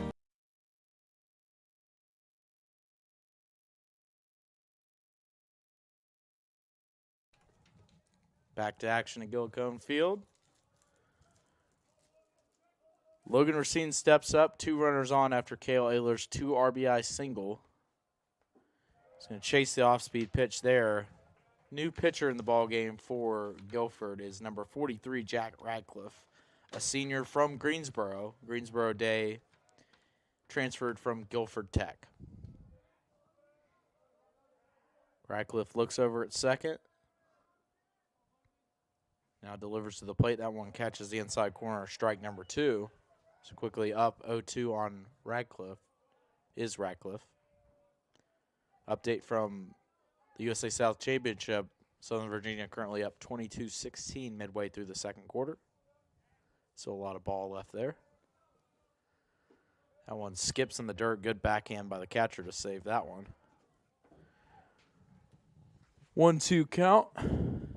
Brevard now 7 runs on 4 hits, no errors. Guilford 1 run, 4 hits, 2 errors.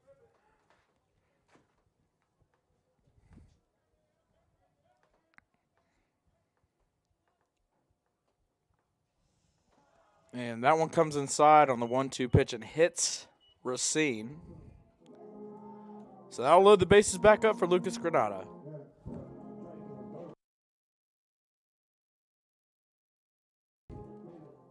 Now batting for the Tornadoes, left fielder number 1, Lucas Granada.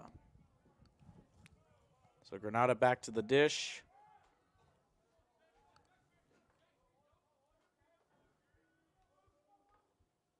That one comes inside, misses, ball 1.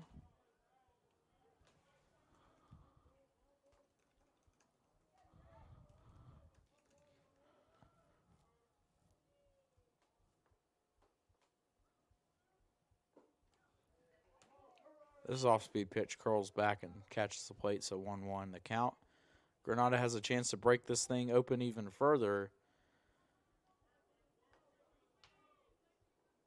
Brevard already with a 6-run lead, but could definitely use some more runs. That one nearly hits Granada. Misses inside, though.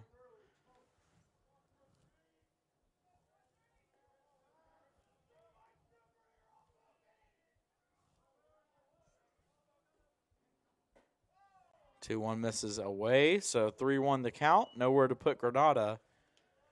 A walk will result in a run scored with Nico Bartolotti on deck. He already has 2 RBIs on the day as well.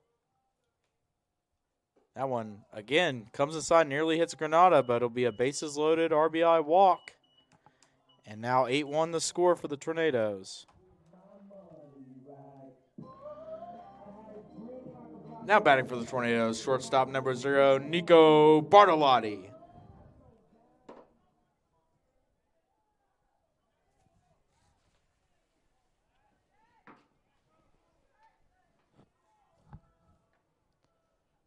Nico chops this one foul. Be strike one.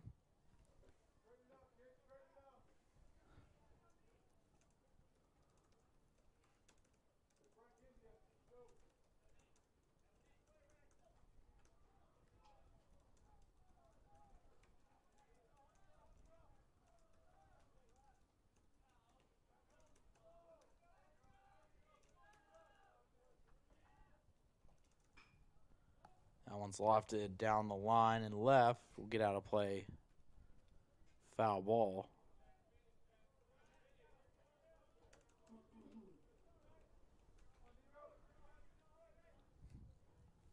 The 0-2 count to Bartolotti. Native of Lake Wiley, South Carolina. On outside ball 1. Still, the wind continues to rip here at Guilford Field.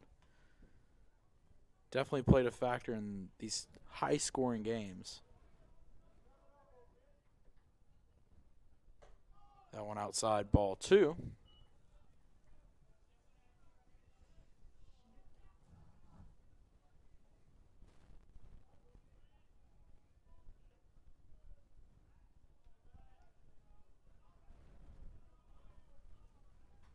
Bartolotti fights that one off, stays alive. 2-2 still the count.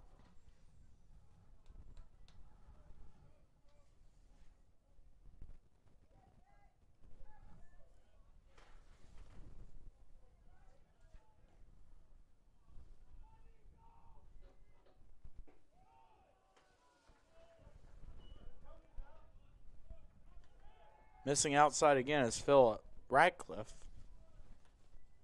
And now full count with bases loaded. Brevard up 8-1, game number 2 of this doubleheader.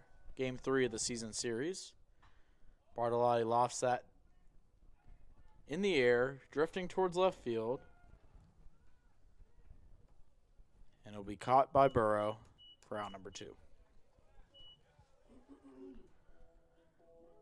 Now batting for the Tornadoes. Designated hitter number 13, Lucas Woodard.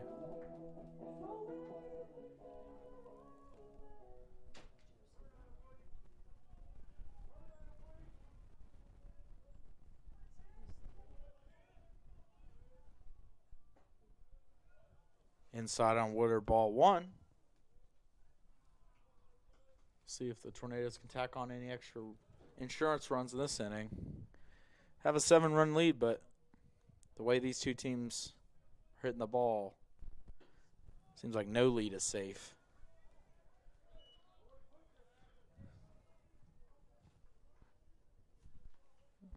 2-0 count, and catcher calls time. We'll meet with his pitcher. We'll step aside.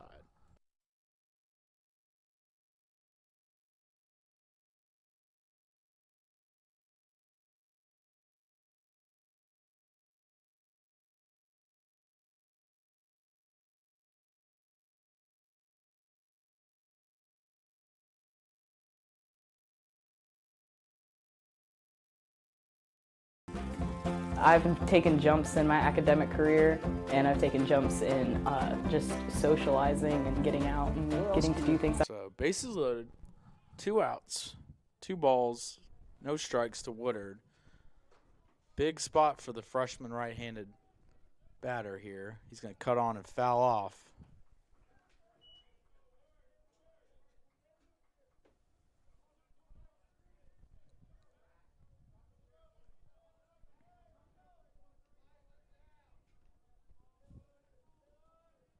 Radcliffe delivers that one outside. Ball 3. Nowhere to put Woodard here.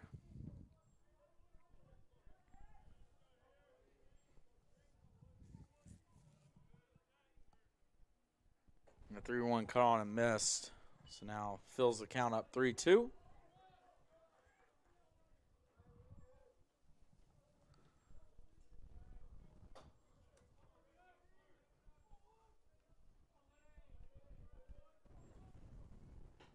And that one's going to miss. So another bases loaded walk. And the first career RBI for Lucas Woodard. Makes it a 9-1 game. And it looks like we might have another pitching change, so stay tuned.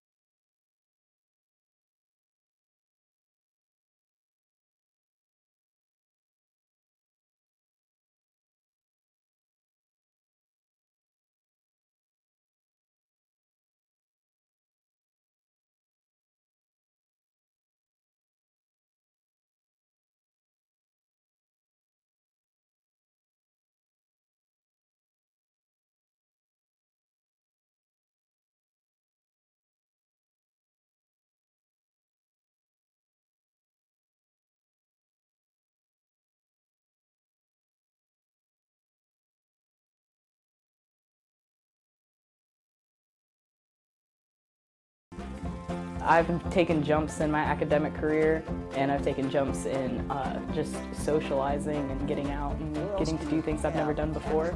The thing that brought me to Brevard is the experiential learning. I've always been a hands-on guy. I love it here at Brevard. Over Christmas break, I was itching to come back because I love the area so much. Experiential learning here is beyond all of my expectations. Brevard College, a top choice for students around the world.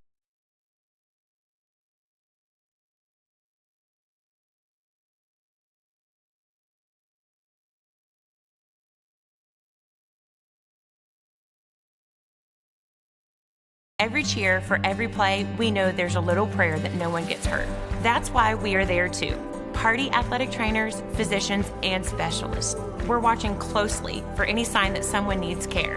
And if your child is hurt, they're seen right away by the region's top specialists. The Party Sports Medicine team is at every game, match, race, practice, and workout, providing medical attention and guidance. For us, winning is all about playing healthy and smart so you can perform at your best.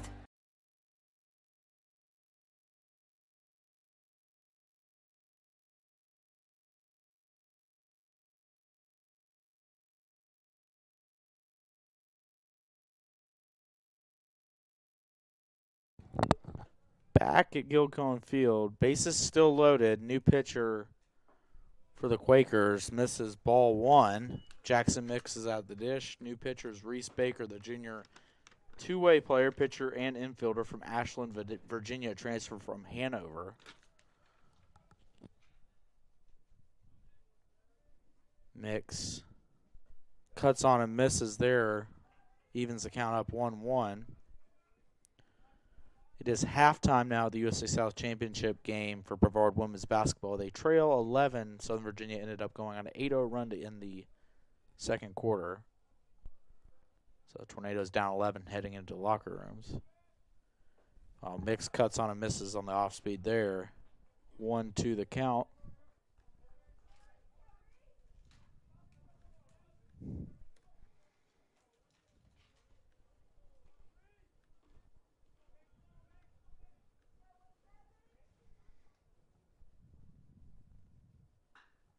Mix through the right side of the infield. That's a base hit. That's going to score Racine. Held up at third is Granada. And the 5th hit of the ball game for the Tornadoes brings in the 10th run. Now batting for the Tornadoes, leadoff hitter, number 49, C.P. Pyle. So CP comes back to the dish here. Brevard 10 runs on 5 hits.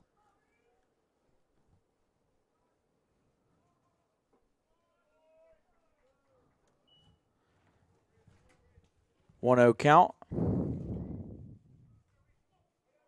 CP looks to add to this lead as, the Tornadoes want to add as many as they can here. Maybe get that one skied up, and the shortstop comes over and makes the play. So that'll end the inning, but not before 5 runs come across for the Tornadoes on the bottom of the 5th. We'll head to the 5th inning. 10-1 Tornadoes.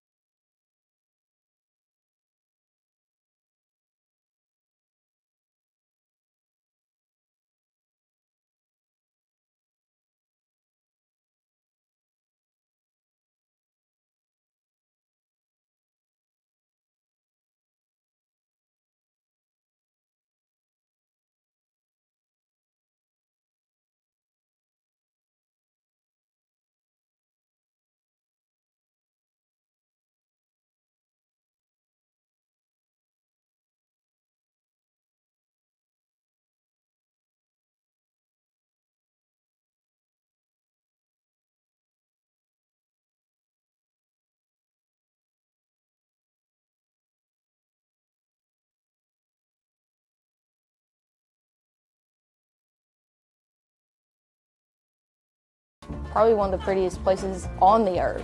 And to come to somewhere where it's such a tight-knit community, where everybody has your back, I mean, you're not going to find that anywhere else at bigger schools. I like to go hang out at the coffee shop, sit out.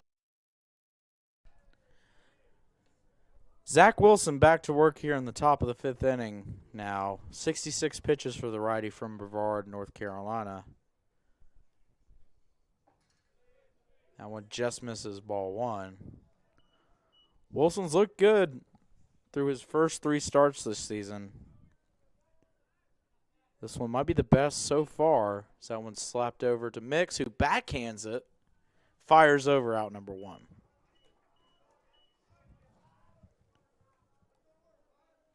Now batting for Guilford, third baseman number 5, Ryland Smith.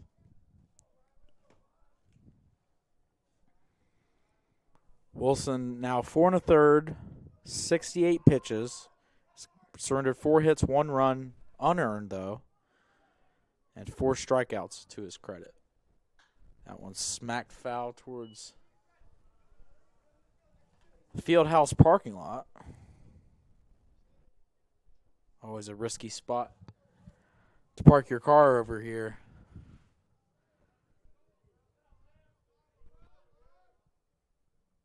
That one right down Broadway, strike 2.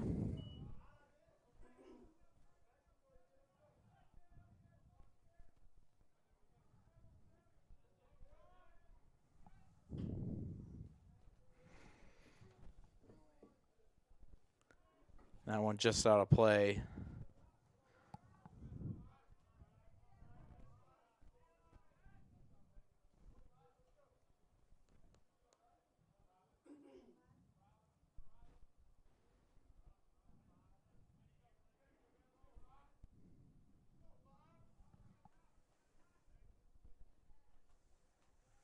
Wilson back to work, toeing the rubber. 0-2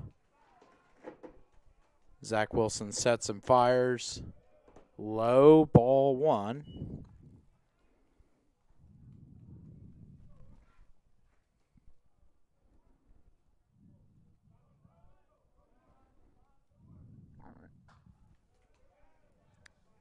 That one fouled off, so Smith continues the battle here. Now pitch number 6 coming.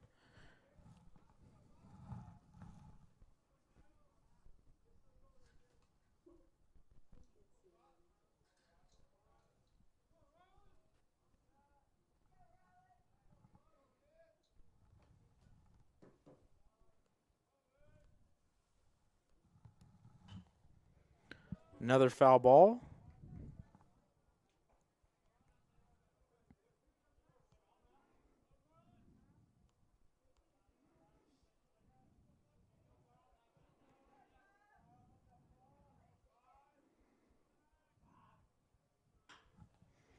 That one's a chopper. Racine fields it in fair territory. He fires over, but it's going to be late. It'll be an infield single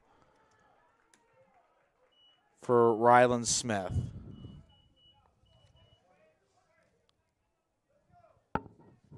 Now batting for Guilford, first baseman number 44, Colin McGuire. So now McGuire up with 1 out, runner on first. With the Tornadoes holding a 10-1, 9-run lead. That one catches the inside corner, strike 1.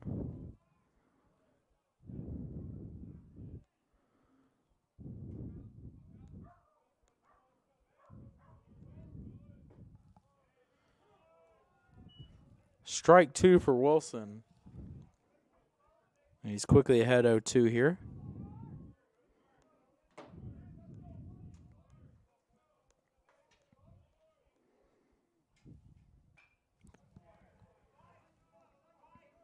McGuire fouls that one off. I've been a bit outside, but just down 0-2, you want to protect the plate, swing at anything close. That one misses arm side in the right-handed batter's box, so 1-2 the count.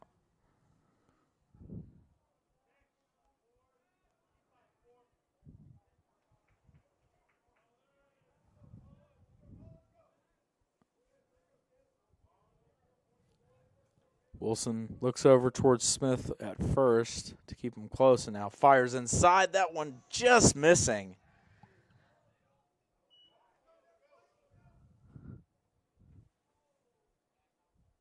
Wilson asks the umpire to dust off home plate. It's covered with dirt. The umpire thought he was asking where the pitch was, so all good there. Looks like he just missed inside, but now a 2-2 count.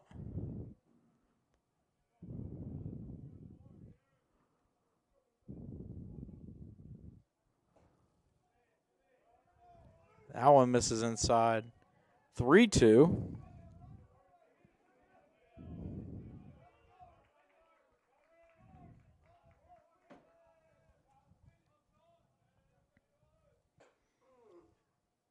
And arm side missing there for Zach Wilson. McGuire, after being down 0-2, battles back and draws a walk. Now batting for Guilford, designated hitter number 10, Ryan Rodriguez. So Rodriguez back to the dish. He's had an absolute monster day at the plate. He's 1 for 1 in this game. Drew a walk as well. Game number 1, he was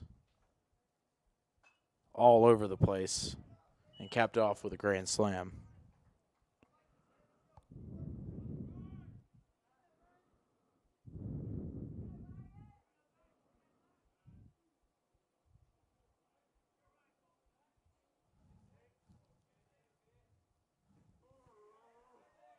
That one hits him, so that'll load the bases, and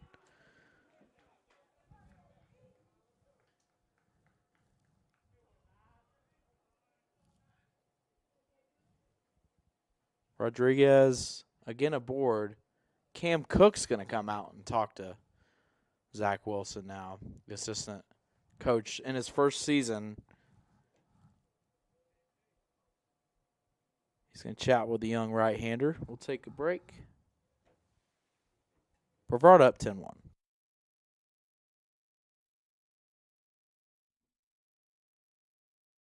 Probably one of the prettiest places on the earth.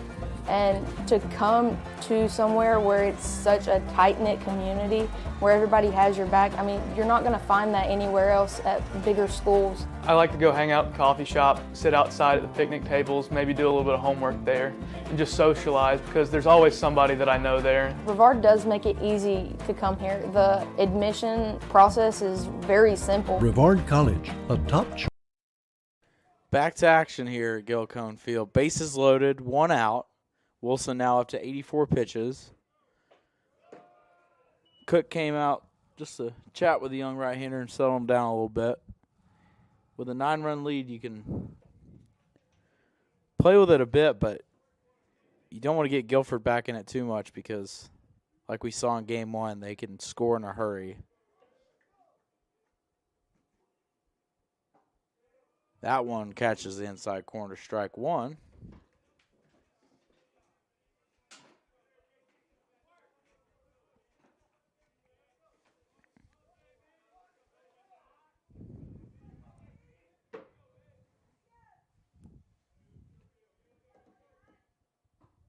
Burrow takes that one, and it's over the plate. It's a 1-2 count here in the top of the 5th inning. Wilson looks in, shakes off Jennings. Now sets in the stretch. And the 1-2 is check swing right to Ayler. He's going to go home with it, and he's out. So the fielder's choice, heads up play by Ayler. Saves a run there. The putout goes 3-2 to home plate, so good heads up defensive work by the veteran there. 2 outs. Pinch hitting for Guilford, number 9, Chris Shoemaker.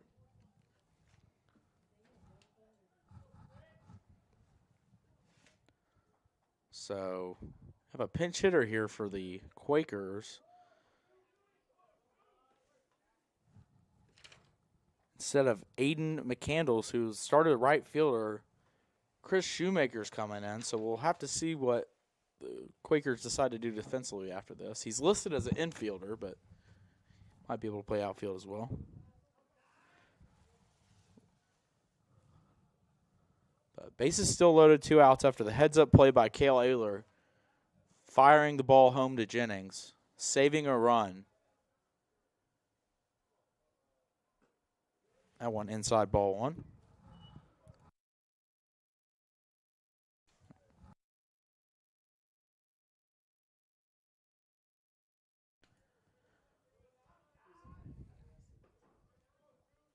One ball, no strikes. That one fouled off.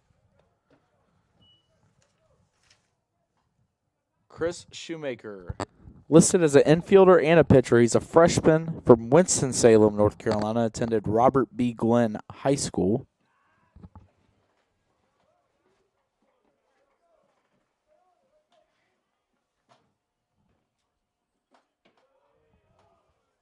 That one called strike 2.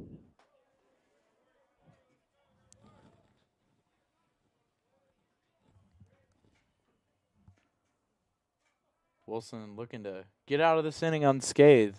Would be quite the impressive feat with the bases being loaded for a while here. He looks in, 1 ball, 2 strikes. Here's the pitch. That one outside ball 2.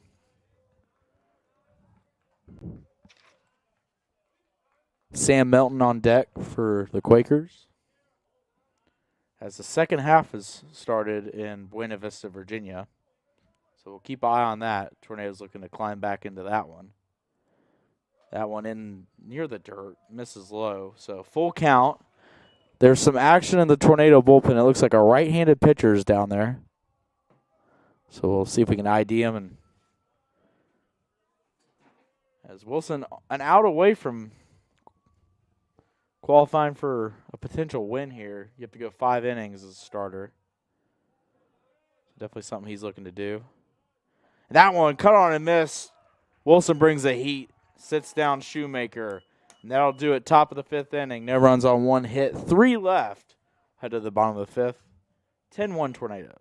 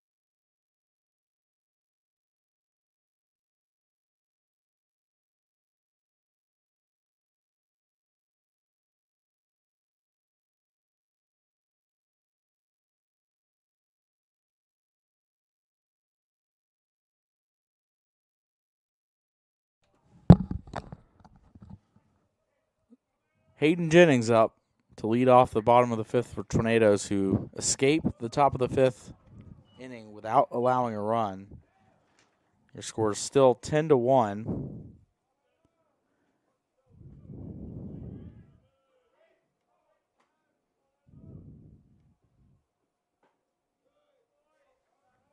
That one misses low, ball 1.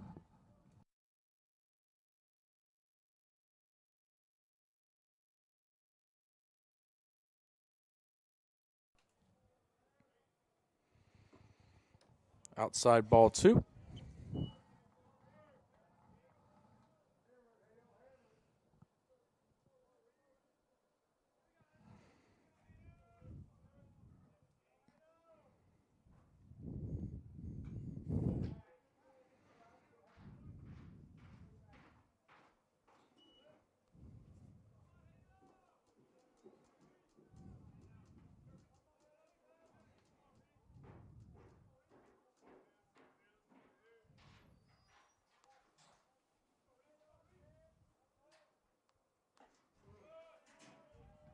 That one misses full count now for Hayden Jennings, the senior catcher for the Tornadoes of Beaufort, South Carolina.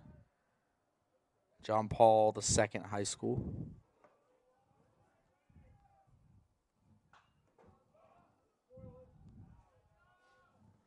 That one lofted out of play, up onto the hill. Fans chase a souvenir.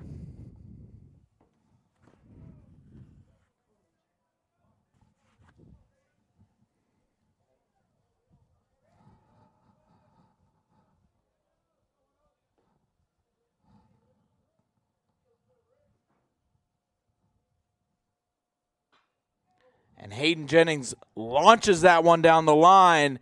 If it's fair, it's gone, but it's foul. He got a hold of that one. The bullpen cannot believe it. They thought it was fair.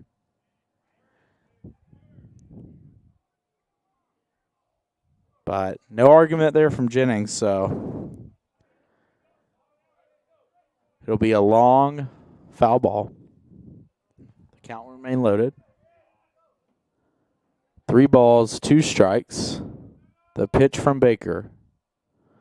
That one fought off again, and now 8 pitches into the set bat. Jennings is staying alive.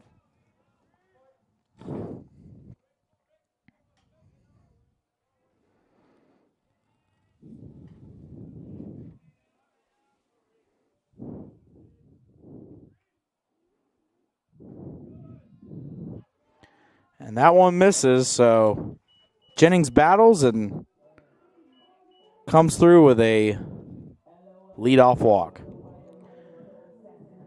Now batting for the Tornadoes, right fielder number 15, Gavin Grant.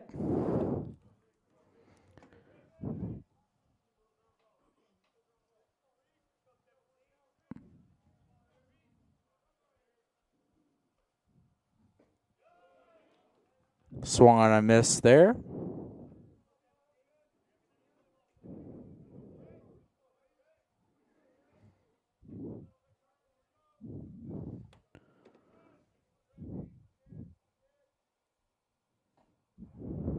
Grant swings through that one as well, so 0-2.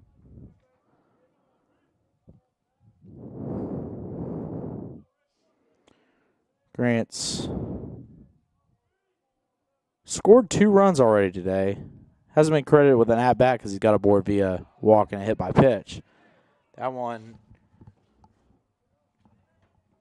fouled off as the catcher, Howard, just runs out of room there.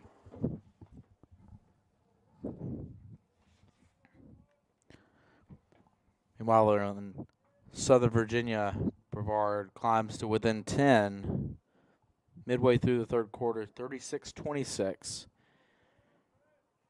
It's a low-scoring affair there.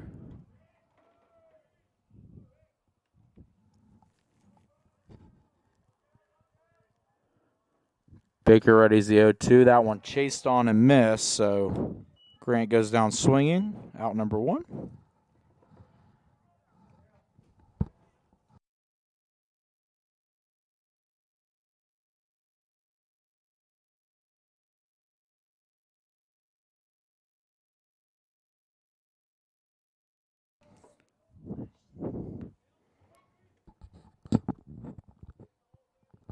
Veteran first baseman Cale Ayler steps to the dish.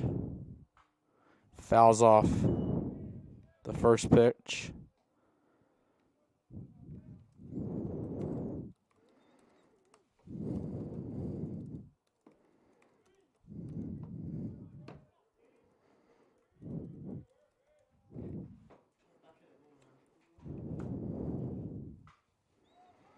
And Cale skies this one into foul territory. It's not going to be caught.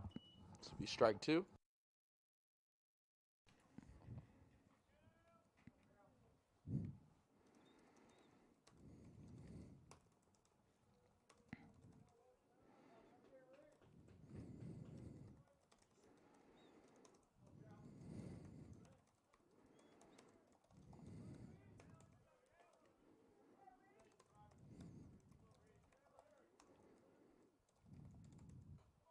That one comes inside.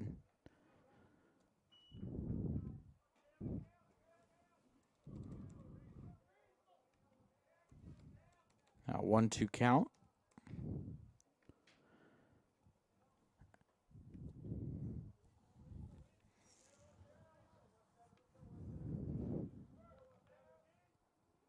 That one misses arm side for Baker. Now 2-2 to Ayler.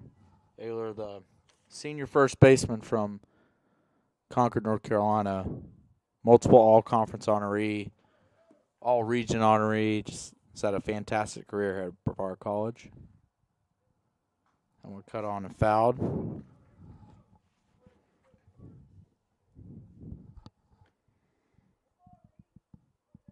Update, this BC softball drawing towards a conclusion in their home opener. Agnes got 8, Brevard 0, top of the 4th over there at the BC softball field just beyond center field here at Guilford. Baker misses again. So from 0-2 to 3-2.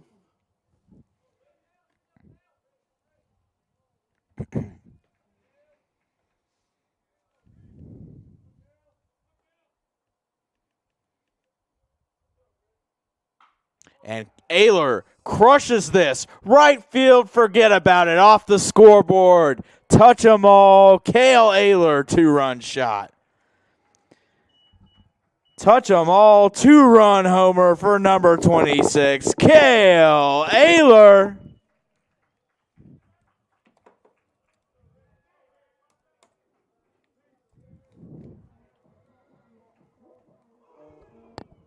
Now batting for the Tornadoes, third baseman, number 30, Logan Racine. So Ayler crushes that off the scoreboard in right field. The 6th hit of the ball game for the Tornadoes. And the 12th run. And the Tornadoes are pouring it on. That one spikes up ball one. Would be the first loss of the season for Guilford, who started the year impressively 7-0. They faced Brevard in their season opener about a week and a half ago in Greensboro, defeated the Tornadoes in 10 innings, and have gone on to win 5 games since then, and then one game won today in thrilling fashion. But Brevard trying to exact some revenge here. Racine grounds that. Huckey cannot make the play. Third base coach Steve Huckey hears it from the dugout after that one.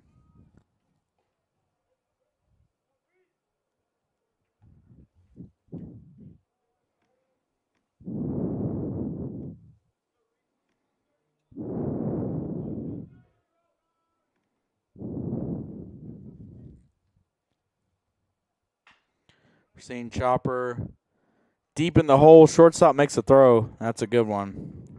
Fleming deep in his position makes the throw for the out. 2 away.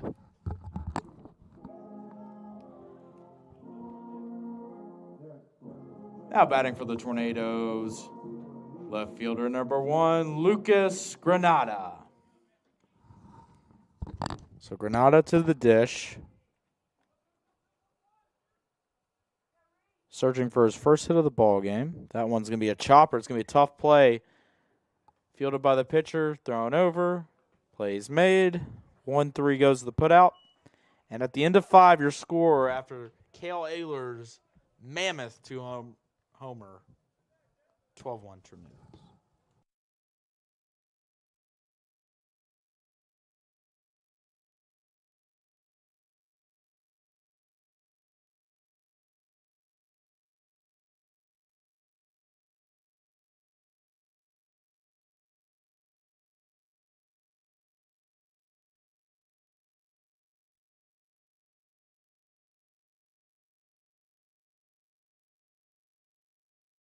Probably one of the prettiest places on the earth.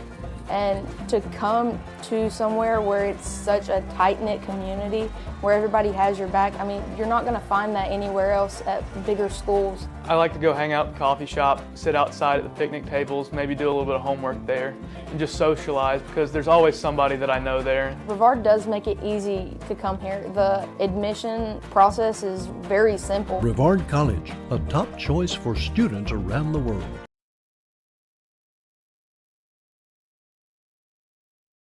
Probably one of the prettiest places.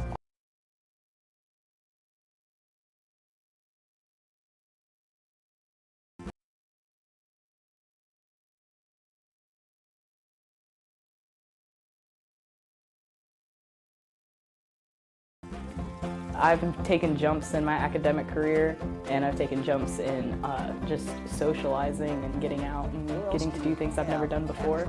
The thing that brought me to Brevard is the experiential learning. I've always been a hands-on guy. I love it here at Brevard. Over Christmas break, I was itching to come back because I love the area so much. Experiential learning here is beyond all of my expectations. Brevard College, a top choice for students around the world.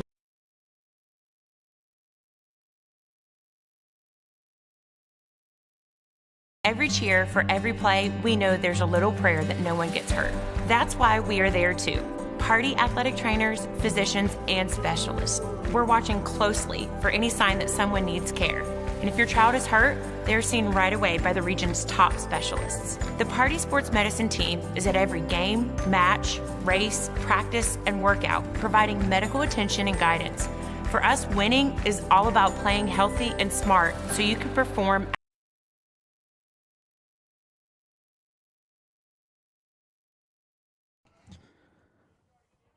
Aaron Burchett takes the mound in the top of the 6th inning here at Guilford Field with the Tornadoes a commanding 12-1 lead.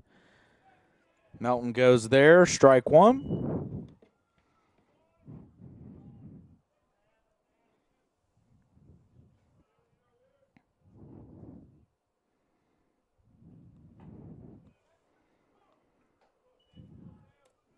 That one called strike two.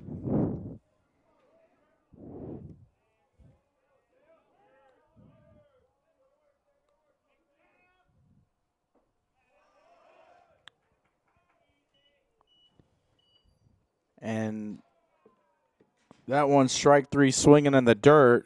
Put out goes 2-3 for out number one.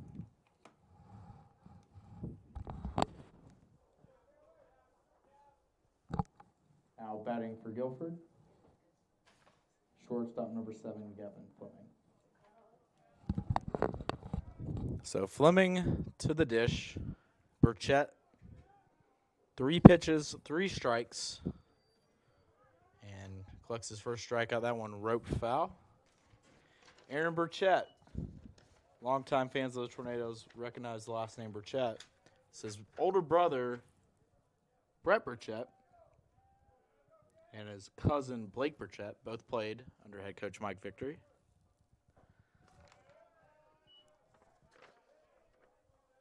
That one cut on and missed. Also played under assistant coach Steve Huckey and played with assistant coach Cam Cook. That one in the dirt, ball one.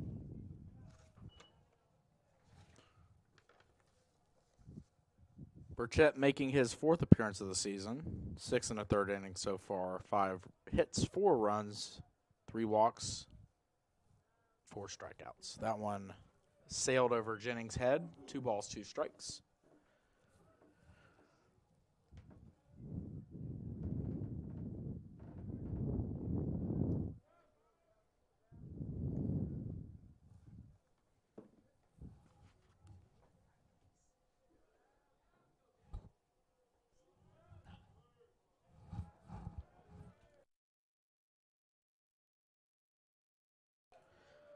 That one misses arm side. 3 balls, 2 strikes.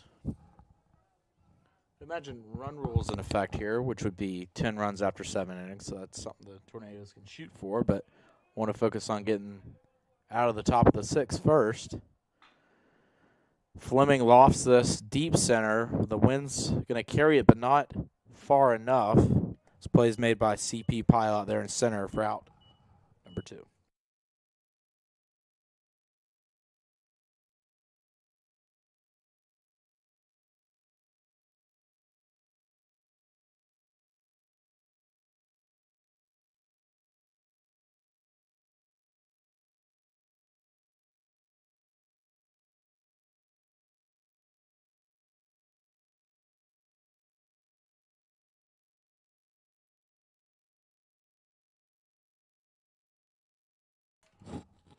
So pinch hitter now for the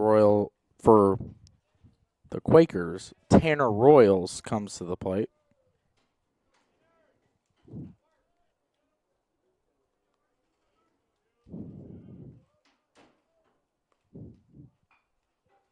And he lays down a bunt, and it's a beauty. Burchett's going to barehand it. Throws it away, so that's going to be a bunt single and an error.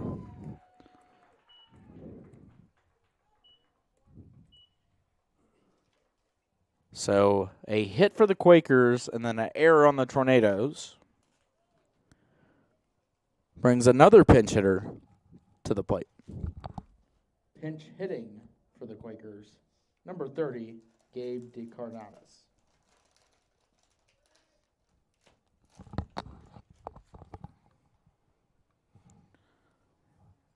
So pinch hitter now for the Quakers is number 30.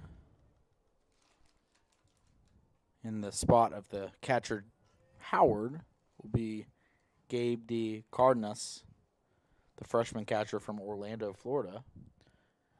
Meanwhile, in the USA South Conference Championship for women's basketball, SVU outscores Brevard by 3 and takes a 14-point lead into the 4th quarter, 47-33.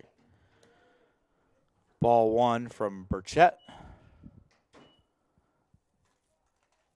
So, Cardenas most likely will come in and assume the catching duties, whereas Royals subbed in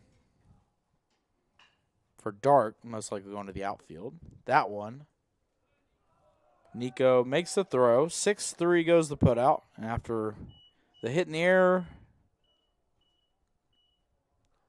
the runner is stranded. Into the top of the sixth. 12-1 Tornadoes.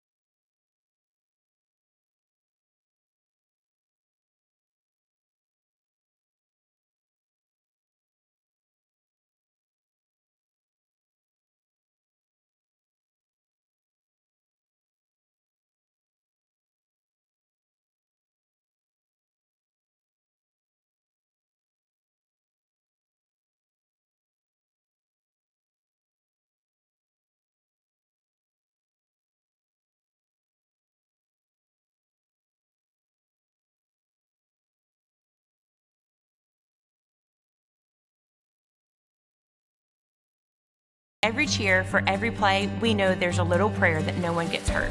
That's why we are there too. Party athletic trainers, physicians, and specialists. We're watching closely for any sign that someone needs care. And if your child is hurt, they're seen right away by the region's top specialists. The Party Sports Medicine team is at every game, match, race, practice, and workout, providing medical attention and guidance. For us, winning is all about playing healthy and smart so you can perform at your best.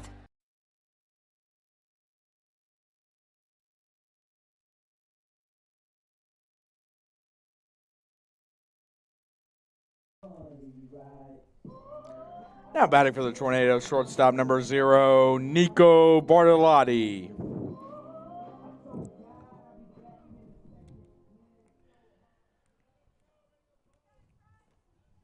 So Bartolotti steps in. Barwick now the pitcher. Left-handed sophomore from Siler City, North Carolina. Went to Eastern Randolph High School. Called strike one.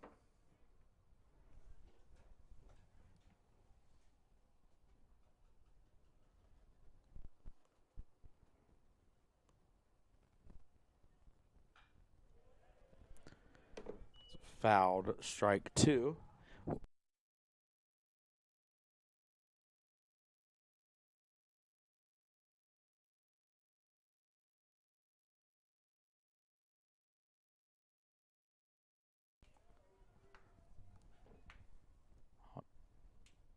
Oh, 2 by Bartolotti, smacked into the sky, left field, but Burrow there to collect it for out number 1.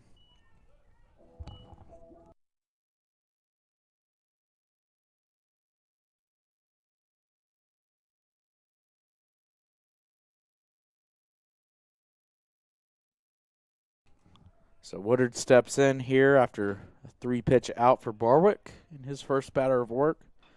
Woodard's going to smack that up the middle. It's going to be a tough play. Shortstop's going to range over, glove, fire, all in one motion to retire Woodard, out number 2.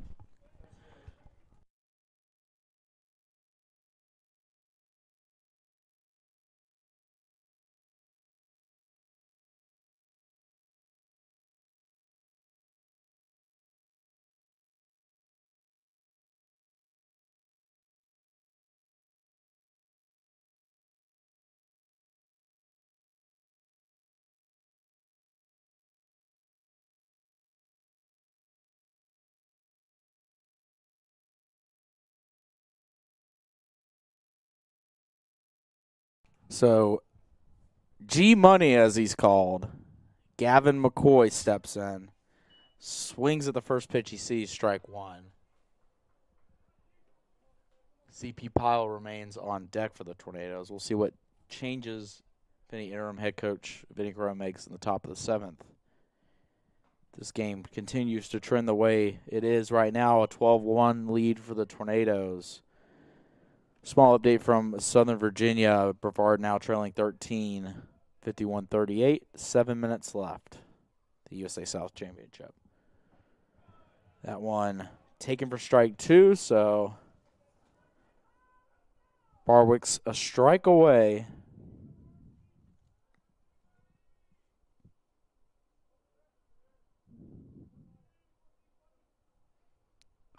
That one's chopped by McCoy to third base.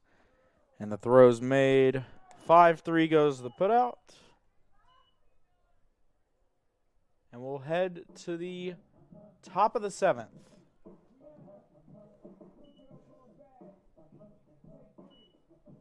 Brevard up 12-1.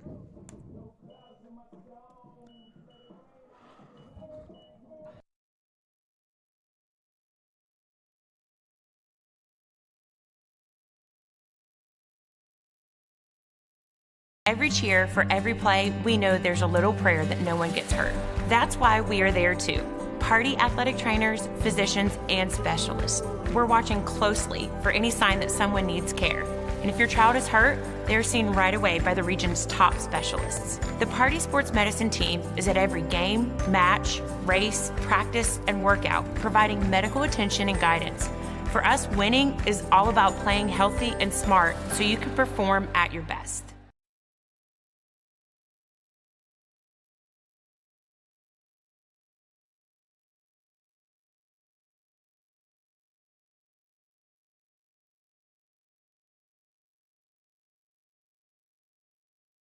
Probably one of the prettiest places on the earth. And to come to somewhere where it's such a tight-knit community, where everybody has your back, I mean, you're not going to find that anywhere else at bigger schools. I like to go hang out at the coffee shop, sit outside at the picnic tables, maybe do a little bit of homework there, and just socialize because there's always somebody that I know there. Brevard does make it easy to come here. The admission process is very simple. Brevard College, a top choice for students around the world.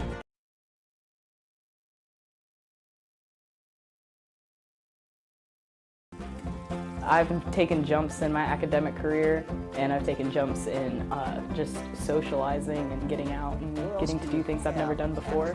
The thing that brought me to Brevard is the experiential learning. I've always been a hands-on guy. I love it here at Brevard. Over Christmas break, I was itching to come back because I love the area so much.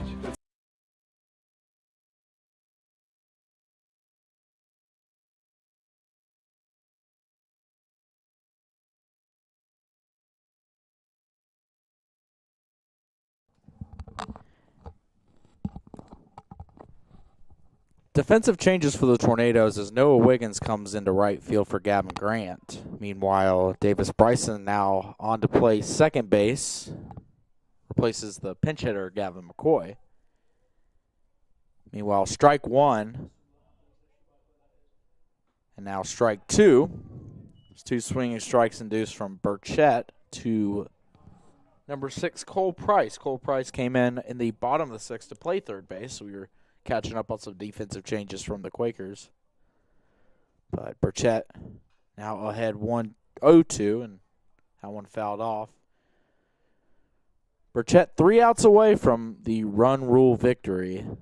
We would assume that the two teams are playing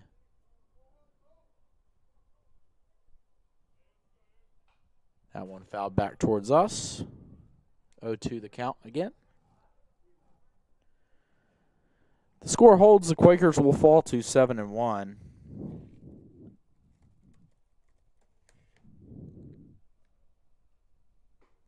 That one's cut on a miss. Strike 3. Swinging.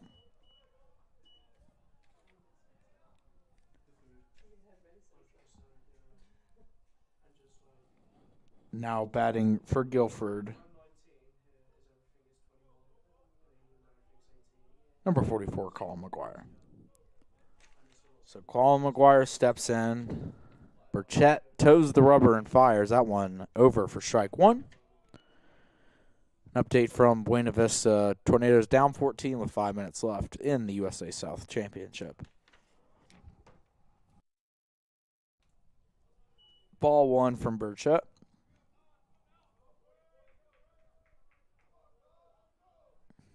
Next up for the Quakers. That one's fouled off. 1-2 the count. Next up for Guilford, a midweek contest in Winston-Salem against Carolina University before opening ODAC play with a doubleheader against Virginia Wesleyan in Greensboro. That one low. The appeal goes down. He did not go, so it'll be a ball. 2-2's the count. Meanwhile, the Tornadoes still have another 2 weeks before they get going in conference play. Brevard.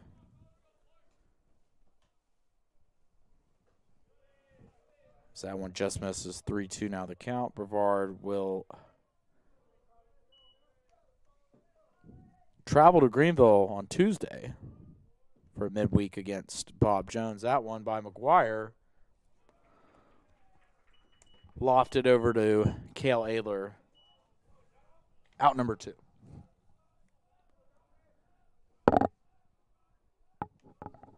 Pinch hitting for the Quakers. Number 26, Dominic Pagis. So Dominic Pagis pinch hits for Ryan Rodriguez. Ryan Rodriguez, kudos to him. He had an amazing day at the plate. And first pitch is chopped over to Burchett. Tosses over to Ayler, and that's the ball game. The Tornadoes wrap up the run rule victory with a 12-1 triumph over the Guilford Quakers, handing the Quakers their first loss of the season. And the Tornadoes win. Your final score here in game number 2 of the doubleheader, Brevard 12, Guilford 1.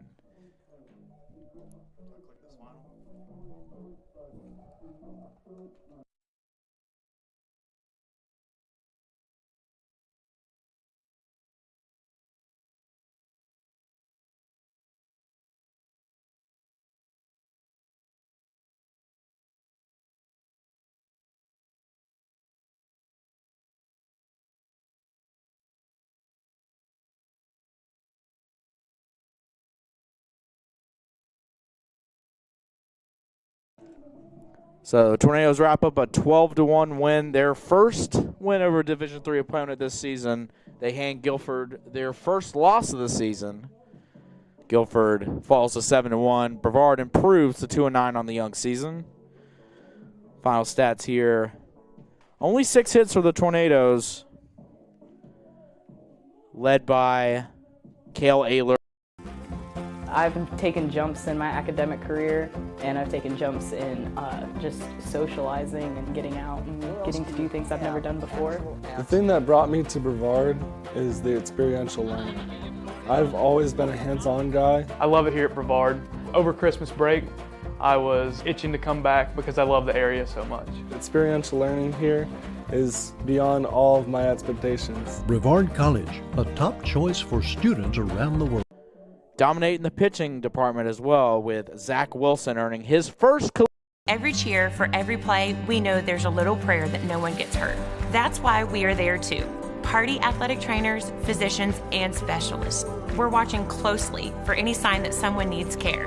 And if your child is hurt, they're seen right away by the region's top specialists. The Party Sports Medicine team is at every game, match, race.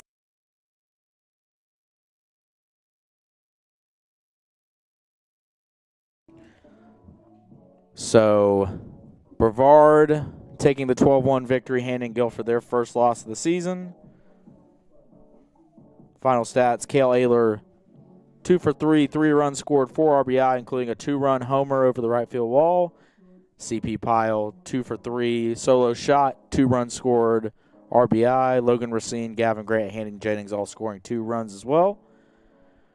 Zach Wilson earning his first collegiate win, 5 innings pitched, 94 pitches, 5 hits, 1 run, no earned, 2 walks, 5 strikeouts. Aaron Burchett, good relief outing for the young right-handed pitcher. 2 innings, 1 hit, no runs allowed, 2 strikeouts. And Brevard dominates Guilford here in Game 2 of the doubleheader, 12-1. We'll see you back here at Gil Cone Field on Saturday, March 22nd. Brevard opens their USA South Conference home opener. Brevard, in the meantime, they'll go to Bob Jones. They'll also go to Montgomery, Alabama for a weekend set at Huntington. It'll be against 3 different teams down there. They'll travel up to Piedmont as well. So Brevard, a lot of road games coming up, and then opens the USA South slate at Southern Virginia before returning home. So quite a lot of road games coming up for the Tornadoes. We appreciate you guys tuning in, and we'll see you next time. Final score for the final time, Brevard 12, Guilford 1. Tornadoes win.